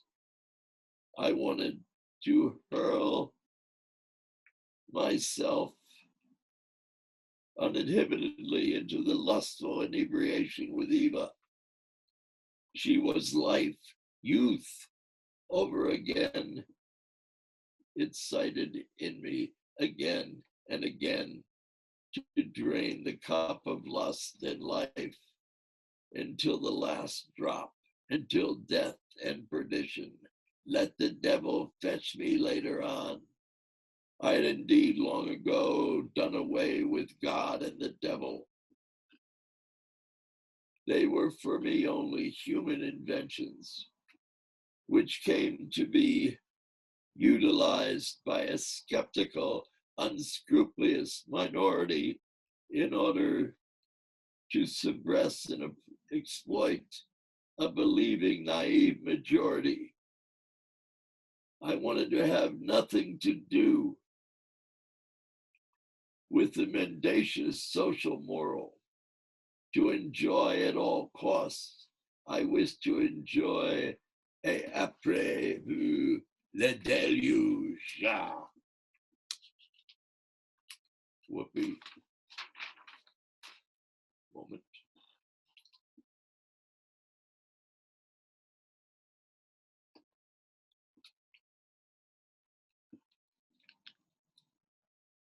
What is wife to me? What is child to me? Let them go, begging if they are hungry.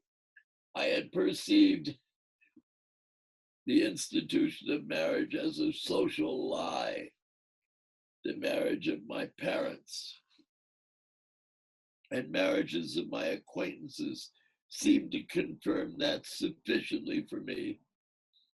Couples remained together because it was mere convenience. They were accustomed to it. And yes, if it weren't for the children,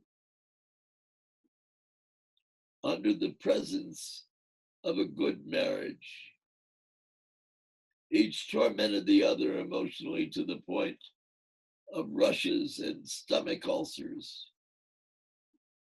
Of each went his own way. Everything in me rebelled against the thought of having to love only one and the same woman a lifelong. I frankly perceived that as repugnant and unnatural. Thus stood my inner deposition on that pretentious summer evening at the mountain lake. At 7 o'clock in the evening, both of us took a moderately strong dose of LSD, some 0.1 milligrams. Then we strolled along the lake and then sat on the bank. We threw stones in the water and watched the forming wave circles. We felt a slight inner restlessness. Around 8 o'clock, we entered the hotel lounge and ordered tea and sandwiches. Some guests still sat there, telling jokes and laughing loudly. They winked at us. Their eyes sparkled strangely. We felt strange and distant and had the feeling they would notice something in us. Oh. Outside, it slowly became dark.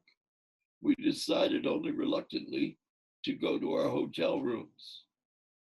A street without lights led along the black lake to the distant guest house. As I switched on the lights, the granite staircase leading from Shore Road to the house appeared to flame up from step to step. Eva quivered all at once, frightened. Hellish went through my mind, and all of a sudden horror passed through my limbs. and I knew now it's going to turn out badly. From afar, from a village, a clock struck 9. Scarcely were we in our rooms when Eva threw herself on the bed and looked at me with wide eyes. It was not in the least possible to think of love. I sat down on the edge of the bed and held both of Eva's hands. Then came the terror. We sank into deep, indescribable horror, which neither of us understood. Look in my eyes, look at me, I implored Eva. Yet again and again her gaze was averted from me, and then she cried out loud in terror and trembled all over her body. There was no way out. Outside was only gloomy night and the deep black lake. In the public house, all the lights were extinguished. The people had probably gone to sleep. What would they have said if they could have seen us now? Possibly they would summon the police, and then everything would become much worse. A drug scandal, intolerable, agonizing thoughts. We could no longer move from the spot. We sat there surrounded by 4 wooden walls whose board joints shone infernally. It became more unbearable all the time. Suddenly the door was opened and something dreadful entered. Eva cried out wildly and hid herself under the bed covers. Once again a cry to horror under the covers was worse. Look straight in my eye, I called to her. But she rolled her eyes back and forth as though out of her mind. She is becoming insane, I realized. In desperation, I stood up by her so that she could no longer turn away from me. I saw dreadful fear in her eyes. Everything around us was hostile and threatening, as if everything wanted to attack us in the next moment. You must protect Eva. You must bring her through until morning, and then the effects will discontinue, I said to myself. Then again, however, I plunged into mindless horror. It was no more than a time of reason. It seemed as if the condition would never end. The objects in the room were animated to characters, everything on all sides sneered scornfully. I saw Eva's yellow-black striped shoes, which I found so stimulating, appearing as 2 large evil wasps crouching on the floor. The water piping above the wash basin changed into a dragon's head with eyes. The 2 water taps observed me malevolently. My first name, George, came into my mind, and all at once I felt like Knight George, who must fight for Eva. Eva's cries tore me from these thoughts. Bathed in perspiration and trembling, she fastened herself to me. I am thirsty, she moaned. With great effort, without relaxing Eva's hand, I succeeded in getting a glass of water for her and me.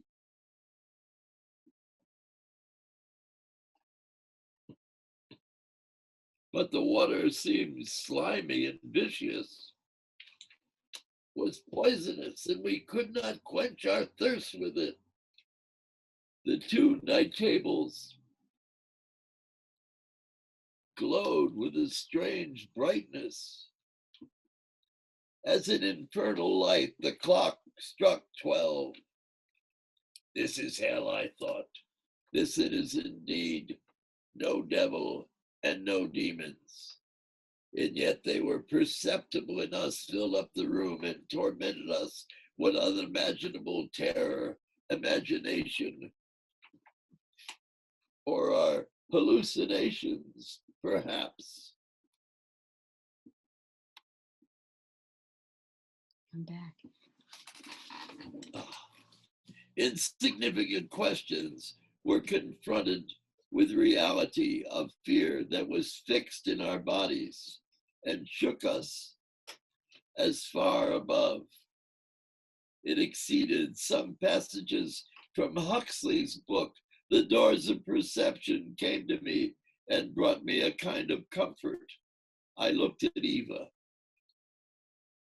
at the whimpering, horrified being in her torment, and felt great remorse and pity.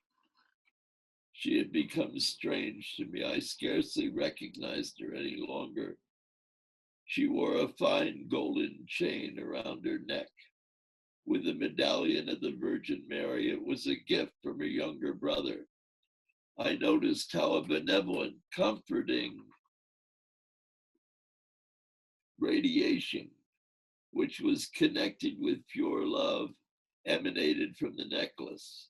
But then the terror broke loose again, as if to our final destruction. I needed my whole strength to constrain Eva. Loudly, I heard the electrical meter ticking weirdly outside the door, as if it wanted to make a most important, devastating announcement to me. To the next moment, disdain, derision, and malignity again whispered out of all nooks and crevices. There in the midst of this agony, I perceived the ringing of cowbells from afar as a wonderful, promising music. Yet soon it became silent again, and renewed fear and dread once again set in. As drowning men hopes for a rescuing plank, so I wished that the cows would yet again want to draw near the house. But everything remained quiet, only the threatening tick and hum of the current meter buzzed round like an invisible, benevolent insect. Morning finally dawned. With great relief, I noticed how the chinks in the window shutters lit up. Now I could leave Eva to herself. She had quieted down, exhausted. She closed her eyes and fell asleep.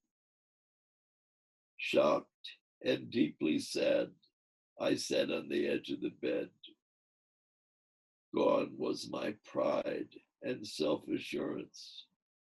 All that remained of me was a small heap of misery. I examined myself in the mirror and started. I had become 10 years older in the course of a night. Downcast, I stared at the light of the night table lamp. With its hideous shade of intertwined plastic cords. All at once, the light seemed to become brighter, and the plastic cords began to sparkle and to twinkle. It glowed like diamonds and gems of all colors, and an overwhelming feeling of happiness welled up in me. All at once, lamp, room, and Eva disappeared, and I found myself in a wonderful, fantastic landscape. It was comparable to the interior of an immense Gothic church nave with infinitely many columns and Gothic arches. These consisted, however, not of stone, but rather of crystal, bluish, yellowish, milky, and clearly transparent crystal columns surrounded me like trees in an open forest. Their points and arches became lost in dizzying heights. A bright light appeared before my inner eye, and a wonderful, gentle voice spoke to me out of the light. I did not hear it with my external ear, but rather perceived it as if it was clear thoughts that arise in one. I realized that the horror of the passing night I experienced my own individual condition, selfishness. My egotism kept me separated from mankind, and it led me to inner isolation. I had loved only myself, not my neighbor. Loved only my gratification that the other afforded me. The world had existed only in the satisfaction of my greed. I had become tough, cold, and cynical. Hell, therefore, had signified the egotism and the loveliness. Therefore, everything had seemed strange and unaccounted to me, so scornful and threatening, and flowing tears. I was enlightened with the knowledge that true love means surrender of selfishness, and that it is not desires, but rather selfless love that forms the bridge to the heart of our fellow man. Waves of ineffable happiness flowed through my body. I'd experienced the grace of God. But how could it be possible that it was radiating toward me, particularly out of my cheap lampshade? Then the inner voice answered, God is everything. The experience of the mountain lake has given me the certainty that beyond the ephemeral material world, there also exists an imperishable spiritual reality that is our true home. I am now on my way home. For Eva, everything remained just a bad dream. We broke up a short time after. The following notes, kept by a 25-year-old advertising man, are contained in the LSD story by John Casham. Fawcett, publication, Greenwich, Connecticut, 1966. They were included in this section of LSD reports, along with the preceding example and use progression that they describe. From a terrifying to extreme euphoria, a kind of death rebirth cycle is characteristic of many LSD experiences. A joyous song of being. My first experience of LSD came at the home of a close friend who served as a guide. The surroundings were comfortably familiar and relaxing. I took 2 ampoules, 200 micrograms of LSD, mixed in half a glass of distilled water. The experience lasted close to 11 hours, from 8 o'clock on a Saturday evening until very nearly 7 o'clock the next morning. I have no firm point of comparison, but I am positive that no saint saw more glorious or joyously beautiful visions or experienced a more blissful state of transcendence. My powers to convey the miracles are shabby and are far too inadequate a task at hand. A sketch, and the artless one at that must suffice, where only the hand of a great master working from a complete palette could do justice to the subject. I must apologize for my own limitations in this feeble attempt to reduce the most remarkable experience of my life into mere words. The superior smile at the fumbling, halting attempts of others in their attempts to explain the heavenly visions to me had been transformed into a knowing smile of a conspirator. The common experience requires no words. My first thought after drinking the LSD was having absolutely no effect. They had told me 30 minutes would produce the first sensation of a tingling of the skin. There was no tingling. I commented on this and was told to relax and wait. For lack of anything else to do, I stared at the dial light on the table radio,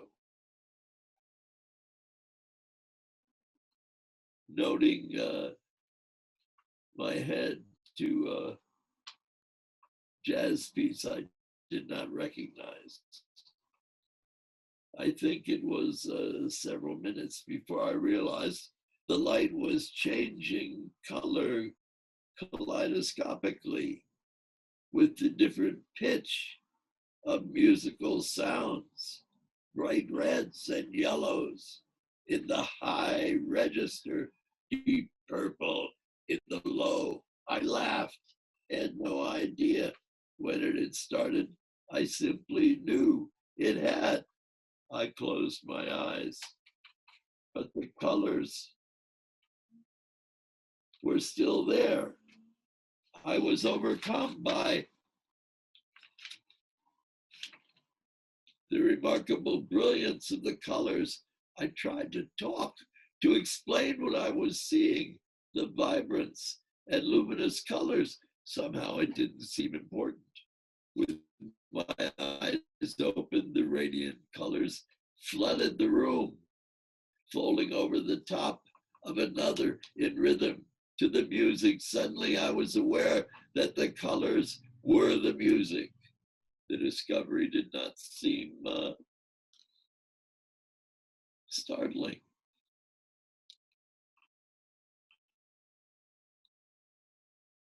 Volumes so cherished and guarded were becoming unimportant. I wanted to talk about the colored music, but I couldn't. I was reduced to uttering one-syllable words, while polysymic impressions tumbled through my mind with the speed of light. The dimensions of the room were changing now, sliding into a fluttering diamond shape that strained into the oval shape as something were pumping air into the room, expanding it to the bursting point. I was having trouble focusing on objects. They would melt into fuzzy masses of nothing or sail off into space, self-propelled slow motion trips that were of acute interest to me. I tried to check the time on my watch, but I was unable to focus on the hands. I thought of asking for the time, but the thought passed. I was too busy seeing and listening. The sounds were exhilarating, the sights remarkable. I was completely entranced. I have no idea how long it lasted. I do not know that the egg came next. The egg, large, pulsing, and luminous green. was there before I actually saw it. I sensed it was there. It hung suspended about halfway between where I sat and the far wall. I was intrigued by the beauty of the egg. At the same time, I was afraid it would drop to the floor and break. I didn't want the egg to break. It seemed most important that the egg should not break. But even as I thought of this, the egg slowly dissolved and revealed a giant multi-hued flower that was like no flower I had ever seen. Its incredibly exquisite petals opened on the room, spraying indescribable colors in every direction. I felt the colors and heard them.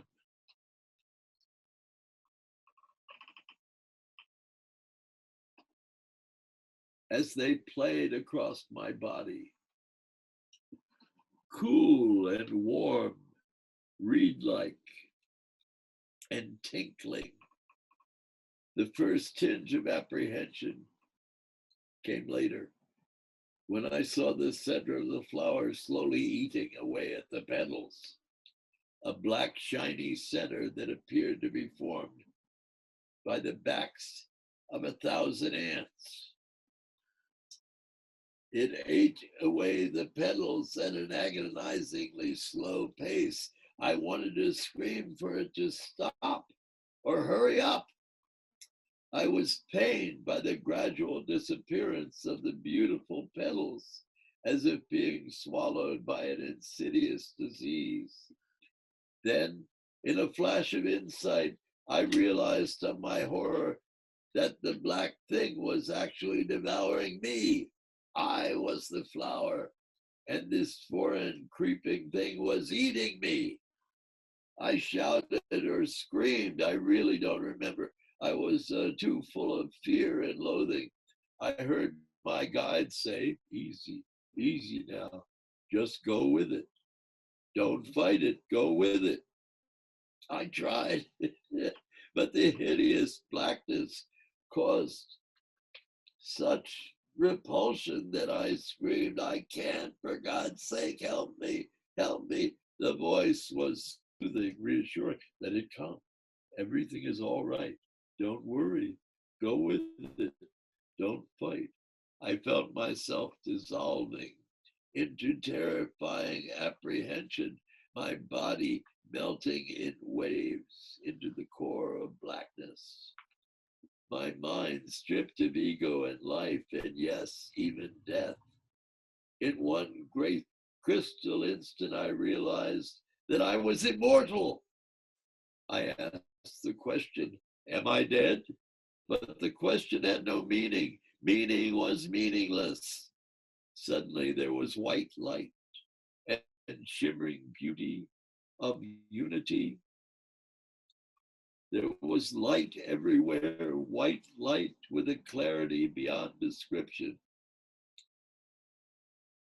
I was dead and I was born again, and the exultation was pure and holy. My lungs were bursting with joyful song of being. There was unity and life, and the exquisite love that filled my being was unbounded. My awareness was acute and complete. I saw God and the devil and all the saints, and I knew the truth. I felt myself flowing into the cosmos, levitated beyond all restraint, liberated to swim in blissful radiance of heavenly vision. I wanted to shout and sing of miraculous new life and sense and form of the joyous beauty and the whole mad ecstasy of loveliness. I knew and understood all there is to know and understand. I was immortal, was beyond wisdom, and capable of love, of all loves. Every atom of my body and soul had seen and felt God. The world was warmth and goodness. There was no time, no place, no me. There was only cosmic harmony. It was all there in the white light. With every fiber of my being, I knew it was so. I embraced the enlightenment with complete abandonment. As the experience receded, I longed to hold on to it and tenuously fought against the encroachment of the realities of time and space. For me, the realities of our limited existence were no longer valid. I had seen the ultimate reality, and there would be no others, as I was slowly transported back into the tyranny of clocks and schedules and petty hatreds. I tried to talk of my trip, my enlightenment, my horrors, the beauty of it. I must have been babbling like an idiot. My thoughts swirled at a fantastic rate, but the words couldn't keep pace. My guide smiled and told me he understood.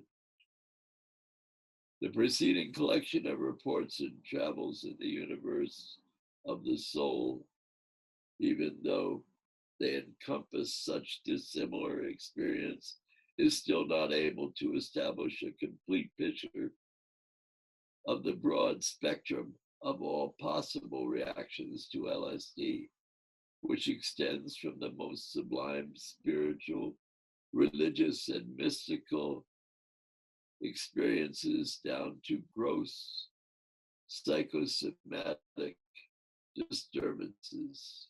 Cases of LSD sessions have been described in which stimulation of fantasy and visionary experiences, as expressed in the LSD reports assembled here, is completely absent, and the experimenter was for the whole time in a state of ghastly physical and mental discomfort, or even felt severely ill.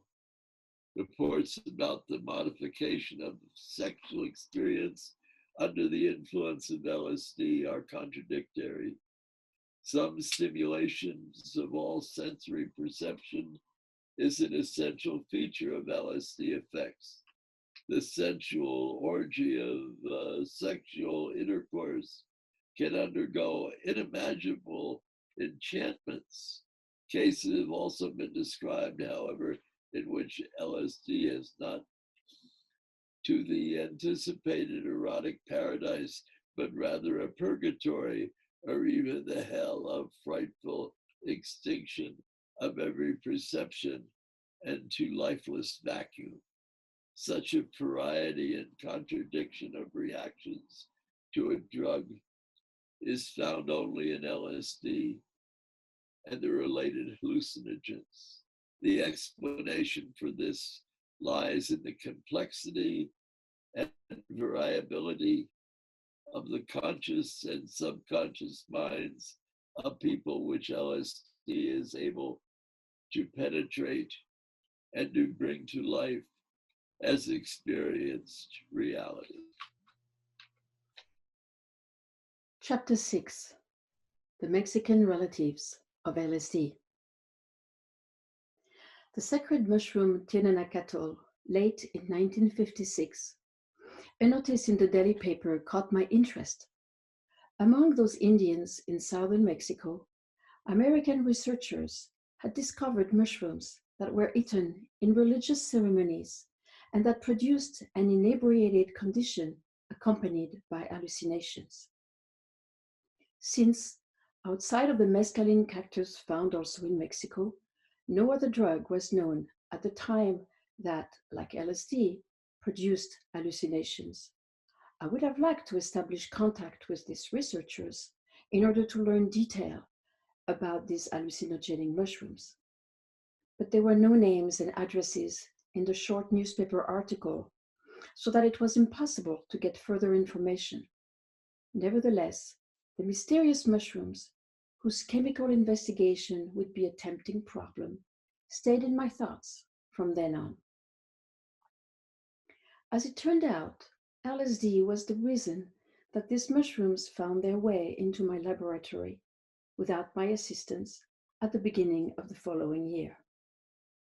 Through the mediations of Dr. Yves Dunant, at the time director of the Paris branch of Sandoz, an inquiry came to the pharmaceutical research management in Basel from Professor Roger Heim, director of the Laboratoire de Cryptogamie of the Muséum National d'Histoire Naturelle in Paris, asking whether we were interested in carrying out the chemical investigation of the Mexican hallucinogenic mushrooms.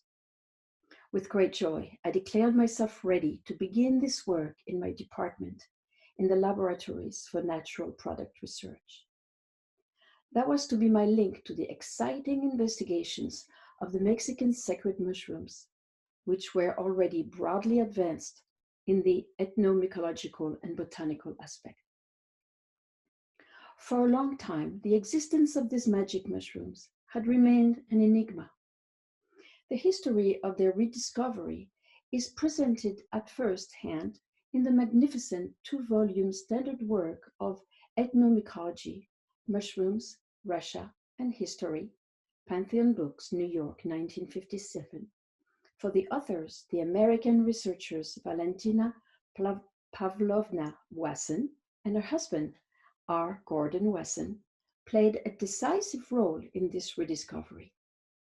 The following descriptions of the fascinating history of these mushrooms are taken from the Wasson's book.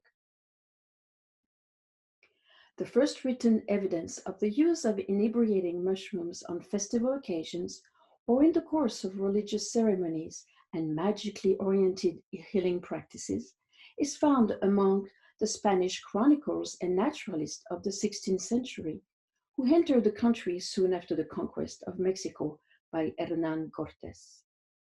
The most important of these witnesses is the Franciscan friar Bernardino de Sahagún, who mentions the magic mushrooms and describes their effect and their use in several passages of his famous historical work, Historia General de las Cosas de Nueva España, written between the years 1529 and 1590. Thus he describes, for example, how merchants celebrated the return home from a successful business trip with a mushroom party. Coming at the very first, at the time of feasting, they ate mushrooms when, as they said, it was the hour of the blowing of the flutes. Not yet did they partake the food. They drank only chocolate during the night, and they ate mushrooms with honey. When already the mushrooms were taking effect, they were dancing. There was weeping. Some saw in a vision that they would die in war. Some saw in a vision that they would be devoured by wild beasts. Some saw in a vision that they would become rich, wealthy. Some saw in a vision that they would buy slaves, would become slave owners.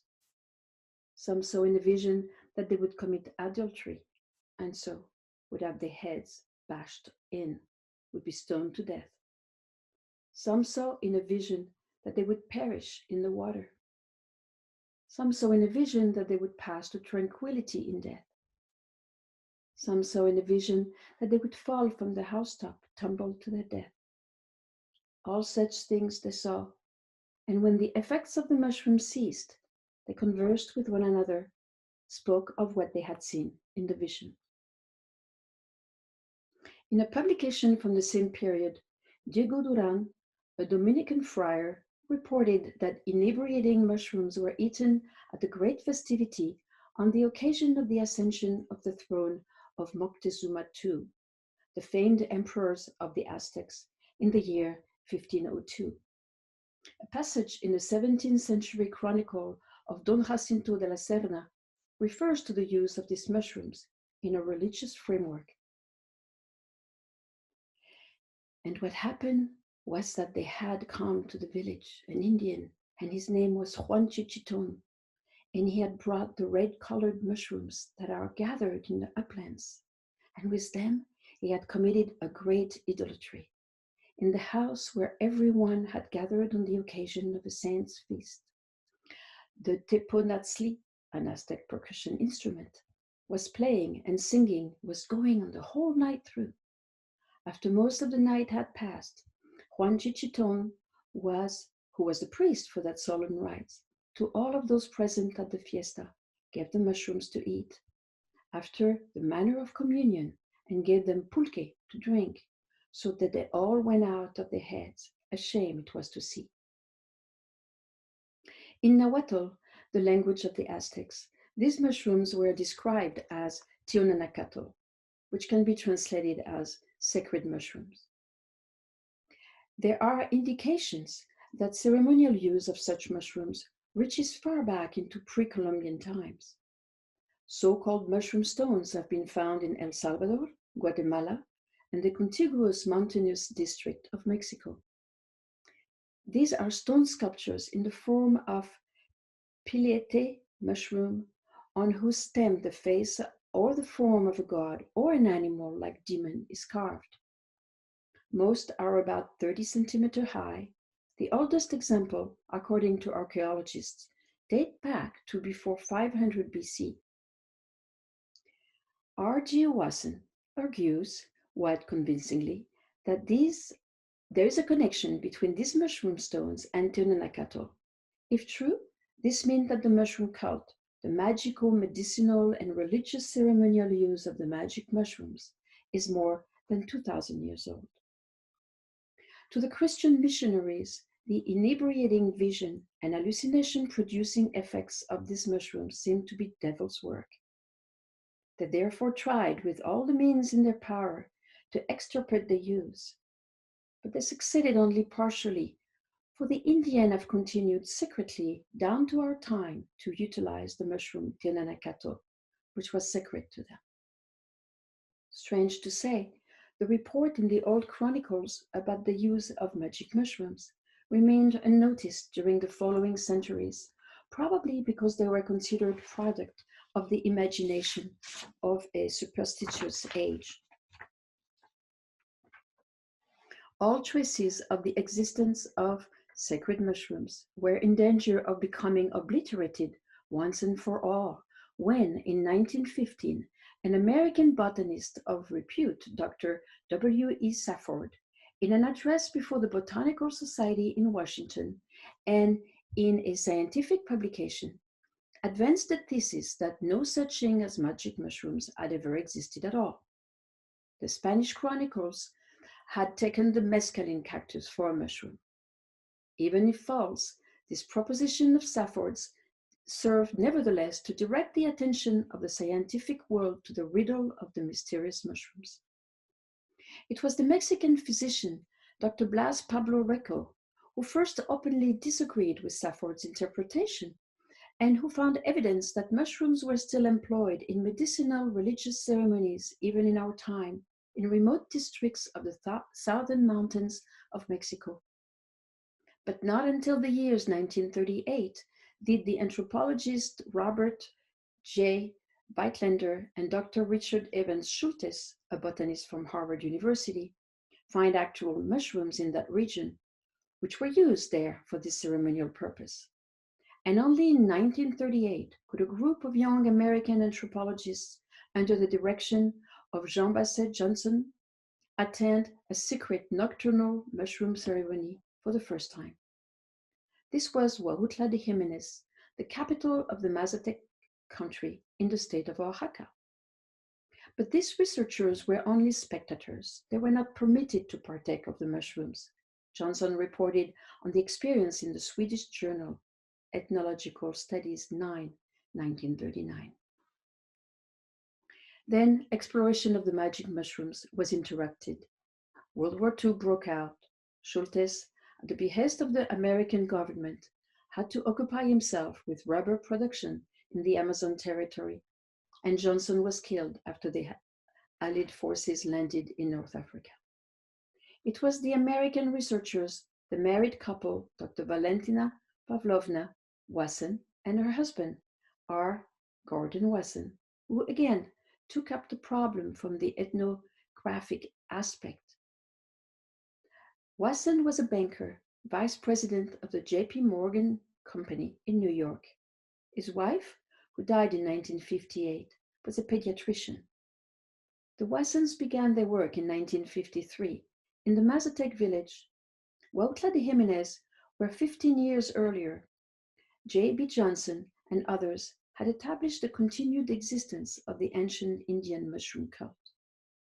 They received especially valuable information from an American missionary who had been active there for many years, Eunice V. Pike, member of the Wycliffe Bible translators.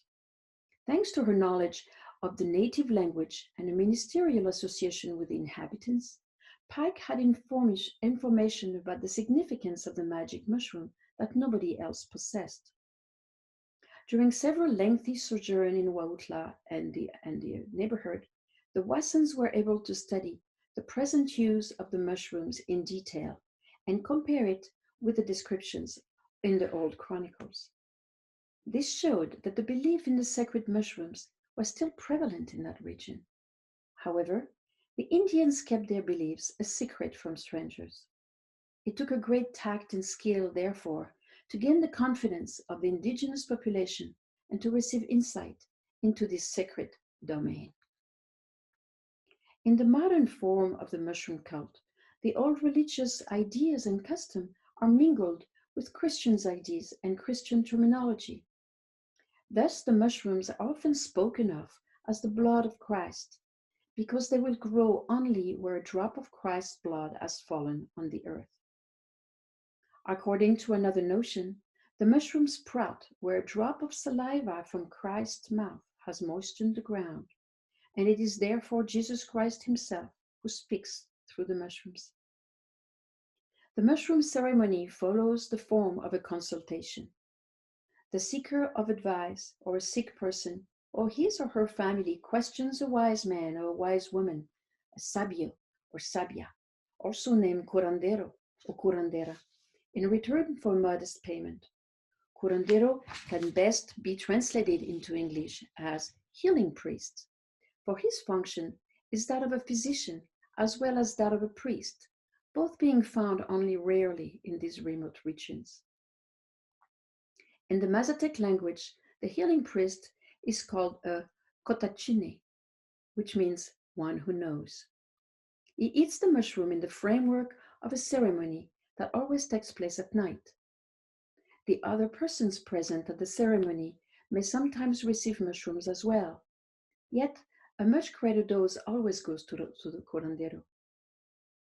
The performance is executed with the accompaniment of prayers and entreaties, while the mushrooms are incensed briefly over a basin in which copal, an incense-like resin, is burned. In complete darkness, at times by candlelight, while the others present lie quietly on their straw mats, the curandero, kneeling or sitting, prays and sings before a type of an altar bearing crucifix, an image of a saint, or some other objects of worship. Under the influence of the sacred mushrooms, the curandero counsels in a visionary state in which even the inactive observers more or less participate. In the monotonous song of the curandero, the mushroom Tirnanakato gives its answers to the questions posed. It says whether the diseased person will live or die, which herbs will affect the cure. It reveals who has killed a specific person and who has stolen the horse. Or it makes known how a distant relative fares, and so forth. The mushroom ceremony not only has the function of a consultation of the type described. For the Indians, it is also has a meaning in many respects similar to the Holy Communion for the believing Christian. From many utterances of the native, it could be inferred that they believe that God has given the Indians the sacred mushroom because they are poor and possess no doctors and medicines, and also because they cannot read, in particular the Bible, God therefore speaks directly to them through the mushroom. The missionary Eunice V. Pike even alluded to the difficulties that result from explaining the Christian message, the written word, to a people who believe they possess a means, the sacred mushrooms, of course, to make God's will known to them in a direct, clear manner. Yes, the mushrooms permit them to see into heaven and to establish communication with God Himself. The Indians' reverence for the sacred mushrooms is also evident in the belief that they can be eaten only by a clean person. Clean here means ceremonially clean, and that term, among other things, includes sexual abstinence at least 4 days before and after ingestion of the mushrooms. Certain rules must also be observed in gathering the mushrooms. With non-observance of these commandments, the mushroom can make the person who eats them insane or can even kill. The Wassons had undertaken their first expedition to the Mazatec country in 1953, but not until 1955 did they succeed in overcoming the shyness and reserve of the Mazatec friends they had managed to make, to the point of being admitted as active participants in a mushroom ceremony. Dr. Gordon Wasson and his companion, the photographer Alan Richardson, were given sacred mushrooms to eat at the end of June 1955 on the occasion of a nocturnal mushroom ceremony. They thereby became, in all likelihood, the first outsiders, the first whites, ever permitted to take Teonenakato. In the second volume of Mushrooms, Russia and History, in enraptured words, Wasson describes how the mushroom seized possession of him completely, although he had tried to struggle against its effect in order to be able to remain an objective observer. First, he saw geometric colored patterns, which then took on an architectural characteristics.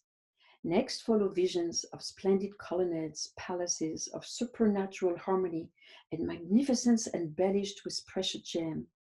Triumphal cars drawn by fabulous creatures as they are known only from mythology, and landscapes of fabulous luster. Detached from the body, the spirit soared timelessly in a realm of fantasy among images of a higher reality and deeper meaning than those of the ordinary, everyday world. The essence of life, the ineffable, seemed to be on the verge of being unlocked, but the ultimate door failed to open. This experience was the final proof for Wasson that the magical powers attributed to the mushrooms actually existed and were not merely superstition. In order to introduce the mushroom to scientific research, Wasson had earlier established an association with mycologist Professor Roger Heim of Paris. Accompanying the Wassons on further expeditions into the Mazatec country, Heim conducted the botanical identification of the sacred mushrooms. He showed that they were guild mushrooms from the family Strophaceae, about a dozen different species, not previously described scientifically, the greatest part belonging to the genus Psilocybe. Professor Heim also succeeded in cultivating some of the species in the laboratory. The mushroom Psilocybe mexicana turned out to be especially suitable for artificial cultivation. Chemical investigations ran parallel with these botanical studies on the magic mushrooms, with the goal of extracting the hallucinogenically active principle from the mushroom material and preparing it in chemical pure form. Such investigations were carried out at Professor Heim's instigation in the chemical laboratory of the Muséum National d'Histoire Naturelle in Paris, and work teams were occupied with this problem in the United States in the research laboratories of two large pharmaceutical companies, Merck and Smith, Klein and French. The American laboratories had obtained some of the mushrooms from Wasson and had gathered them themselves in the Sierra Mazateca. As the chemical investigations in Paris and in the United States turned out to be ineffectual, Professor Heim addressed this matter to our firm, as mentioned at the beginning of this chapter, because he felt that our experimental experience with LSD related to the magic mushrooms by similar activity could be of use in the isolation attempts. Thus, it was LSD that showed Tionanakato the way into our laboratory. As director of the Department of Natural Products of the Sandoz Pharmaceutical Chemical Research Laboratories at that time, I wanted to assign the investigation of the magic mushrooms to one of my co-workers. However, nobody showed much eagerness to take on this problem because it was known that LSD and everything connected with it were scarcely popular subjects with the top management. Because the enthusiasm necessary for successful endeavors cannot be commended, and because the enthusiasm was already present in me as far as this problem was concerned, I decided to conduct the investigation myself. Some 100 grams of dried mushrooms in the species Psilocybe mexicana, cultivated by Professor Heim in the laboratory, were available for the beginning of the chemical analysis. My laboratory assistant, Hans Schechter, who during our decade-long collaboration had developed into a very capable helper, completely familiar with my manner of work, aided me in the extraction and isolations attempt. Since there were no clues at all concerning the chemical properties of the active principle we sought, the isolation attempts had to be conducted on the basis of the effect of the extract fractions. But none of the various extracts showed an unequivocal effect either in the mouse or the dog, which could have pointed to the presence of hallucinogenic principles. It therefore became doubtful whether the mushrooms cultivated and dried in Paris were still active at all. That could only be determined by experimenting with this mushroom material on a human being. As in the case of LSD, I made this fundamental experiment myself, since it is not appropriate for a researcher to ask anyone else to perform self-experiments that they require for their own investigations, especially if they entail, at this case, a certain risk. In this experiment, I had 32 dry specimens of Psilocybe mexicana, which together weighed about 2.4 grams. This amount corresponds to an average dose according to the report of Wasson and Heim, as it is used in the curanderos. The mushrooms displayed a strong psychic effect, as the following extract from the report on that experiment shows. 30 minutes after my taking the mushrooms, the exterior world began to undergo a strange transformation. Everything assumed a Mexican character. As I was perfectly well aware that my knowledge of the Mexican origin of the mushroom would lead me to imagine only Mexican scenery, I tried deliberately to look on my environment as I knew it normally. But all voluntary efforts to look at things in their customary forms and colors proved ineffective. Whether my eyes were closed or open, I saw only Mexican motifs and colors. When the doctor supervising the experiment bent over me to check my blood pressure, he was transformed into an Aztec priest, and I would not have been astonished if he had drawn an obsidian knife. In spite of the seriousness of the situation, it amused me to see how the Germanic face of my colleague had acquired a purely Indian expression. At the peak of the intoxication, about 1.5 hours after ingestion of the mushrooms, the rush of interior pictures, mostly abstract motifs rapidly changing in shape and colors, reached such an alarming degree that I feared I would be torn into this whirlpool of form and color and would dissolve. After about 6 hours, the dream came to an end. Subjectively, I had no idea how long this condition had lasted. I felt my return to everyday reality to be a happy return from a strange, fantastic, but quite real world to an old and familiar home. This self-experiment showed once again that human beings react much more sensitively than animals to psychoactive substances.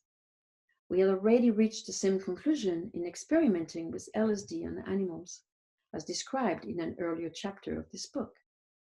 It was not inactivity of the mushroom material, but rather the deficient reaction capability of the research animals vis-à-vis such a type of active principle that explain why our extracts had appeared inactive in the mouse and dog.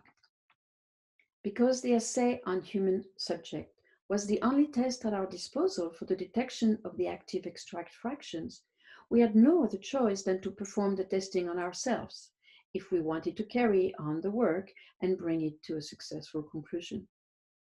In the self-experiment just described, a strong reaction lasting several hours was produced by 2.4 gram dried mushrooms. Therefore, in the sequel, we used samples corresponding to only 1/3 of this amount, namely 0.8 gram of dried mushrooms. If these samples contained the active principle, they would only provoke a mild effect that impaired the ability to work for a short time.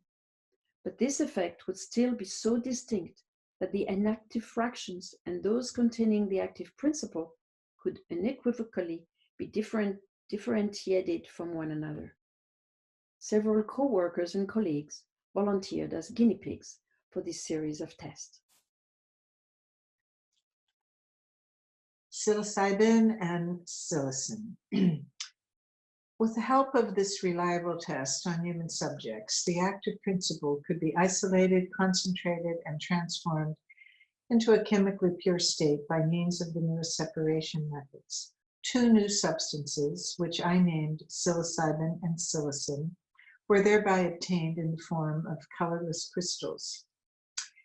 These results were published in March 1958 in the journal Experiencia, in collaboration with Professor Heim and with my colleagues Dr. A. Brack and Dr. H. Coble, who had provided greater quantities of mushroom material for these investigations after they had essentially improved the laboratory cultivation of the mushrooms.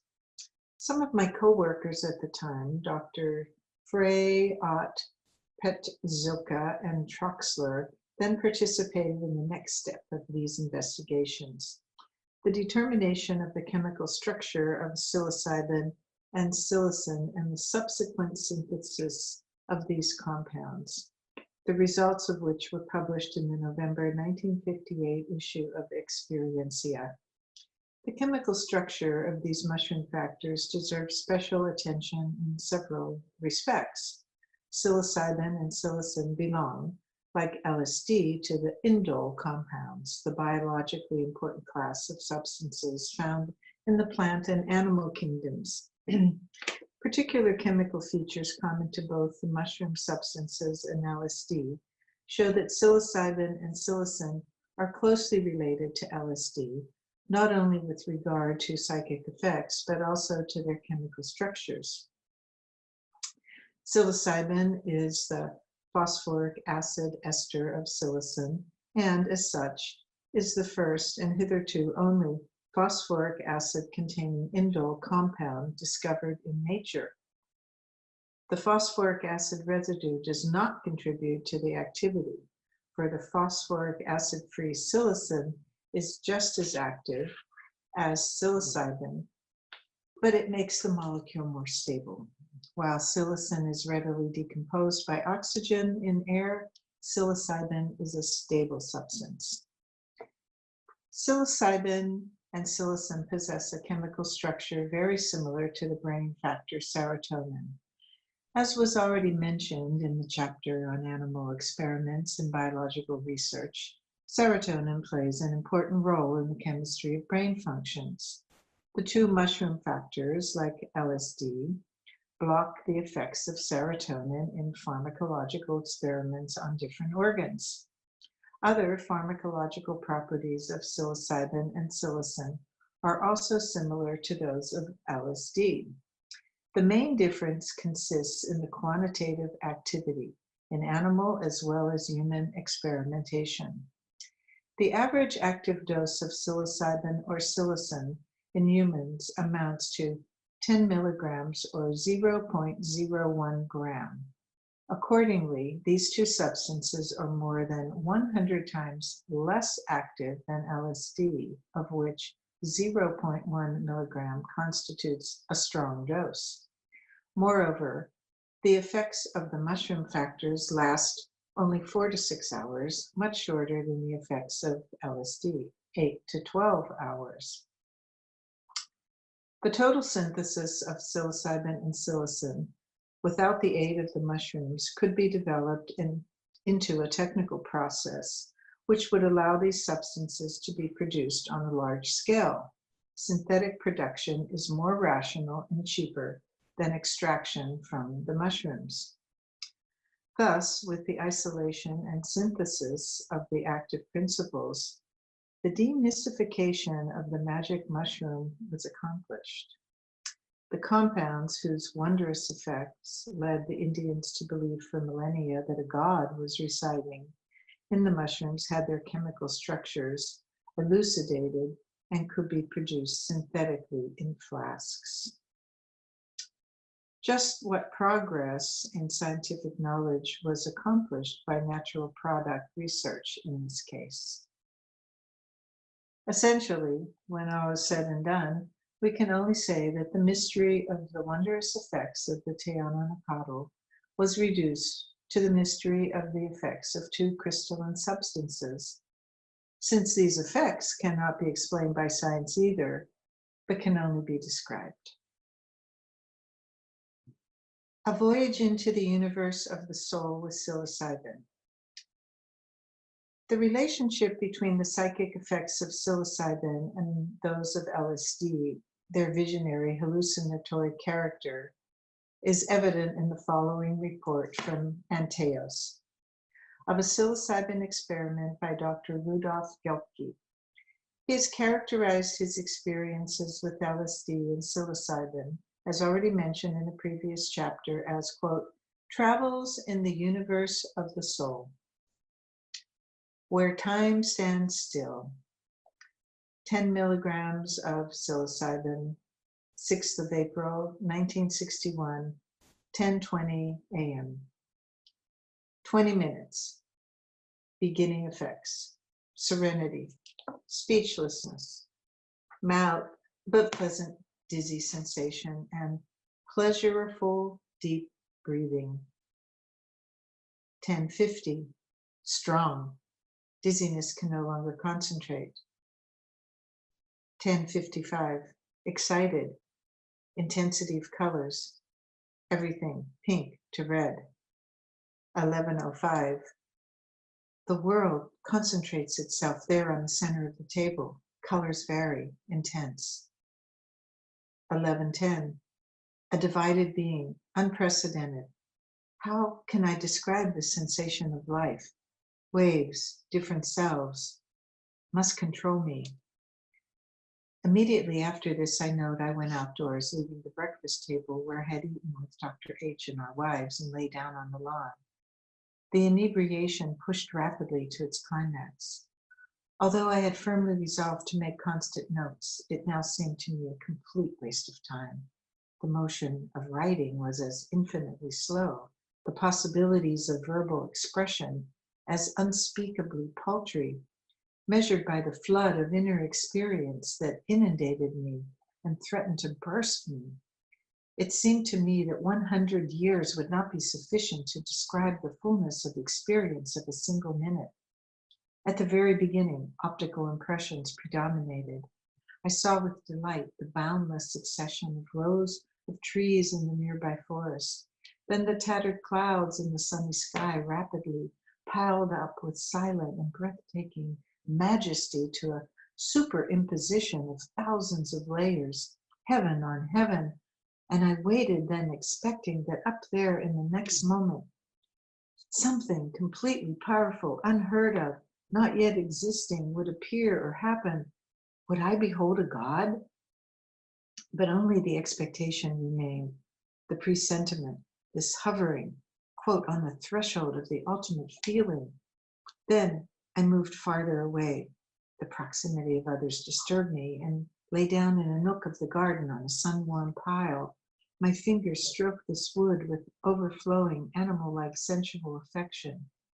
At the same time, I was submerged within myself. It was an absolute climax. A sensation of bliss pervaded me, a contented happiness.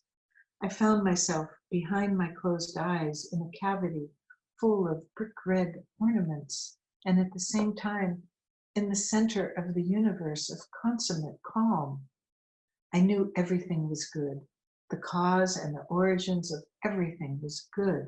But at the same moment, I also understood the suffering and the loathing, the depression, and the misunderstanding of ordinary life. One is never total, but instead divided, cut in pieces, and split up into the tiny fragments of seconds, minutes, hours, days, weeks, and years. There, one is a slave of Moloch, time, which devoured one piecemeal. One is condemned to stammering, bungling, and patchwork. One must drag about oneself with the perfection and absolute, the togetherness of all things, the eternal moment of the golden age, this original ground of being that indeed, nevertheless, has always endured and will endure forever, there in the weekday of human existence, as a tormenting thorn buried deeply in the soul, as a memorial of a claim never fulfilled, as a fata morgana of a lost and promised paradise. Through this feverish dream, present to a condemned past and a clouded future, I understood. This inebriation was a space flight, not of the outer, but rather of the inner man. And for a moment, I experienced reality from a location that lies somewhere beyond the force of gravity of time. As I began again to feel this force of gravity, I was childish enough to want to postpone the return by taking a new dose of 6 milligrams of psilocybin at 11:45, and once again 4 milligrams at 14:30. The effect was trifling and in any case not worth mentioning. Mrs. Lee Geltke, an artist, also participated in this series of investigations, taking 3 self-experiments of LSD and psilocybin. The artist wrote of the drawing she made during the experiment. Nothing on this page is consciously fashioned. While I work on it, the memory of the experience under psilocybin was again reality and led me at every stroke. For that reason, the picture is as many-layered as this memory, and the figure at the lower right is really the captive of its dream. And when books about Mexican art came into my hands 3 weeks later, I again found the motifs of my visions there with a sudden start. I have also mentioned the occurrence of Mexican motifs in psilocybin inebriation during my first self-experiment with dried psilocybe mexicana mushrooms, as was described in the section on the chemical investigation of those mushrooms. The same phenomena has also struck R. Gordon Wasson. Proceeding from such observations, he has advanced the conjecture that ancient Mexican art could have been influenced by visionary images as they appear in mushroom inebriation. The magic morning glory or soliloquy. After we had managed to solve the riddle of the sacred mushroom, Teonanacatl, in a relatively short time, I also became interested in the problem of another Mexican magic drug, not yet chemically elucidated, Hololiloque. Hololiloque is the Aztec name for the seeds of certain climbing plants that, like the mescaline cactus peyote and the mushrooms that were used in pre-Columbian times by the Aztecs and neighboring peoples in religious ceremonies and magical healing practices. Hololiloque is still used even today by certain Indian tribes like the Zapotes, Chinantec, Mazatec, and Mixtec, who until a short time ago led genuinely isolated existences, little influenced by Christianity in the remote mountains of southern Mexico. An excellent study of the historical, ethnological, and botanical aspects of the Hololiloque were published in 1941 by Richard Evan Schultes, director of the Harvard Botanical Museum in Cambridge, Massachusetts. It is entitled A Contribution to Our Knowledge of Rivera Corumbosa, the narcotic Hololiloque of the Aztecs. The following statements about the history of the Hololiloque derive chiefly from Schultes' monograph. The early records about this drug were written by Spanish chroniclers of the 16th century who also mentioned peyote and teona and caro. Thus, the Franciscan friar Bernardino de Sahagún, in his already cited famous chronicle, Historia General de las Cosas de la Nueva España, writes about the wondrous effects of ololiloquy. This is an herb. It's called green snake, which produces seeds that are called ololiloquy. These seeds stupefy and deprive one of reason. They are taken as a potion. We obtained further information about these seeds from the physician Francisco Hernandez, whom Philip II sent to Mexico from Spain from 1570 to 1575 in order to study the medicaments of the natives. In the chapter on ololiloquy of his monumental work, published in Rome in 1651, he gives a detailed description and the first illustration of ololiloquy.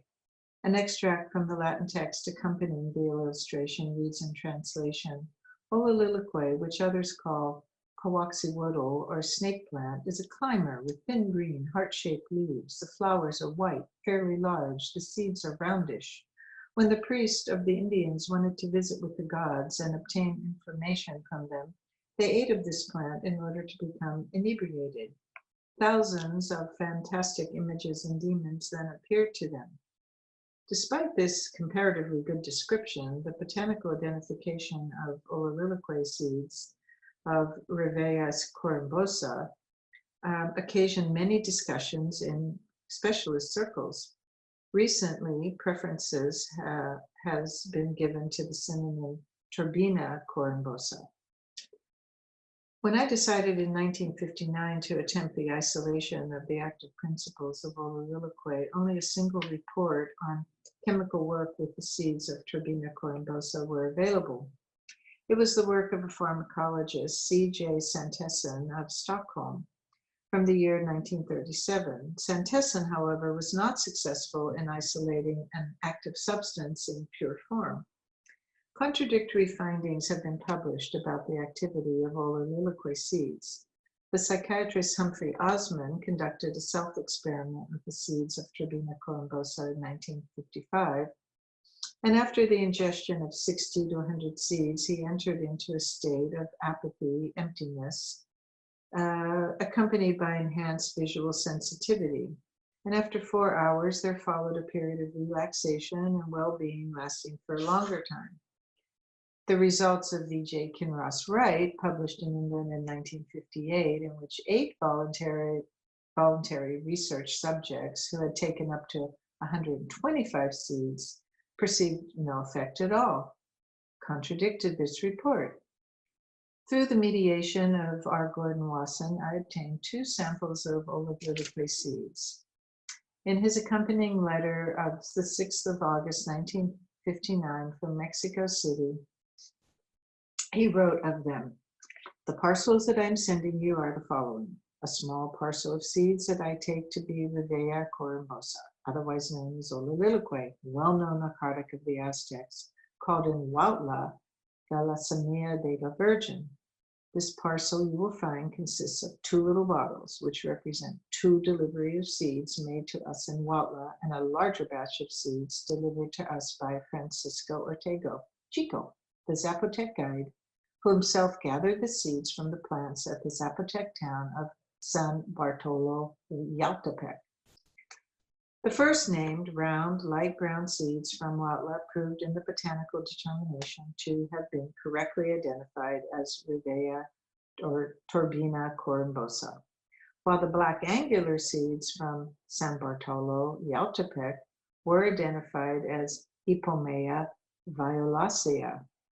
While Turbina corymbosa thrives only in tropical or subtropical climates, one also finds the Ipomea violacea as an ornamental plant dispersed over the whole earth and in temperate zones. It is the morning glory that delights the eye in our gardens in diverse varieties with blue-red striped calyxes. The Zapotec Besides the original ololiloquy, that is, the seeds of the Trodina corymbosa, which they call bado, also utilized bado negro, the seeds of the Violacea. T. McDougall, who furnished us with the second larger consignment of the last made seeds, made this observation. My capable laboratory assistant, Hans Scherter, with whom I had already carried out the isolation of the active principles of the mushrooms, participated in the chemical investigations of the ololiloquy drug. We advanced the working hypothesis that the active principles of the ololiloquy seeds could be representatives of the same class of chemical substances, the indole compounds, to which LSD, psilocybin, and psilocin belong.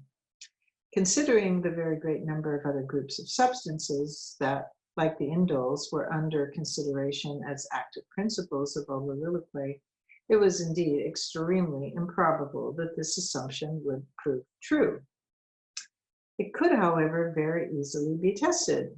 The presence of indole compounds, of course, may simply and rapidly be determined by colorimetric reactions. Thus, even traces of indole substances with a certain reagent give an intense blue-colored solution.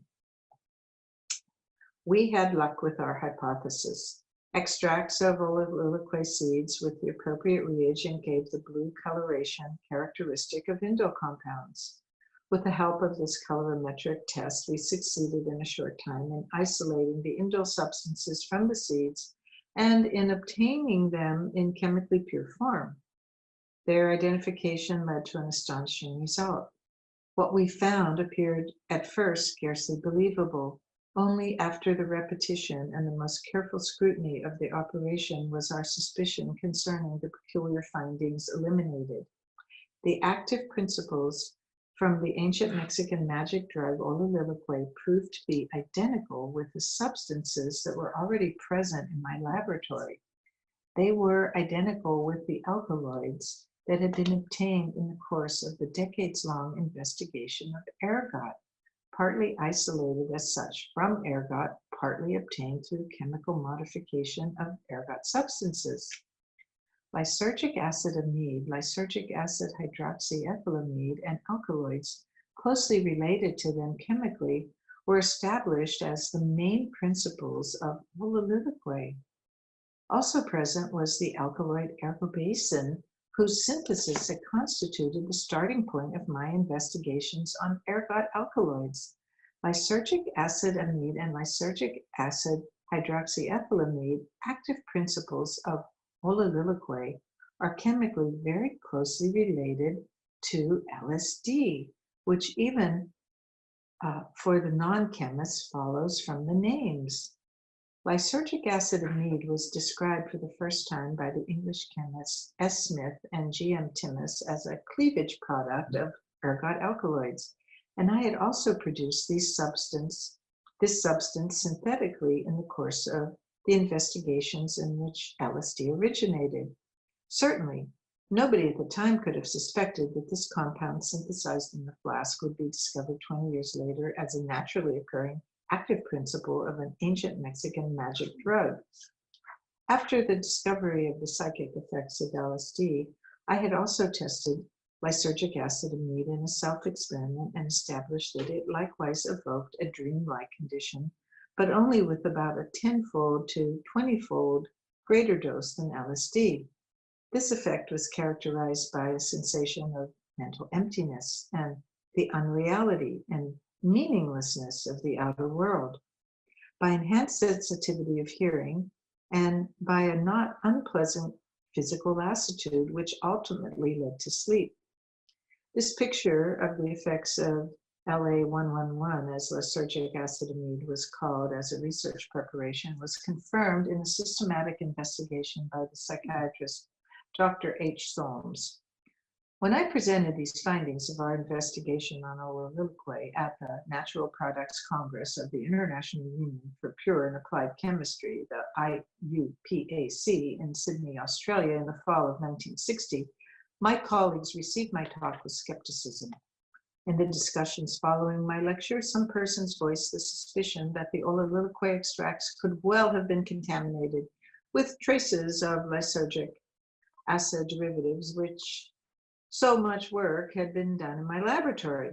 There was another reason for the doubt in specialist circles concerning our findings: the occurrence in higher plants, i.e. the morning glory family of ergot alkaloids that hitherto had been known only as constituents of lower fungi, contradicted the experience that certain substances are typical of and restricted to respective plant families.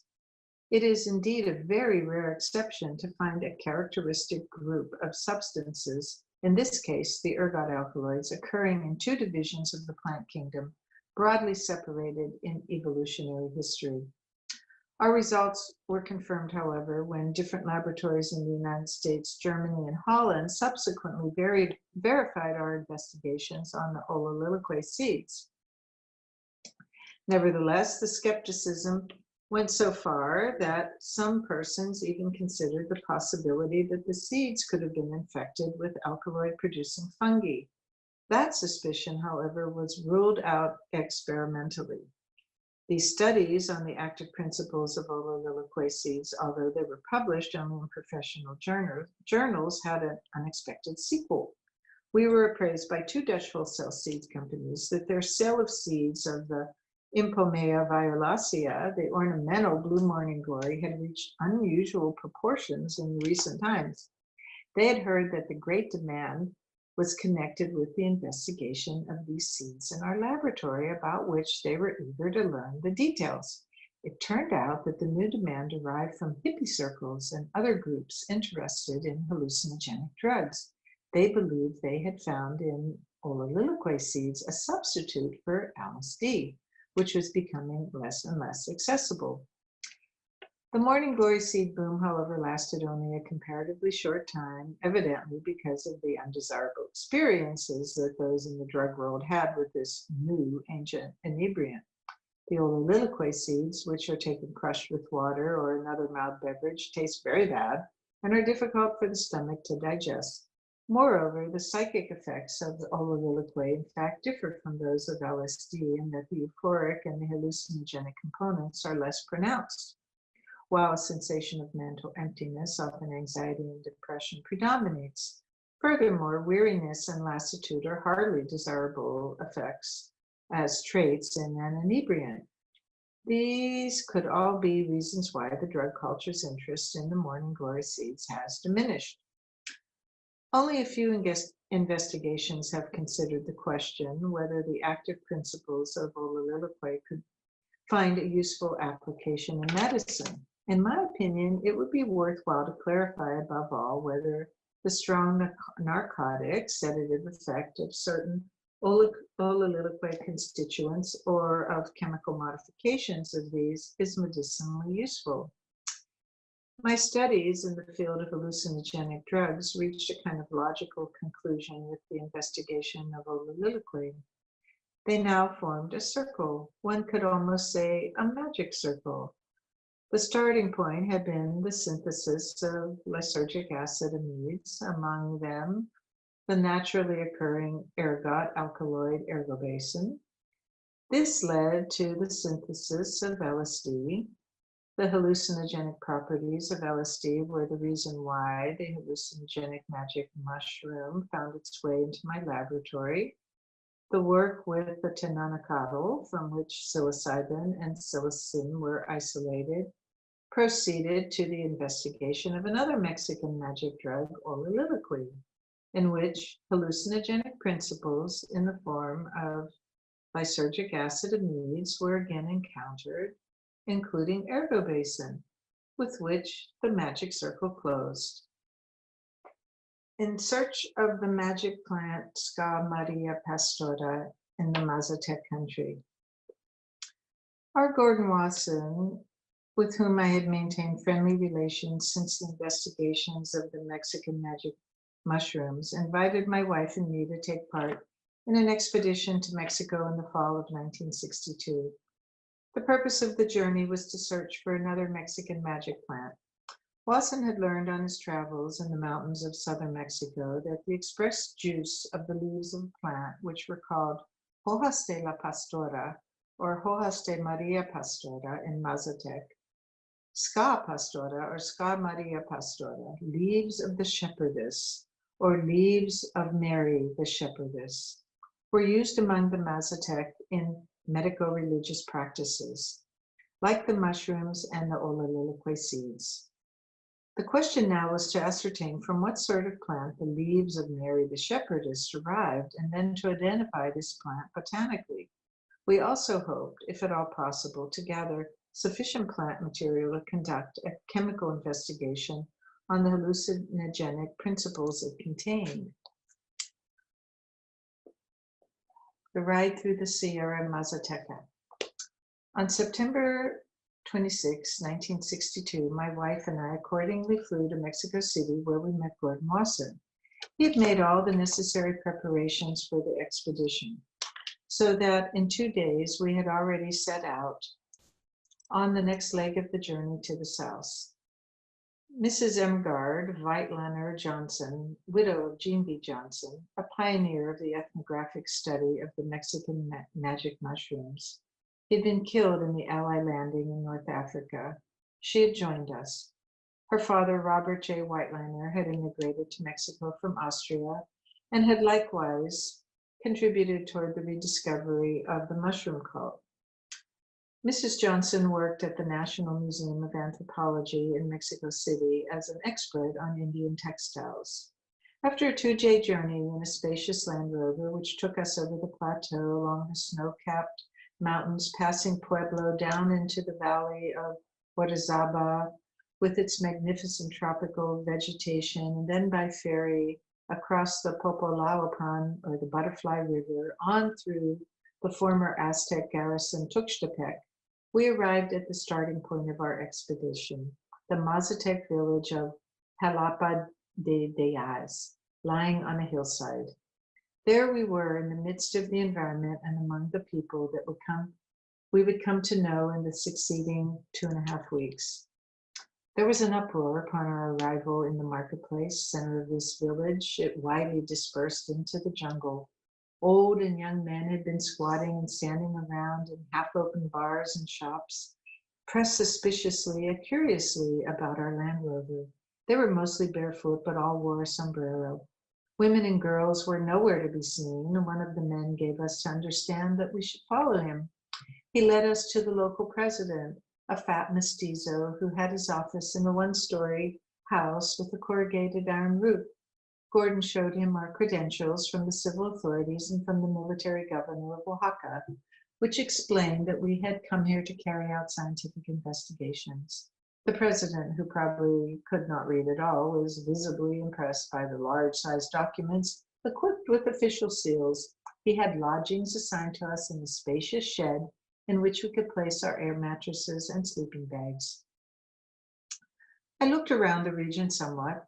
The ruins of a large church from colonial times, which must have once been very beautiful, rose almost ghost-like in the direction of an ascending slope at the side of the village square.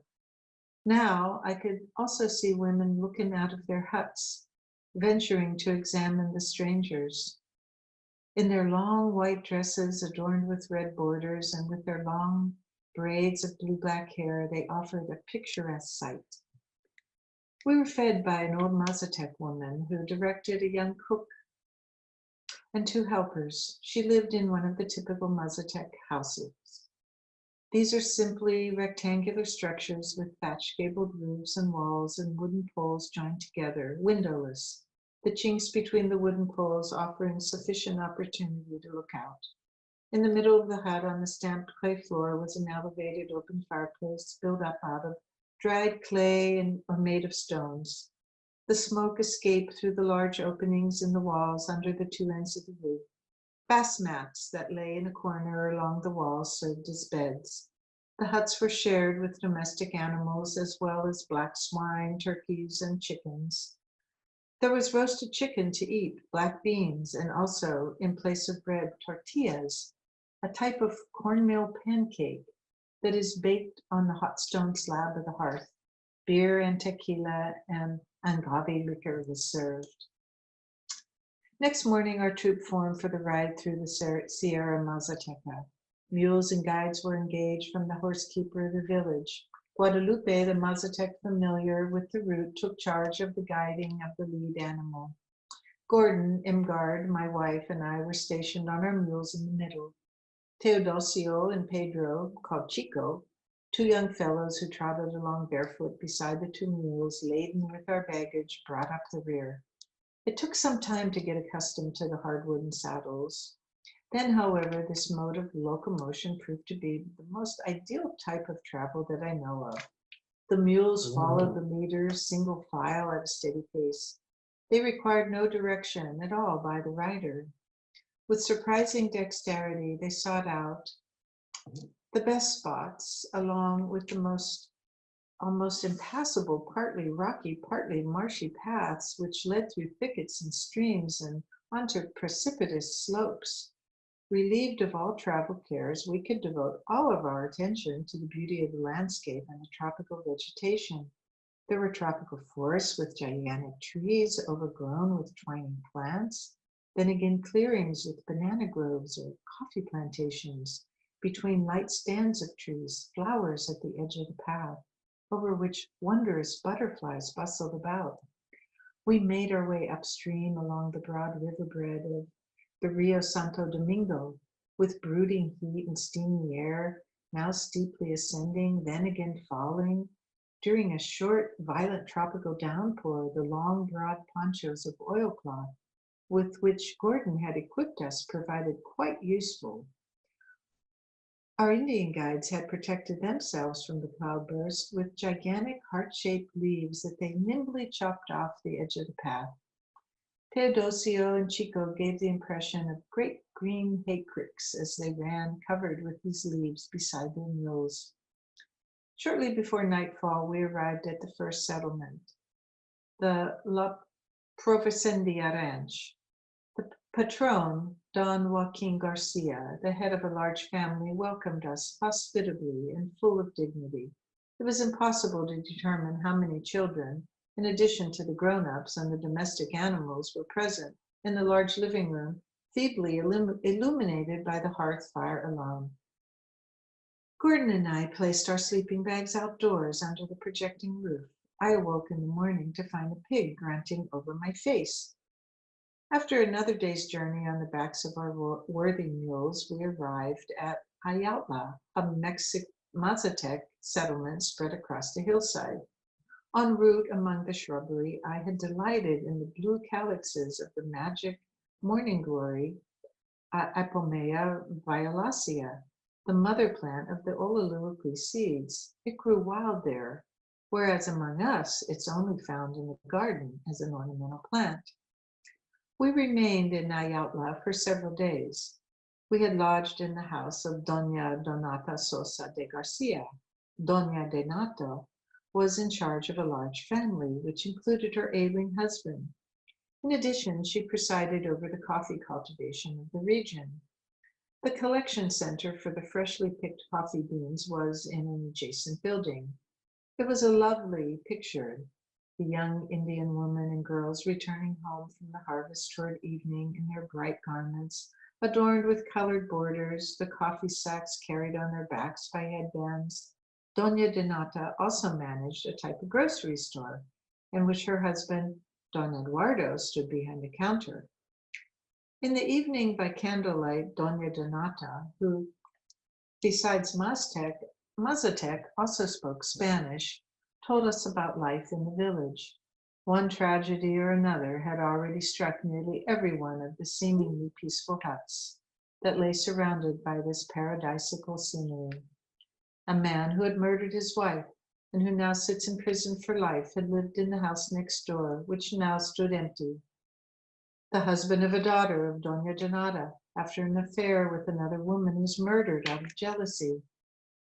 The president of Ayala, a young bull of a mestizo to whom we had made our formal visit in the afternoon, never made the short walk from his hut to his office in the village hall with the corrugated iron roof, unless accompanied by two heavily armed men. Because he exacted illegal taxes, he was afraid of being shot to death.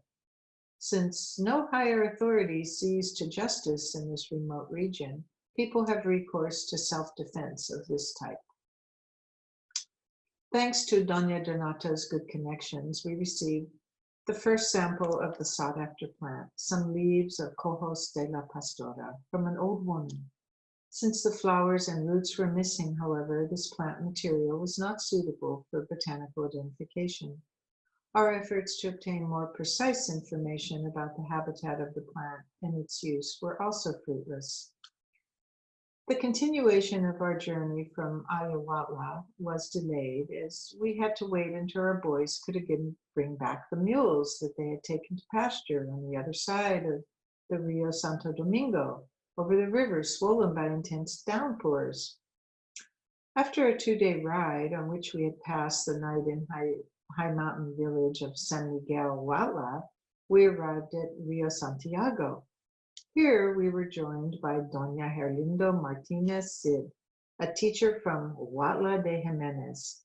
She had ridden over on the invitation of Gordon Wasson, who had known her since his mushroom expedition and was to serve as our Mazatec and Spanish-speaking interpreter. Moreover, she could help us, through her numerous relatives scattered in the region, to pave the way to contacts with curanderos and curanderas who use the Hojas de la Pastora in their practice. Because of our delayed arrival in Rio Santiago, Doña Herlindo, who was acquainted with the dangers of the region, had been apprehensive about us, fearing we might have plunged down a rocky path or been attacked by robbers. Our next stop was in San Jose Tenango, a settlement lying deep in a valley in the midst of tropical vegetation with orange and lemon trees and banana plantations. And here again was the typical village picture in the center, a marketplace with a half-ruined church from the colonial period, with 2 or 3 stands, a general store, and shelters for horses and mules. We found lodging in a corrugated iron barracks, and with the special luxury of a cement floor on which we could spread out our sleeping bags. In the thick jungle on the mountainside, we discovered a spring whose magnificent fresh water in a natural rocky basin invited us to bathe. That was an unforgettable pleasure after days without opportunities to wash properly. In this grotto, I saw a hummingbird for the first time in nature, a blue-green, metallic, iridescent gem which whirred over great liana blossoms. The desired contact with persons skilled in medicine came about thanks to the kindred connections of Doña Herlinda, beginning with the curandero Don Sabino. But he refused for some reason to receive us in consultation and to question the leaves. From an old curandera, a venerable woman in a strikingly magnificent Mazatec garment, with the lovely name Natividad Rosa, we received a whole bundle of flowering specimens of the sought-after plant. But even she could not be prevailed upon to perform a ceremony with the leaves for us. Her excuse was that she was too old for the hardship of the magical trip. She could never cover the long distance to certain places, a spring where the wise women gather their powers, a lake on which the sparrows sing, and where objects get their names. Nor would Natividad Rosa tell us where she had gathered the leaves. They grew in a very, very distant forest valley. Wherever she dug up a plant, she put a coffee bean in the earth as thanks to the gods. We now possessed ample plants with flowers and roots which were suitable for botanical identification. It was apparently a representative of the genus Salvia, a relative of the well-known meadow sage. The plants had blue flowers crowned with a white dome, which are arranged on a panicle 20 to 30 centimeters long, whose stem leaked blue. Several days later, Natividad Rosa brought us a whole basket of leaves, for which she was paid 50 pesos. The business seems to have been discussed, for 2 other women brought us further quantities of leaves. As it was known that the express juice of the leaves is drunk in the ceremony, and this must therefore contain the active principle, the fresh leaves were crushed on a stone plate, squeezed out on a cloth, the juice diluted with alcohol as a preservative, and decanted into flasks in order to be studied later in the laboratory in Basel. I was assisted in this work by an Indian girl who was accustomed to dealing with the stone plate, the metate, on which the Indians since ancient times have ground their corn by hand. On the day before the journey that was to continue, having given up all hope of being able to attend a ceremony, we suddenly made another contact with a curandero, one who was ready to, quote, to serve us. A confidant of Herlinda's, who had produced this contact, led us in, after nightfall, along a secret path to the hut of the curandero, lying solitary on the mountainside above the settlement. No one from the village was to see us or discover that we were received there. It was obviously considered a betrayal of sacred customs, worthy of punishment to allow strangers, whites, to take part in this. That indeed had also been a real reason why the other healers whom we asked had refused to admit us to a leaf ceremony. Strange bird calls from the darkness accompanied us on the ascent, and the barking of dogs was heard on all sides. The dogs had detected the strangers. The curandera Consuela Garcia, a woman of some 40 years, barefoot like all Indian women in the region, timidly admitted us to her hut and immediately closed up the doorway with a heavy bar. She bid us lie down on the bast mats on the stamped mud floor. As Consuelo spoke only Mazatec, Erlinda translated her instructions into Spanish for us. The curandera lit a candle on the table, covered with some images of saints, along with a variety of rubbish. Then she began to bustle about busily, but in silence. All at once we heard peculiar noises and a rummaging in the room. Did the hut harbor some hidden person whose shape and proportions could not be made out in the candlelight? Visibly disturbed, Consuela searched the room with the burning candle. It appeared to be merely rats, however, who were working their mischief. And in a bowl, the curandera now kindled copal, an incense-like resin, which soon filled the whole hut with its aroma. Then the magic potion was ceremoniously prepared. Consuelo inquired which of us wished to drink of it with her. Gordon announced himself. Since I was suffering from a severe stomach upset at the time, I could not join in. My wife substituted for me. The curandera laid out 6 pairs of leaves for herself. She proportioned the same number to Gordon. Anita received 3 pairs. Like the mushrooms, the leaves are always dosed in pairs, a practice that, of course, has a magical significance. The leaves were crushed with the metate, then squeezed out through the fine sieve into a cup, and the metate and the contents of the sieve were rinsed with water. Finally, the filled cups were incensed over the copal vessel with much ceremony. Consuelo asked Anita and Gordon before she handed them their cups whether they believed in the truth and the holiness of the ceremony. After they answered in the affirmative and the very bitter-tasting potion was solemnly imbibed, the candles were extinguished, and lying in darkness on the bast mats, we awaited the effects. After some 20 minutes, Anita whispered to me that she saw striking, brightly bordered images. Gordon also perceived the effect of the drug. The voice of the curandera sounded from the darkness, half speaking, half singing. Herlinda translated, "Did we believe in Christ's blood and the holiness of the rites? After our creemos, we believe." The ceremonial performance continued. The curandera lit the candles, moved them from the altar table onto the floor, sang and spoke prayers of magic formulas, placed the candles again under the images of the saints, and then again silence and darkness. Thereupon the true consultation began. Consuelo asked of our request. Gordon inquired after the health of his daughter, who immediately before his departure from New York had to be admitted prematurely to the hospital in expectation of a baby. He received comforting information that mother and child were well. Then again came singing and prayer and manipulations with the candles on the altar table and on the floor and over the smoking basin. When the ceremony was at an end, the curandero asked us to rest a while longer in prayer on our best mats. Suddenly, a thunderstorm burst out. Through the cracks of the beamed walls, lightning flashed into the darkness of the hut, accompanied by violent thunderbolts, while a tropical downpour raged, beating on the roof. Consuela voiced apprehension that we would not be able to leave her house unseen in the darkness. But the thunderstorm let up before daybreak, and we went down the mountainside to our corrugated iron barracks as noiselessly as possible by the light of flashlights, unnoticed by the villagers, but the dogs again barked from all sides.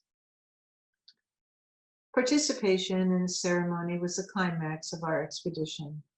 It brought confirmation that the hojas de la pastora were used by the Indians for the same purpose and in the same ceremonial milieu as teonanacatl, the sacred mushrooms. Now we also had authentic plant material, not only sufficient for botanical identification, but also for plant chemical analysis.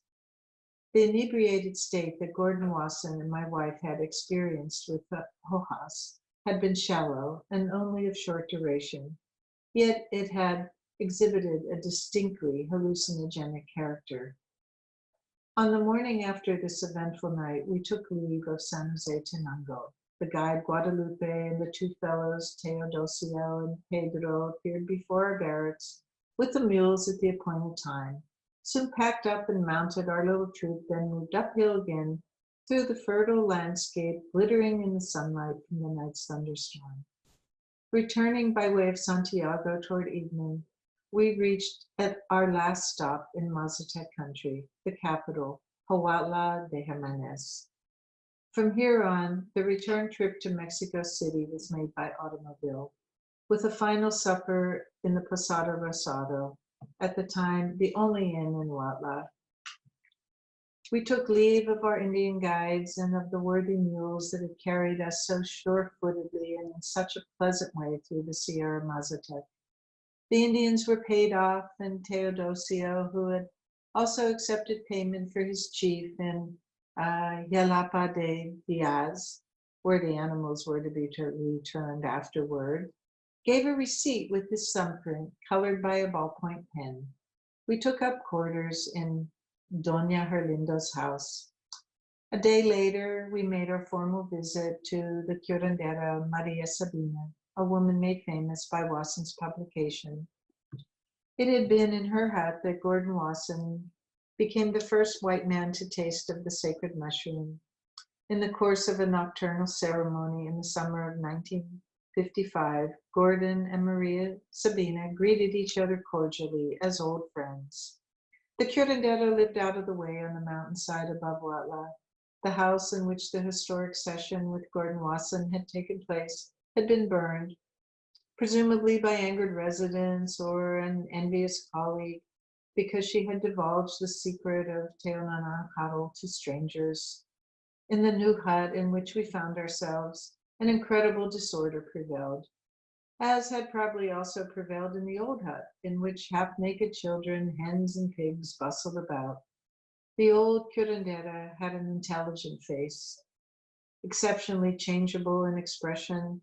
She was obviously impressed when it was explained that we had managed to confine the spirit of the mushrooms in pills, and she at once declared herself ready to, quote, serve us with these, that is, to grant us a consultation. It was agreed that this should take place the coming night in the house of Doña Herlinda. In the course of the day, I took a stroll through Huautla de Jimenez, which led along a main street on the mountainside. Then I accompanied Gordon on his visit to the Instituto Nacional Indigenista. This governmental organization had the duty of studying and helping to solve problems of the indigenous population, that is, the Indians. Its leader told us of the difficulties that the coffee policy had caused in the area at that time.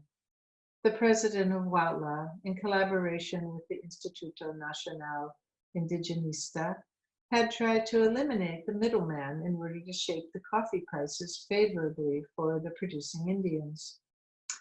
His body was found mutilated the previous June. Our stroll also took us past the cathedral from which Gregorian chants resounded. Old Father Aragon, whom Gordon knew well from his earlier stays, invited us into the vestry for a glass of tequila.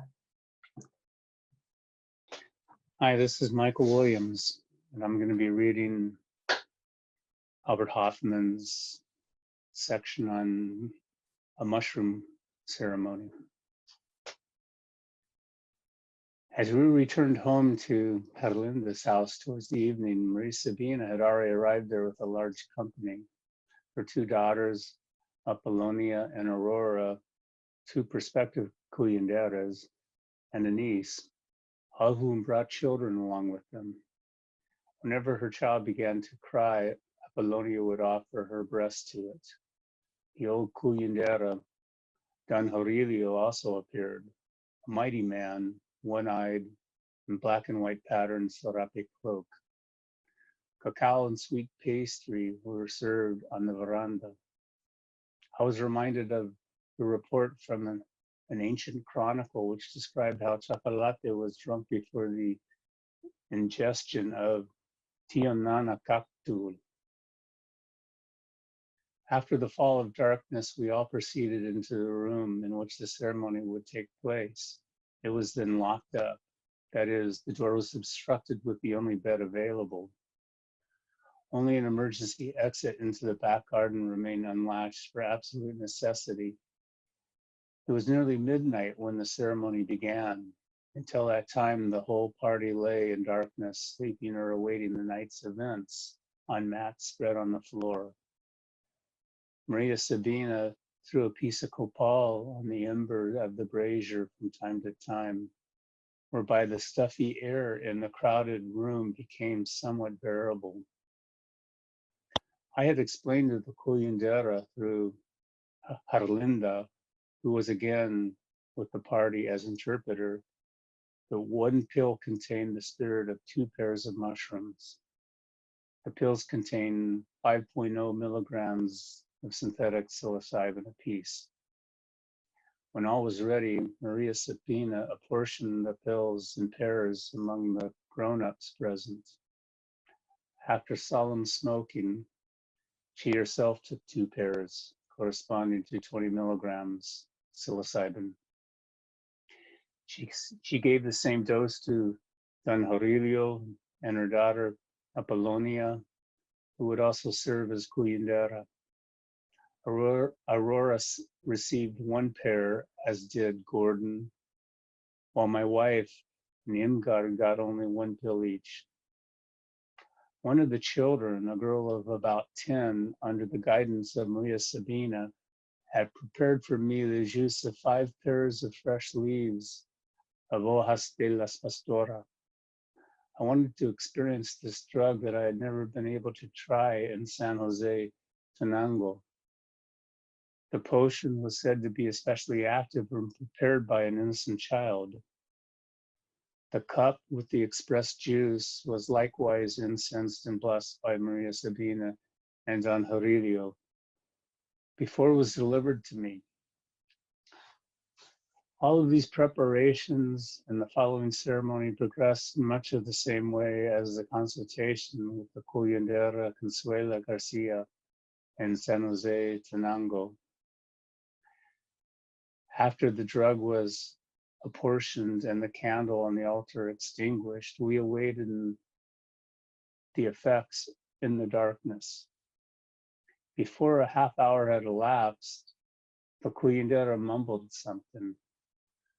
Her daughter and Don Aurelio also became restless.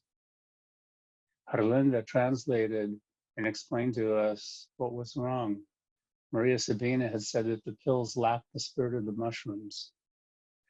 I discussed the situation with Gordon, who lay beside me. For us, it was clear that the absorption of the active principle from the pills, which must first dissolve in the stomach, occurs more slowly than from the mushrooms, in which some of the active principles already becomes absorbed through the mucous membranes during chewing. But how could we give a scientific explanation under such conditions? Rather than try to explain, we decided to act. We distributed more pills. Both cuyanderas and cuyandero each received another pair. They had now taken a total of 30 milligrams synthetic psilocybin.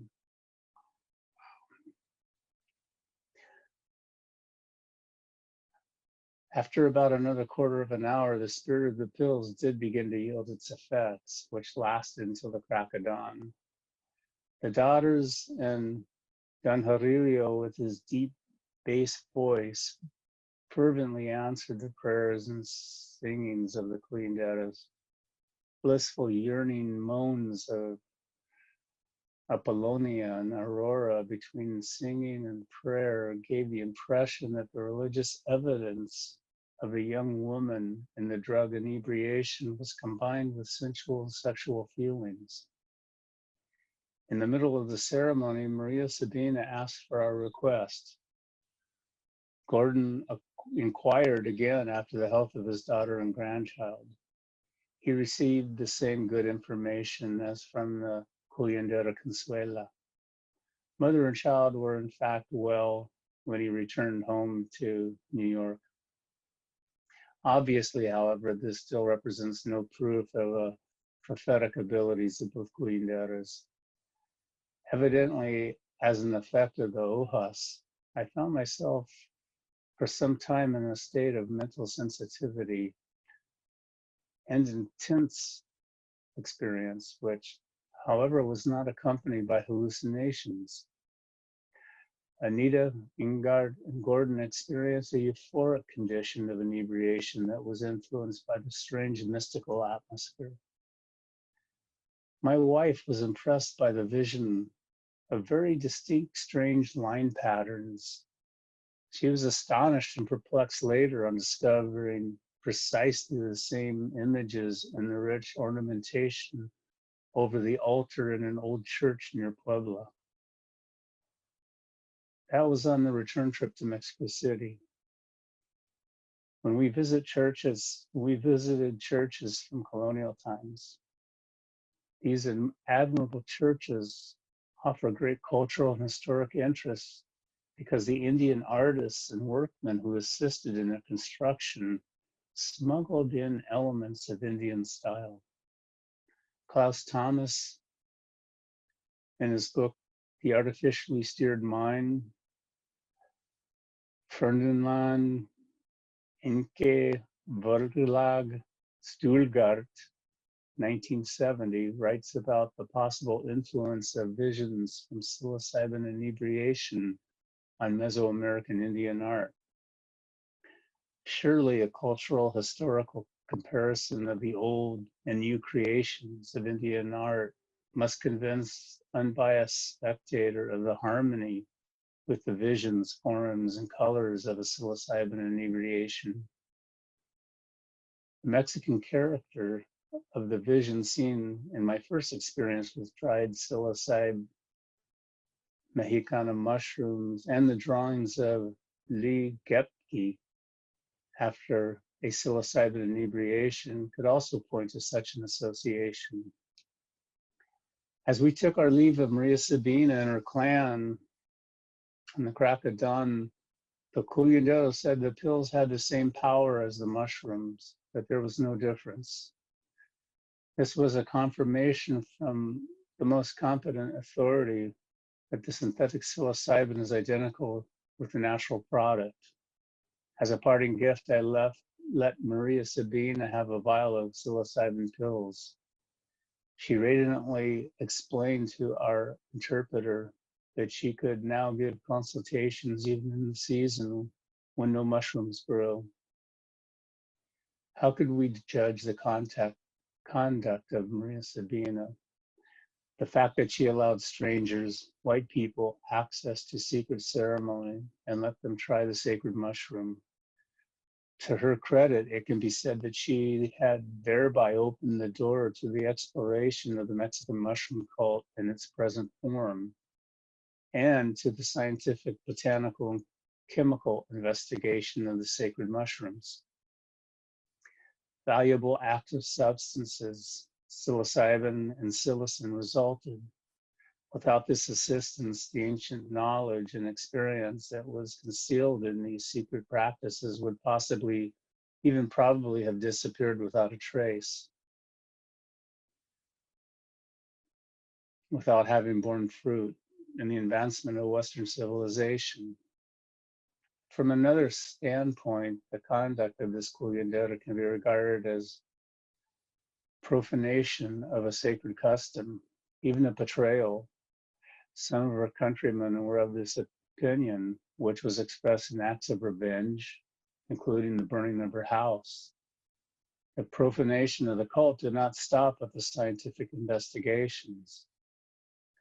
The publication about the magic mushrooms unleashed an invasion of hippies and drug seekers into the Mazatec country, many of whom behaved badly, some even criminally. Another undesirable consequence was the beginning of true tourism in Huautla de Jimenez, whereby the originality of the place was eradicated. Such statements and considerations are, for the most part, the concern of ethnographic research.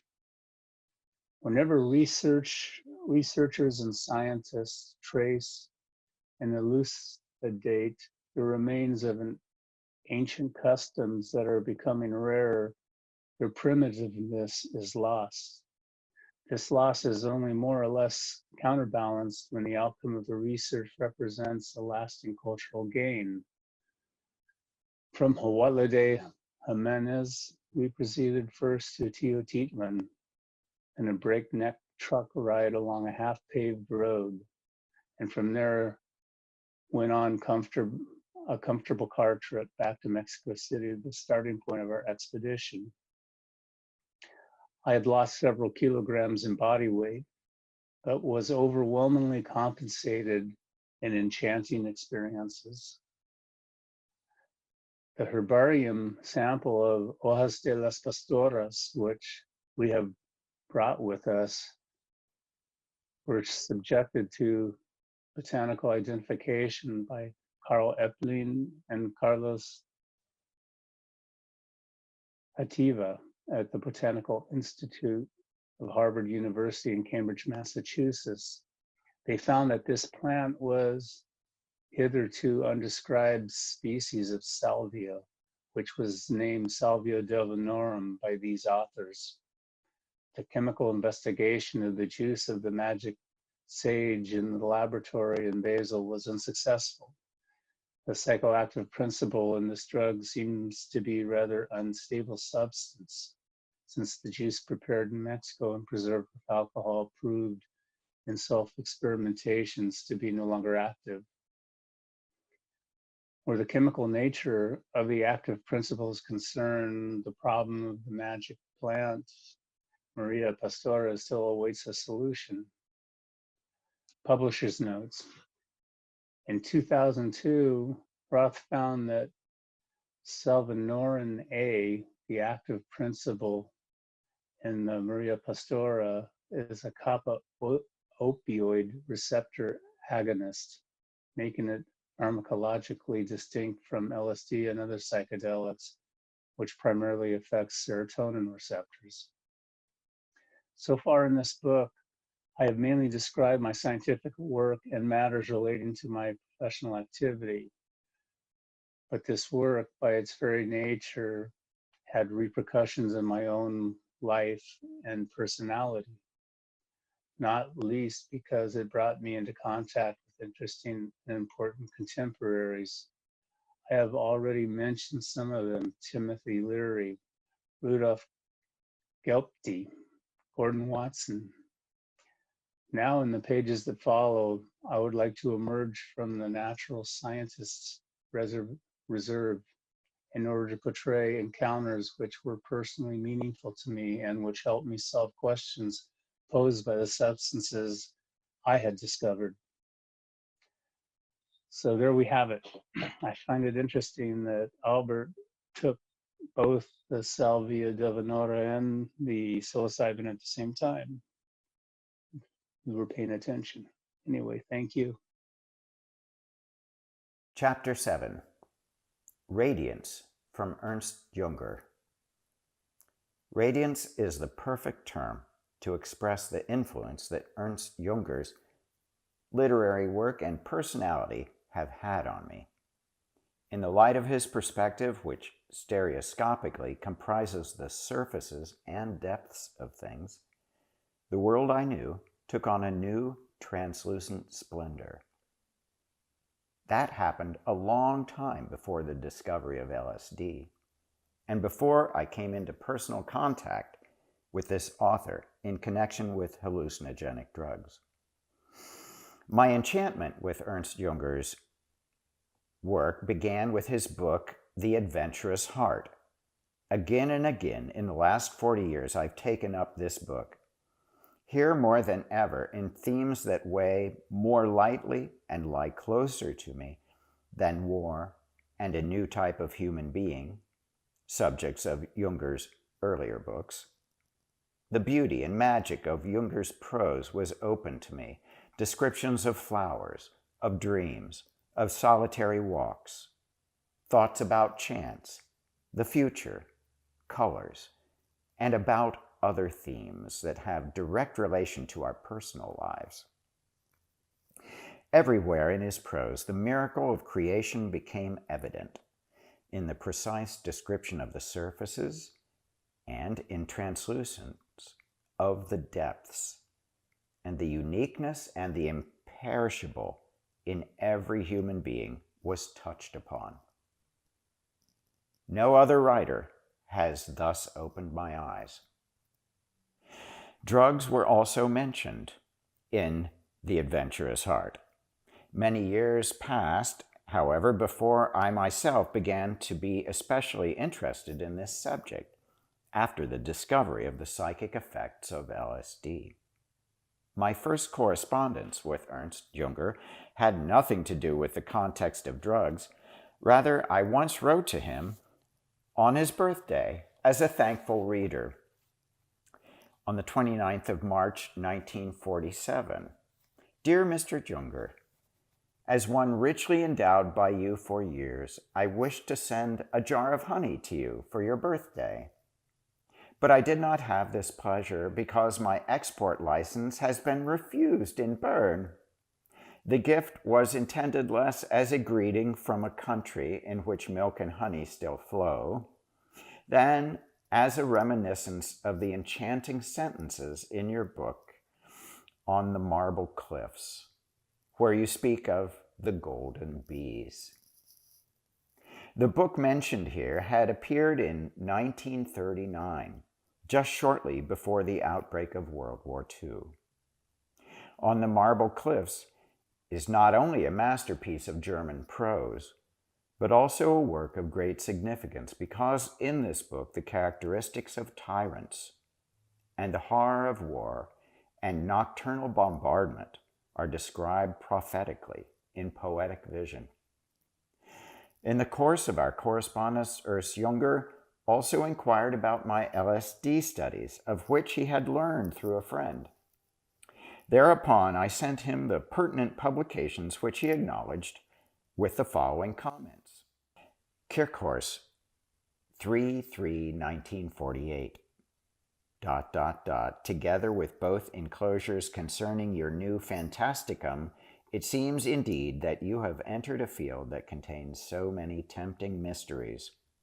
Your consignment came together with the confessions of an English opium eater that has just been published in a new translation. The translator writes me that his reading of The Adventurous Heart stimulated him to do his work.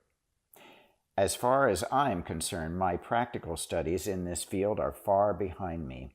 These are experiments in which one sooner or later embarks on truly dangerous paths and may be considered lucky to escape with only a black eye. What interested me above all was the relationship of these substances to productivity. It's been my experience, however, that creative achievement requires an alert consciousness and that it diminishes under the spell of drugs. On the other hand, conceptualization is important, and one gains insights under the influences of drugs that are that indeed are not possible otherwise. I consider the beautiful essay that Maupassant has written about ether to be such an insight. Moreover, I had the impression that in fever one also discovers new landscapes, new archipelagos, and a new music that becomes completely distinct when the customs station, title heading of a section of The Adventurous Heart, that concerns the transition from life to death. For geographic description, on the other hand, one must be fully conscious. What productivity means to an artist, healing means to a physician. Accordingly, it also may suffice for him that he sometimes enters the regions through the tapestries that our senses have woven.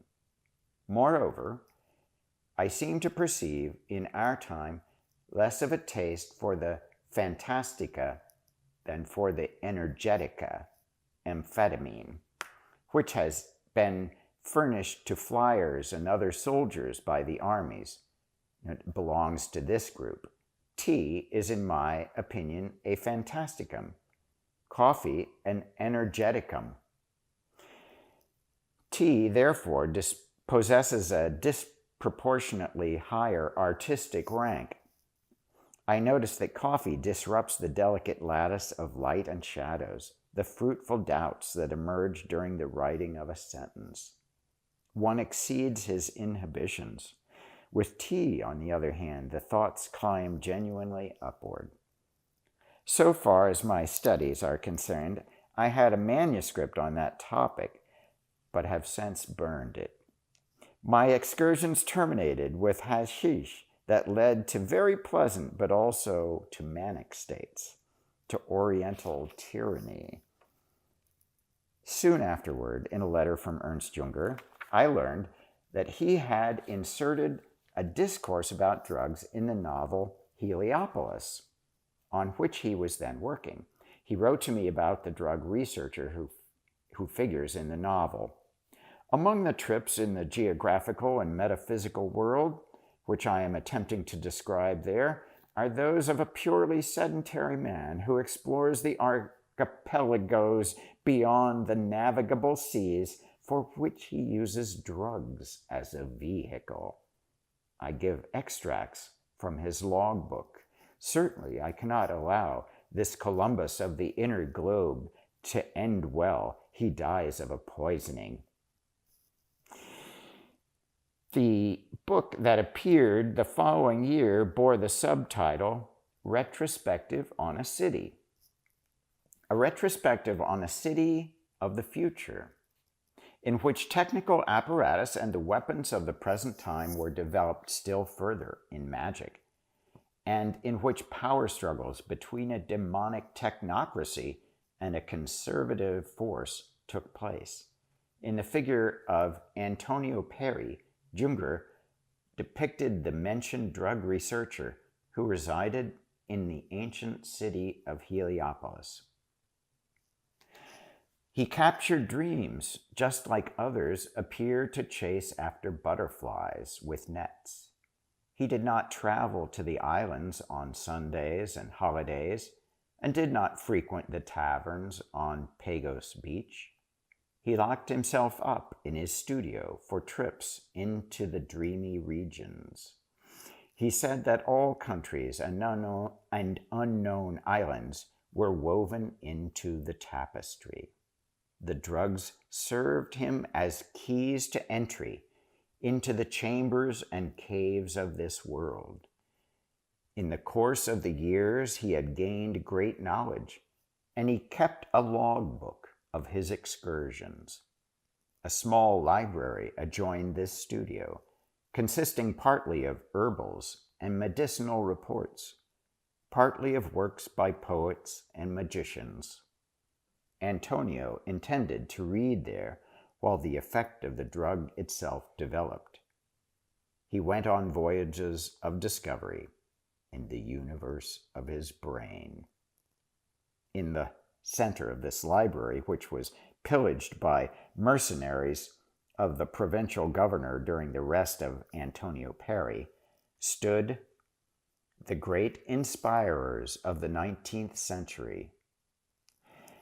De Quincey, E.T.A. Hofmann, Poe, Baudelaire, yet there were also books from the ancient past, herbals, necromancy texts, and demonology of the middle-aged world. They included the names Albertus Magnus, Raymundus Lullus, and Agrippa of Nettensheim. Moreover, there was a great folio, the De Prestigiis Daemonum of Verus, and the very unique compilations of Medicus Vecurus, published in Basel in 1582. In another part of his collection, Antonio Perry seems to have cast his attention principally on ancient pharmacology books, formularies, and pharmacopoeias, and to have hunted for reprints of journals and annals. Among others was found a heavy old volume by the Heidelberg psychologists on the extract of mescal buttons, and a paper on the Fantastica of Ergot by Hofmann. In the same year in which Heliopolis came out, I made the personal acquaintance of the author. I went to meet Ernst Junger in Ravensburg for a Swiss sojourn.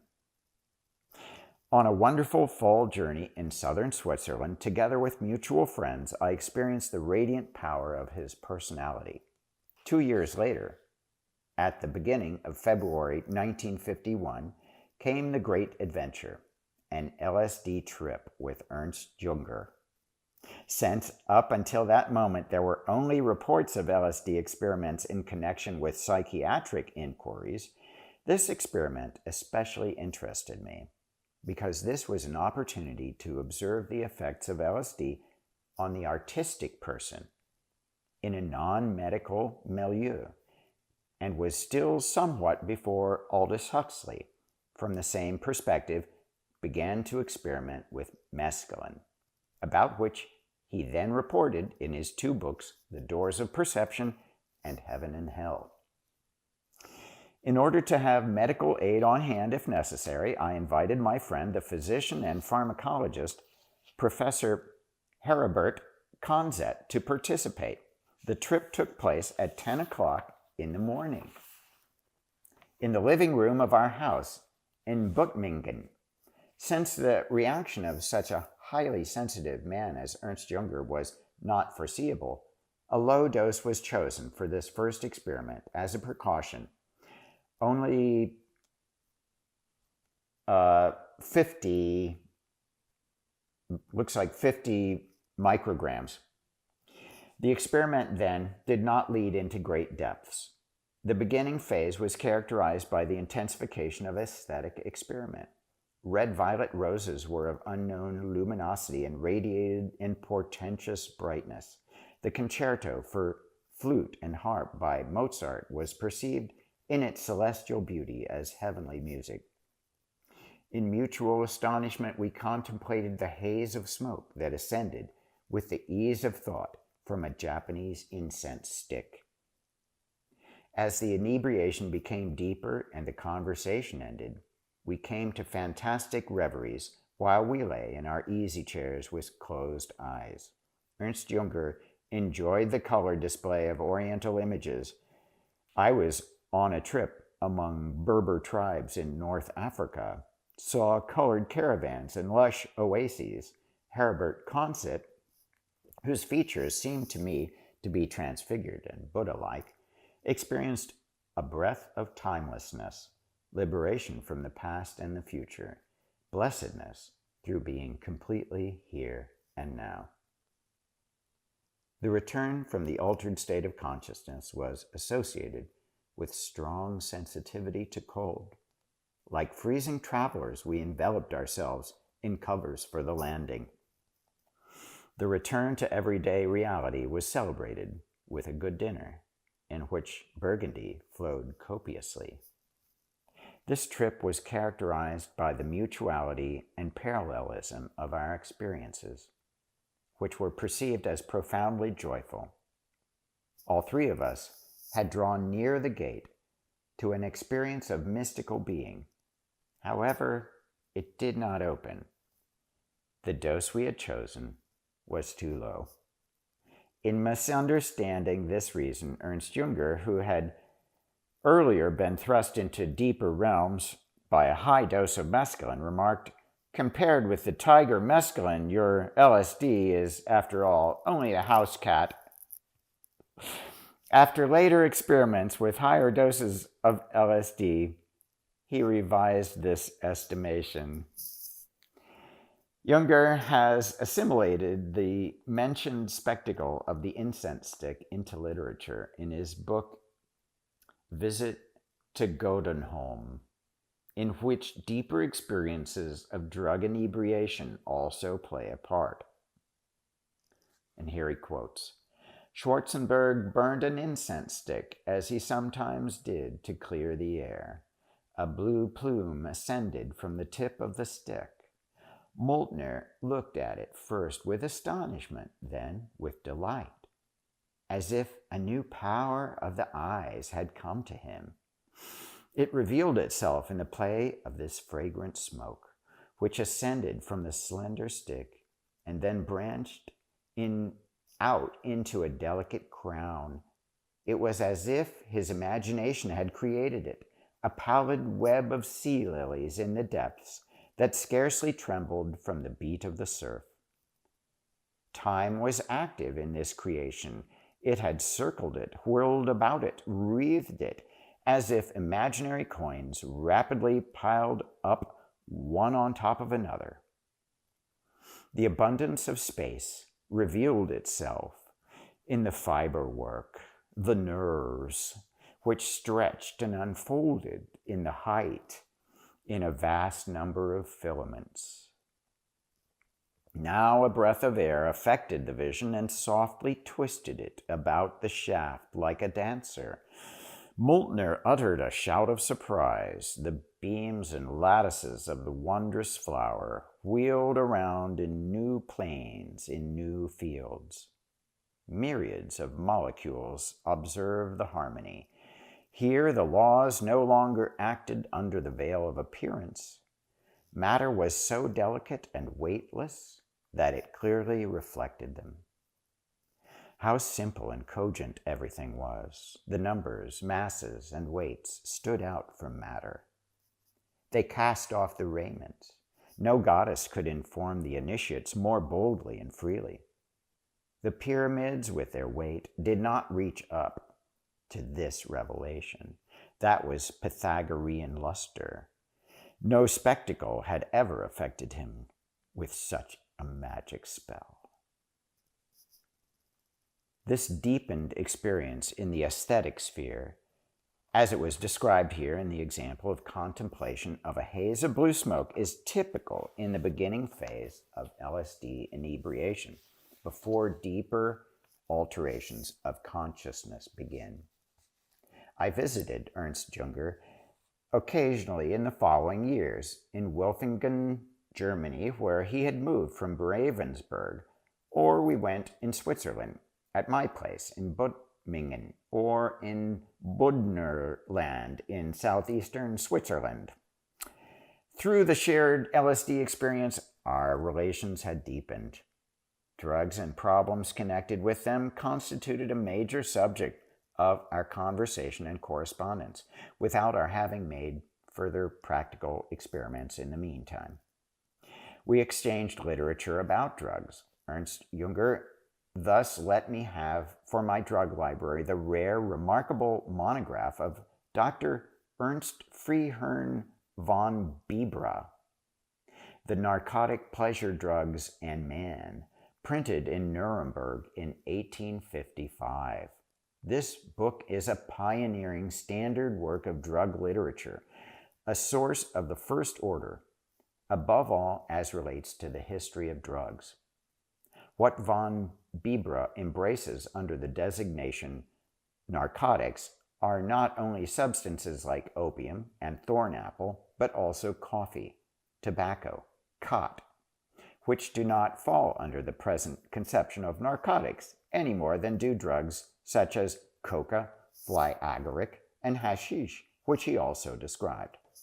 Noteworthy, and today still as topical as at the time, are the general opinions about drugs that von Bibra contrived more than a century ago. And he quotes, "The individual who has taken too much hashish and then runs frantically about in the streets and attacks everyone who confronts him sinks into insignificance beside the number of those who after mealtime pass calm and happy hours with a moderate dose, and the number of those who are able to overcome the heaviest exertions through coca, yes, who were possibly rescued from death by starvation through coca, by far exceed the few coqueros who have undermined their health by immoderate use. In the same manner, only a misplaced hypocrisy can condemn the vinous cup of old Father Noah, because individual drunkards do not know how to observe limit and moderation." From time to time, I advise Ernst Junger about actual and entertaining events in the field of inebriating drugs, as in my letter of September 1955. Last week, the first 200 grams of a new drug arrived, whose investigation I wish to take up. It involved the seeds of a mimosa that's used as a stimulating intoxicant by the Indians of the Orinoco. The seeds are ground, fermented, and then mixed with a powder of burned snail shells. This powder is sniffed by the Indians with the help of a hollow forked bird bone.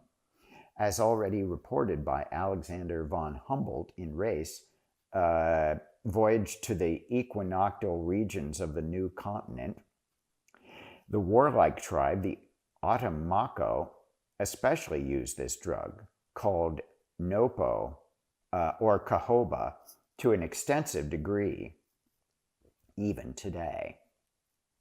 It is reported in the monograph of 1741, the Otomacos sniffed the powder before they went to battle with the Caribs, for in earlier times there existed savage wars between these tribes.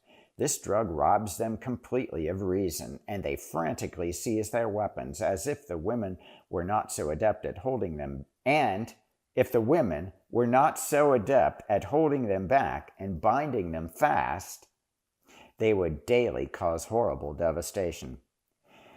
It's a terrible vice. Other benign and docile tribes that also sniff the yopo do not get into such a fury as the Otomacos, who through self-injury with this agent made themselves completely cruel before combat and marched into battle with savage fury. I'm curious how yopo would act on people like us. Should a session one day come to pass, then we should on no account send our wives away, as on that early spring reverie, the LSD trip of February 1951 is meant here, that they might bind us fast if necessary. Chemical analysis of this drug led to isolation of active principles that, like the ergot alkaloids and psilocybin, belong to the group of indole alkaloids, but which were already described in the technical literature and were therefore not investigated further by the Sandoz laboratories. The translator's note says the active principles of the snuff are DMT and its congeners. DMT was first prepared in 1931 by Mansk. The fantastic effects described above appeared to occur only with the particular manner of use as snuff powder, and also seem to be related, in all probability, to the psychic structure of the Indian tribes concerned. Ambivalence of drug use. Fundamental questions of drug problems were dealt with in the following correspondence. Bad Mingen, 16, December 1961. Dear Mr. Junger, on the one hand, I would have the great desire, besides the natural scientific chemical pharmacological investigation of hallucinogenic substances, also to research their use as magic drugs in other regions. On the other hand, I must admit that the fundamental question very much occupies me whether the use of these types of drugs, namely of substances that so deeply affect our minds, could not indeed represent a forbidden transgression of limits. As long as any means or methods are used which provide only an additional, newer aspect of reality, surely there is nothing to object to in such means. On the contrary, the experience and the knowledge of further facets of the reality only makes this reality even more real to us.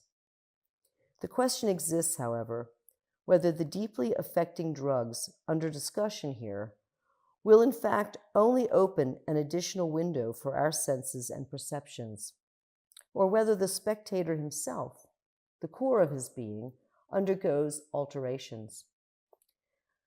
The latter would signify that something is altered that, in my opinion, should always remain intact.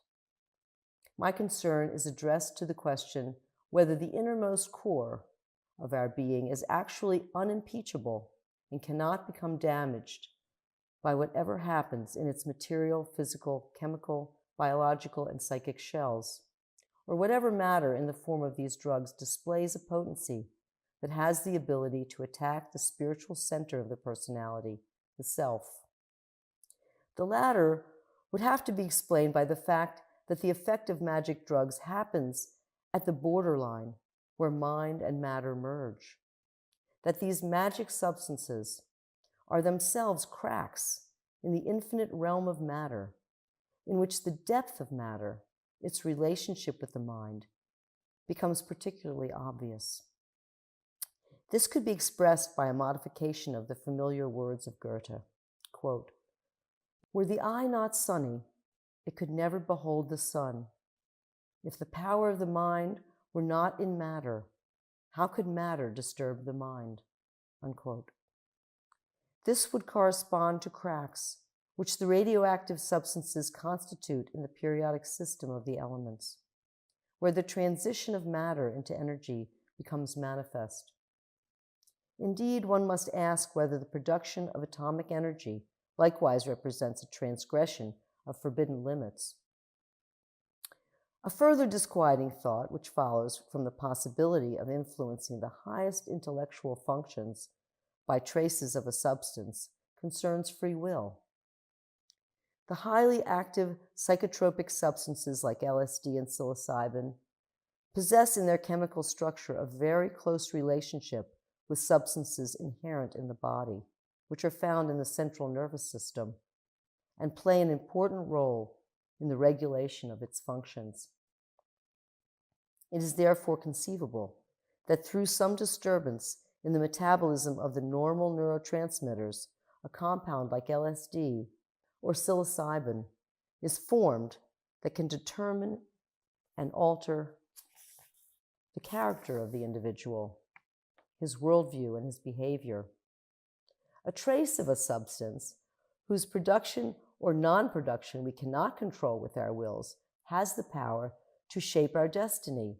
Such biochemical considerations could have led to the sentence that Gottfried Benn quoted in his essay, "Provoziertes Leben," provoked life. God is a substance, a drug. Unquote. On the other hand, it is well known that substances like adrenaline, for example, are formed or set free in our organism by thoughts and emotions, which for their part determine the functions of the nervous system. One may therefore suppose that our material organism is susceptible to and shaped by our mind, in the same way that our intellectual essence is shaped by our biochemistry. Which came first can indeed no better be determined than the question whether the chicken came before the egg. in spite of my uncertainty with regard to the fundamental dangers that could lie in the use of hallucinogenic substances, I've continued investigations on the active principles of the Mexican magic morning glories, of which I wrote you briefly once before. In the seeds of this morning glory that were called ololiyuki by the ancient Aztecs, we found as active principles lysergic acid derivatives, chemically very closely related to LSD. That was an almost unbelievable finding. I have all along had a particular love for the morning glories. They were the first flowers that I grew myself in my little child's garden. Their blue and red cups belong to the first memories of my childhood. I recently read in a book by D.T. Suzuki, Zen and Japanese Culture, that the morning glory plays a great role in Japan among the flower lovers, in literature, and in graphic arts. Its fleeting splendor has given the Japanese imagination rich stimulus. Among others, Suzuki quotes a 3-line poem of the poetess Chiyo, 1702 to 1775, who one morning went to fetch water from a neighbor's house because, quote, "My trough is captivated by a morning glory blossom, so I ask after water." The morning glory thus shows both possible ways of influencing the mind-body essence of man.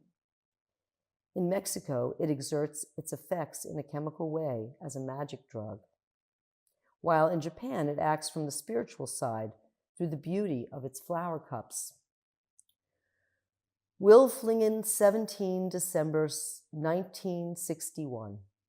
Dear Mr. Hofmann, I give you my thanks for your detailed letter of 16 December. I've reflected on your central question and may probably become occupied with it on the occasion of the revision of Anders Ziemauer at the Wall of Time. There I intimated that in the field of physics, as well as in the field of biology, we are beginning to develop procedures that are no longer to be understood as advances in the established sense, but that rather intervene in evolution and lead forth in the development of the species.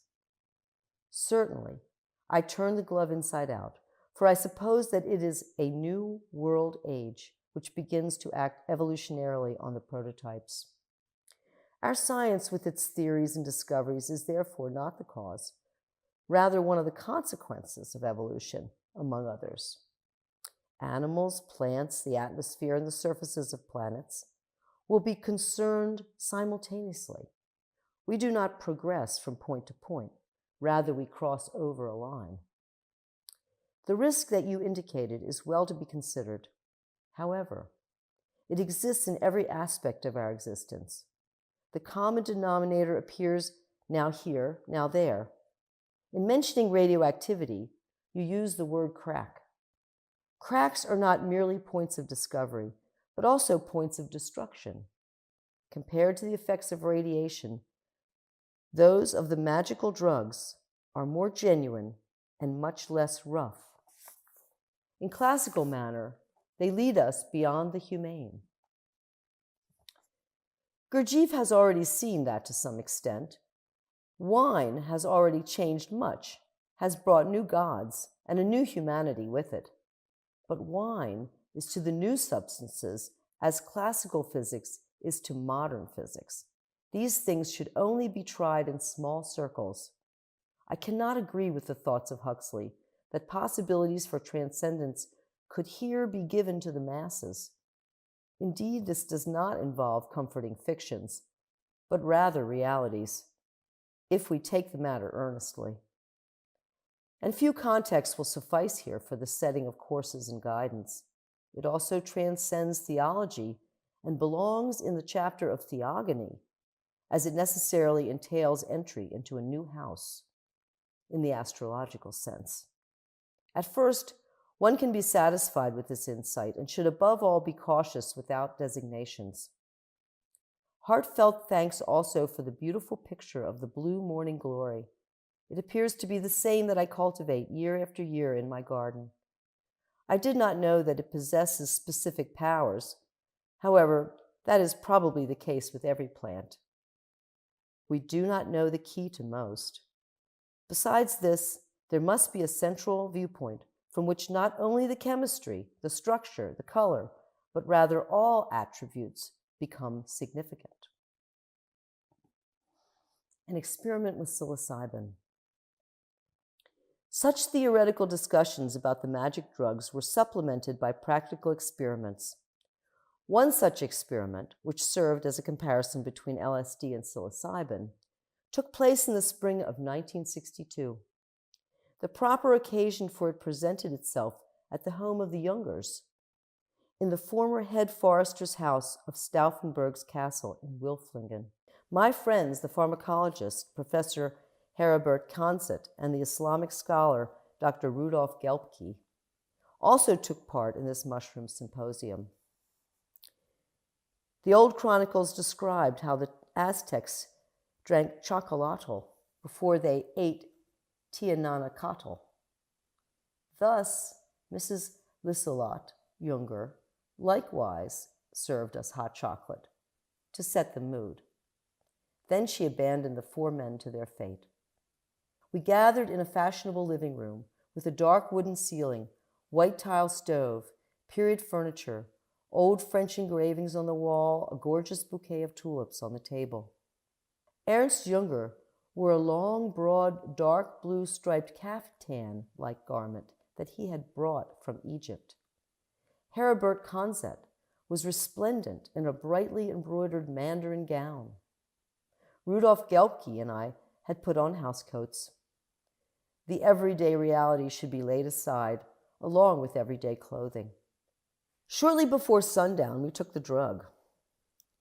Not the mushrooms, but rather their active principle, 20 milligrams psilocybin each. That corresponded to some 2/3 of the very strong dose that was taken by the curandera, Maria Sabina, in the form of psilocybe mushrooms. After an hour, I still noticed no effect, while my companions were already very deep into the trip. I had come with the hope that in the mushroom inebriation, I could manage to allow certain images from euphoric moments of my childhood, which remained in my memory as blissful experiences, to come alive. A meadow covered with chrysanthemums, lightly stirred by the early summer wind, the rose bush in the evening light after a rainstorm, the blue irises hanging over the vineyard wall. Instead of these bright images from my childhood home, strange scenery emerged when the mushroom factor finally began to act. Half stupefied, I sank deeper, passed through totally deserted cities with a Mexican type of exotic yet dead splendor. Terrified, I tried to detain myself on the surface, to concentrate alertly on the outer world, on the surroundings. For a time I succeeded. I then observed Ernst Junger, colossal in the room, pacing back and forth, a powerful, mighty magician. Herbert Konzett, in the silky, lustrous housecoat, seemed to be dangerous. A Chinese clown. Even Rudolf Gelbke appeared sinister to me, long, thin, and mysterious. With the increasing depth of inebriation, everything became yet stranger. I even felt strange to myself. Weird, cold, foolish, deserted, in a dull light, were the places I traversed when I closed my eyes. With the increasing depth of inebriation, everything became yet stranger. I even felt strange to myself. Weird, cold, foolish, deserted, in a dull light, were the places I traversed when I closed my eyes. Emptied of all meaning, the environment also seemed ghost-like to me. Whenever I opened my eyes, I tried to cling to the outer world. The total emptiness threatened to drag me down into absolute nothingness. I remember how I seized Rudolf Gelbke's arm as he passed my chair and held myself to him in order not to sink into dark nothingness. Fear of death seized me, and illimitable longing to return to the living creation, to the reality of the world of men. After timeless fear, I slowly returned to the room. I saw and heard the great magician lecturing uninterruptedly with a clear, loud voice about Schopenhauer, Kant, Hegel, and speaking about the old Gaia, the beloved little mother. Heribert Konzett and Rudolf Gelbke were already completely on the earth again, while I could only regain my footing with great effort.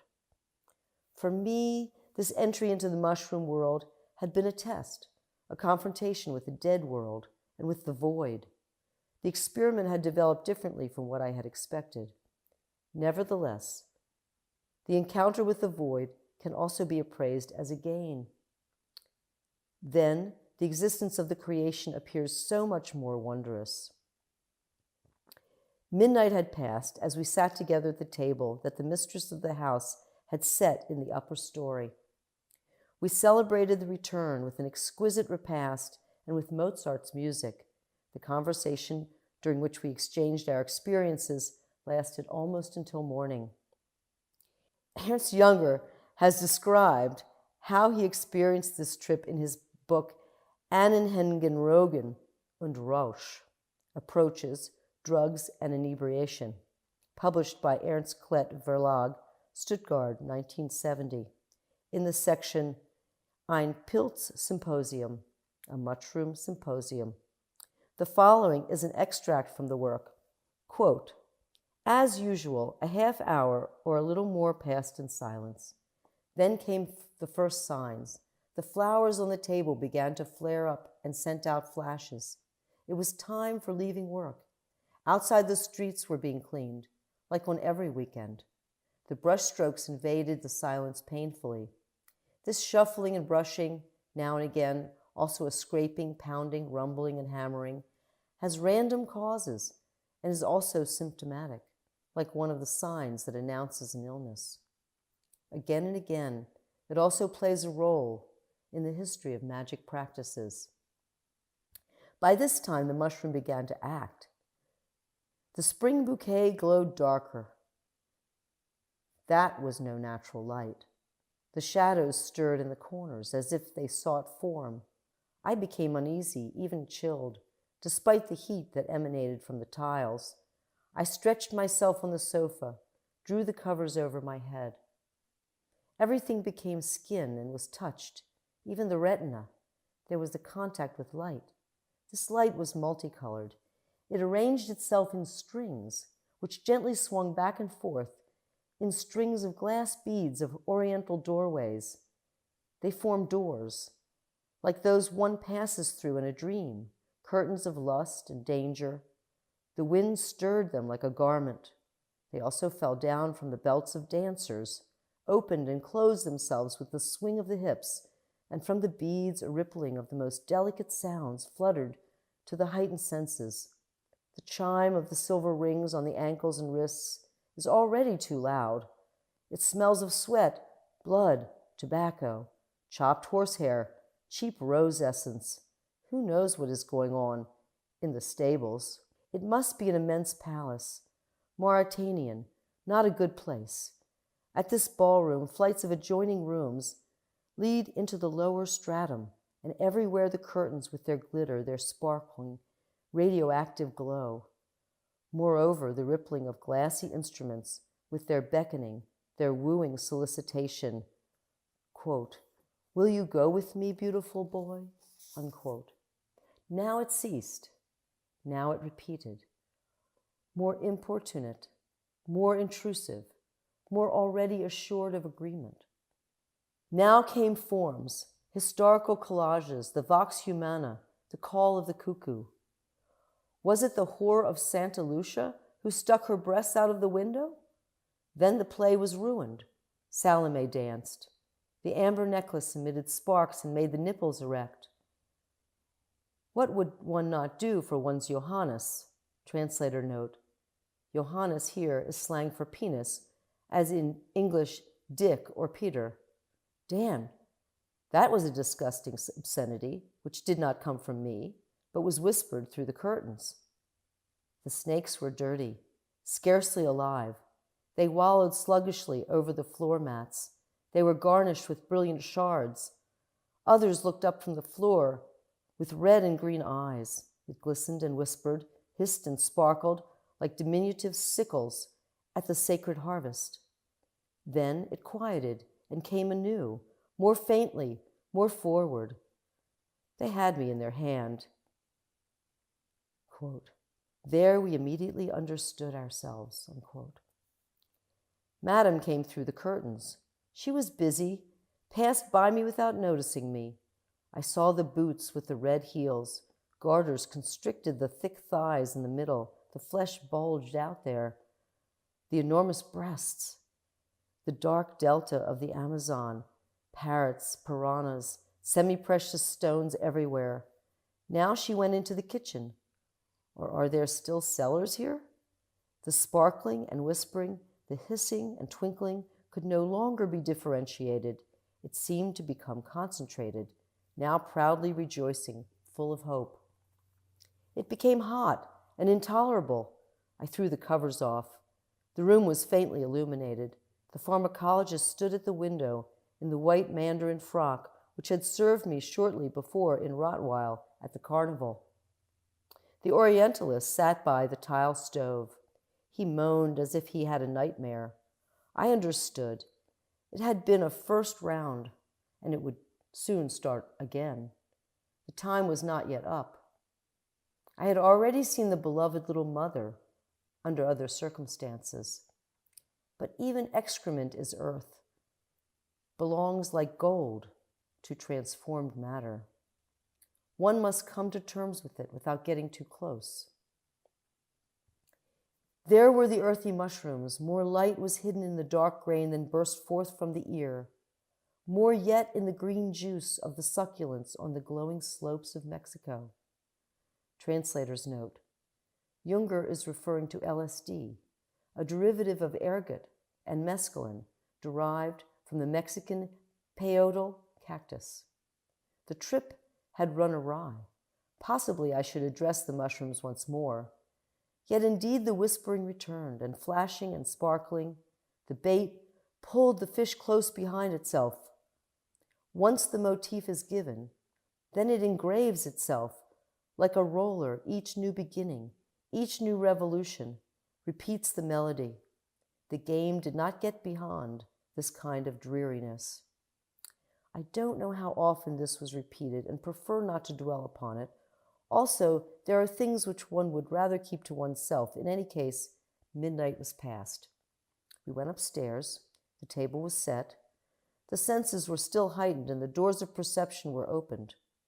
The light undulated from the red wine in the carafe. A froth surged at the brim. We listened to a flute concerto. It had not turned out better for the others. How beautiful to be back among men. Thus, Albert Hofmann. The Orientalist, on the other hand, had been in Samarkand, where Timur rests in a coffin of nephrite. He had followed the victorious march through cities, whose dowry on entry was a cauldron filled with eyes. There he had long stood before one of the skull pyramids that terrible Timur had erected, and in the multitude of severed heads had perceived even his own. It was encrusted with stone. A light dawned on the pharmacologist when he heard this. Now I know why you were sitting in the armchair without your head. I was astonished. I knew I wasn't dreaming. I wonder whether I should not strike out this detail, since it borders on the area of ghost stories. The mushroom substance had carried all four of us off, not into luminous heights, rather into deeper regions. It seems that the psilocybin inebriation is more darkly colored, in the majority of cases, than the inebriation produced by LSD. The influence of these two active substances is sure to differ from one individual to another. Personally, for me, there was more light in the LSD experiments than the experiments with the earthly mushrooms, just as Ernst Junger remarks in the preceding report. Another LSD session. The next and last thrust into the inner universe together with Ernst Junger, this time again using LSD, led us very far from everyday consciousness. We came close to the ultimate door. Of course, this door, according to Ernst Junger, will in fact only open for us in the great transition from life into the hereafter. This last joint experiment occurred in February 1970, again at the head forester's house in Wilflingen. In this case, there were only two of us. Ernst Junger took 0.15 milligrams LSD. I took 0.10 milligrams. Ernst Junger had published without commentary the logbook, the notes he made during this experiment, in Approaches, in the section Nochmals LSD, or LSD once again. They are scanty and tell the reader little, just like my own records. The experiment lasted from morning, just after breakfast, until darkness fell. At the beginning of the trip, we again listened to the concerto for flute and harp by Mozart, which always made me especially happy. But this time, strange to say, seems to me like the turning of porcelain figures. Then the intoxication led quickly into wordless depths.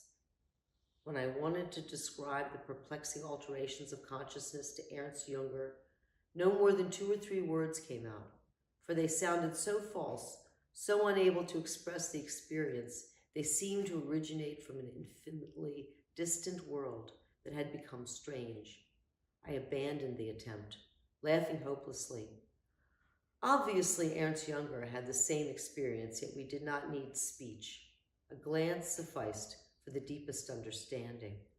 I could, however, put some scraps of sentences on paper, such as, at the beginning, quote, "Our boat tosses violently," unquote. Later, upon regarding expensively bound books in the library, quote, "Like red gold pushed from within to without, exuding golden luster," unquote. Outside it began to snow. Masked children marched past, and carts with carnival revelers passed by in the streets. With a glance through the window into the garden, in which snow patches lay, many colored masks appeared over the high walls bordering it, embedded in an infinitely joyful shade of blue. Quote, "A Bruegel garden I live with and in the objects," unquote. Later, quote, "At present, no connection with the everyday world," unquote. Toward the end, deep, comforting insight expressed, quote, "Hitherto confirmed on my path," unquote. This time, LSD had led to a blessed approach. Chapter 8, Meeting with Aldous Huxley. In the mid-1950s, 2 books by Aldous Huxley appeared, The Doors of Perception and Heaven and Hell, dealing with inebriated states produced by hallucinogenic drugs. The alterations of sensory perceptions and consciousness, which the author experienced in a self-experiment with mescaline, are skillfully described in these books. The mescaline experiment was a visionary experience for Huxley. He saw objects in a new light. They disclosed their inherent, deep, timeless existence, which remains hidden from everyday sight. These 2 books contain fundamental observations on the essence of visionary experience and about the significance of this manner of comprehending the world in cultural history, in the creation of myths, in the origin of religions, and in the creative process out of which works of art arise. Huxley saw the value of hallucinogenic drugs in that they gave people who lacked the gift of spontaneous visionary perception, belonging to mystics, saints, and great artists, the potential to experience this extraordinary state of consciousness and thereby to attain insights into the spiritual world of these great creators. Hallucinogens could lead to a deepened understanding of religious and mystical content and a new and fresh experience of the great works of art. For Huxley, these drugs were keys capable of opening new doors of perception, chemical keys, in addition to other proven but laborious door openers to the visionary world, like meditation, isolation, and fasting, or like certain yoga practices. At the time, I already knew of the earlier work of this great writer and thinker, books that really meant much to me, like Point Counterpoint, Brave New World, After Many Summer Dies the Swan, Eyeless and Gaza, and a few others. In The Doors of Perception and Heaven and Hell, Huxley's newly published works, I found a meaningful exposition of the experiences induced by hallucinogenic drugs, and I thereby gained a deepened insight into my own LSD experiences. I was therefore delighted when I received a telephone call from Aldous Huxley in the laboratory one morning in August 1961. He was passing through Zurich with his wife. He invited me and my wife to lunch in the Hotel Sonnenberg. A gentleman with a yellow freesia in his buttonhole, a tall and noble appearance, who exuded kindness. This was the image I retained from this first meeting with Aldous Huxley. The table conversation revolved mainly around the problem of magic drugs. Both Huxley and his wife, Laura Achura Huxley, had also experimented with LSD and psilocybin. Huxley would have preferred not to designate these two substances and mescaline as drugs, because in the English usage, and also, by the way, with Droge in German, that word has a pejorative connotation. And because it was important to differentiate the hallucinogens from other drugs, even linguistically, he believed in the great importance of agents producing visionary experience in the modern phase of human evolution. He considered experiments under laboratory conditions to be insignificant, since in the extraordinary intensified susceptibility and sensitivity to external impressions, the surroundings are of decisive importance. He recommended to my wife, when we spoke of her native place in the mountains, that she take LSD in an alpine meadow and then look into the blue cup of a gentian flower to behold the wonder of creation. As we parted, Aldous gave me, as a remembrance of this meeting, a tape recording of his lecture, Visionary Experience, which he had delivered the week before in an international congress on applied psychology in Copenhagen. In this lecture, Aldous spoke about the meaning and essence of visionary experience and compared this type of worldview to the verbal and intellectual comprehension of reality as its essential complement. In the following year, the newest and last book by Aldous Huxley appeared, the novel Island. This story, set on the utopian island of Pala, is an attempt to blend the achievements of natural science and technical civilization with the wisdom of Eastern thought to achieve a new culture in which rationalism and mysticism are fruitfully united. The moksha medicine, a magical drug prepared from a mushroom, plays a significant role in the life of the population of Pala. Moksha is Sanskrit for release or liberation. The drug could only be used in critical moments of life. The young people on Pala received it in initiation rites. It is dispensed to the protagonist of the novel during a life crisis in the scope of a psychotherapeutic dialogue with a spiritual friend. And it helps the dying to relinquish the mortal body in the transition to another existence. In our conversation in Zurich, I had already learned from Aldous that he would again treat the problem of psychedelic drugs in his forthcoming novel. Now he sent me a copy of Island inscribed, to Dr. Albert Hofmann, the original discoverer of the moksha medicine from Aldous Huxley.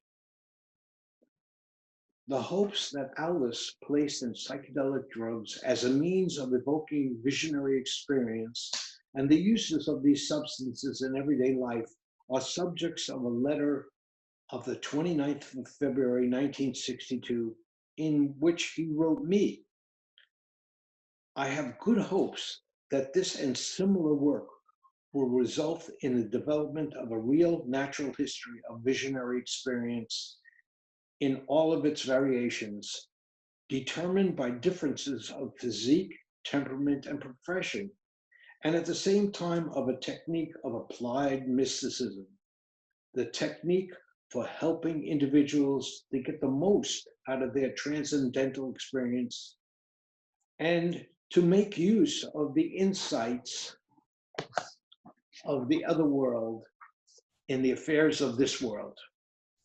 Meister Eckhart wrote, quote, "What is taken in by contemplation must be given out in love," unquote.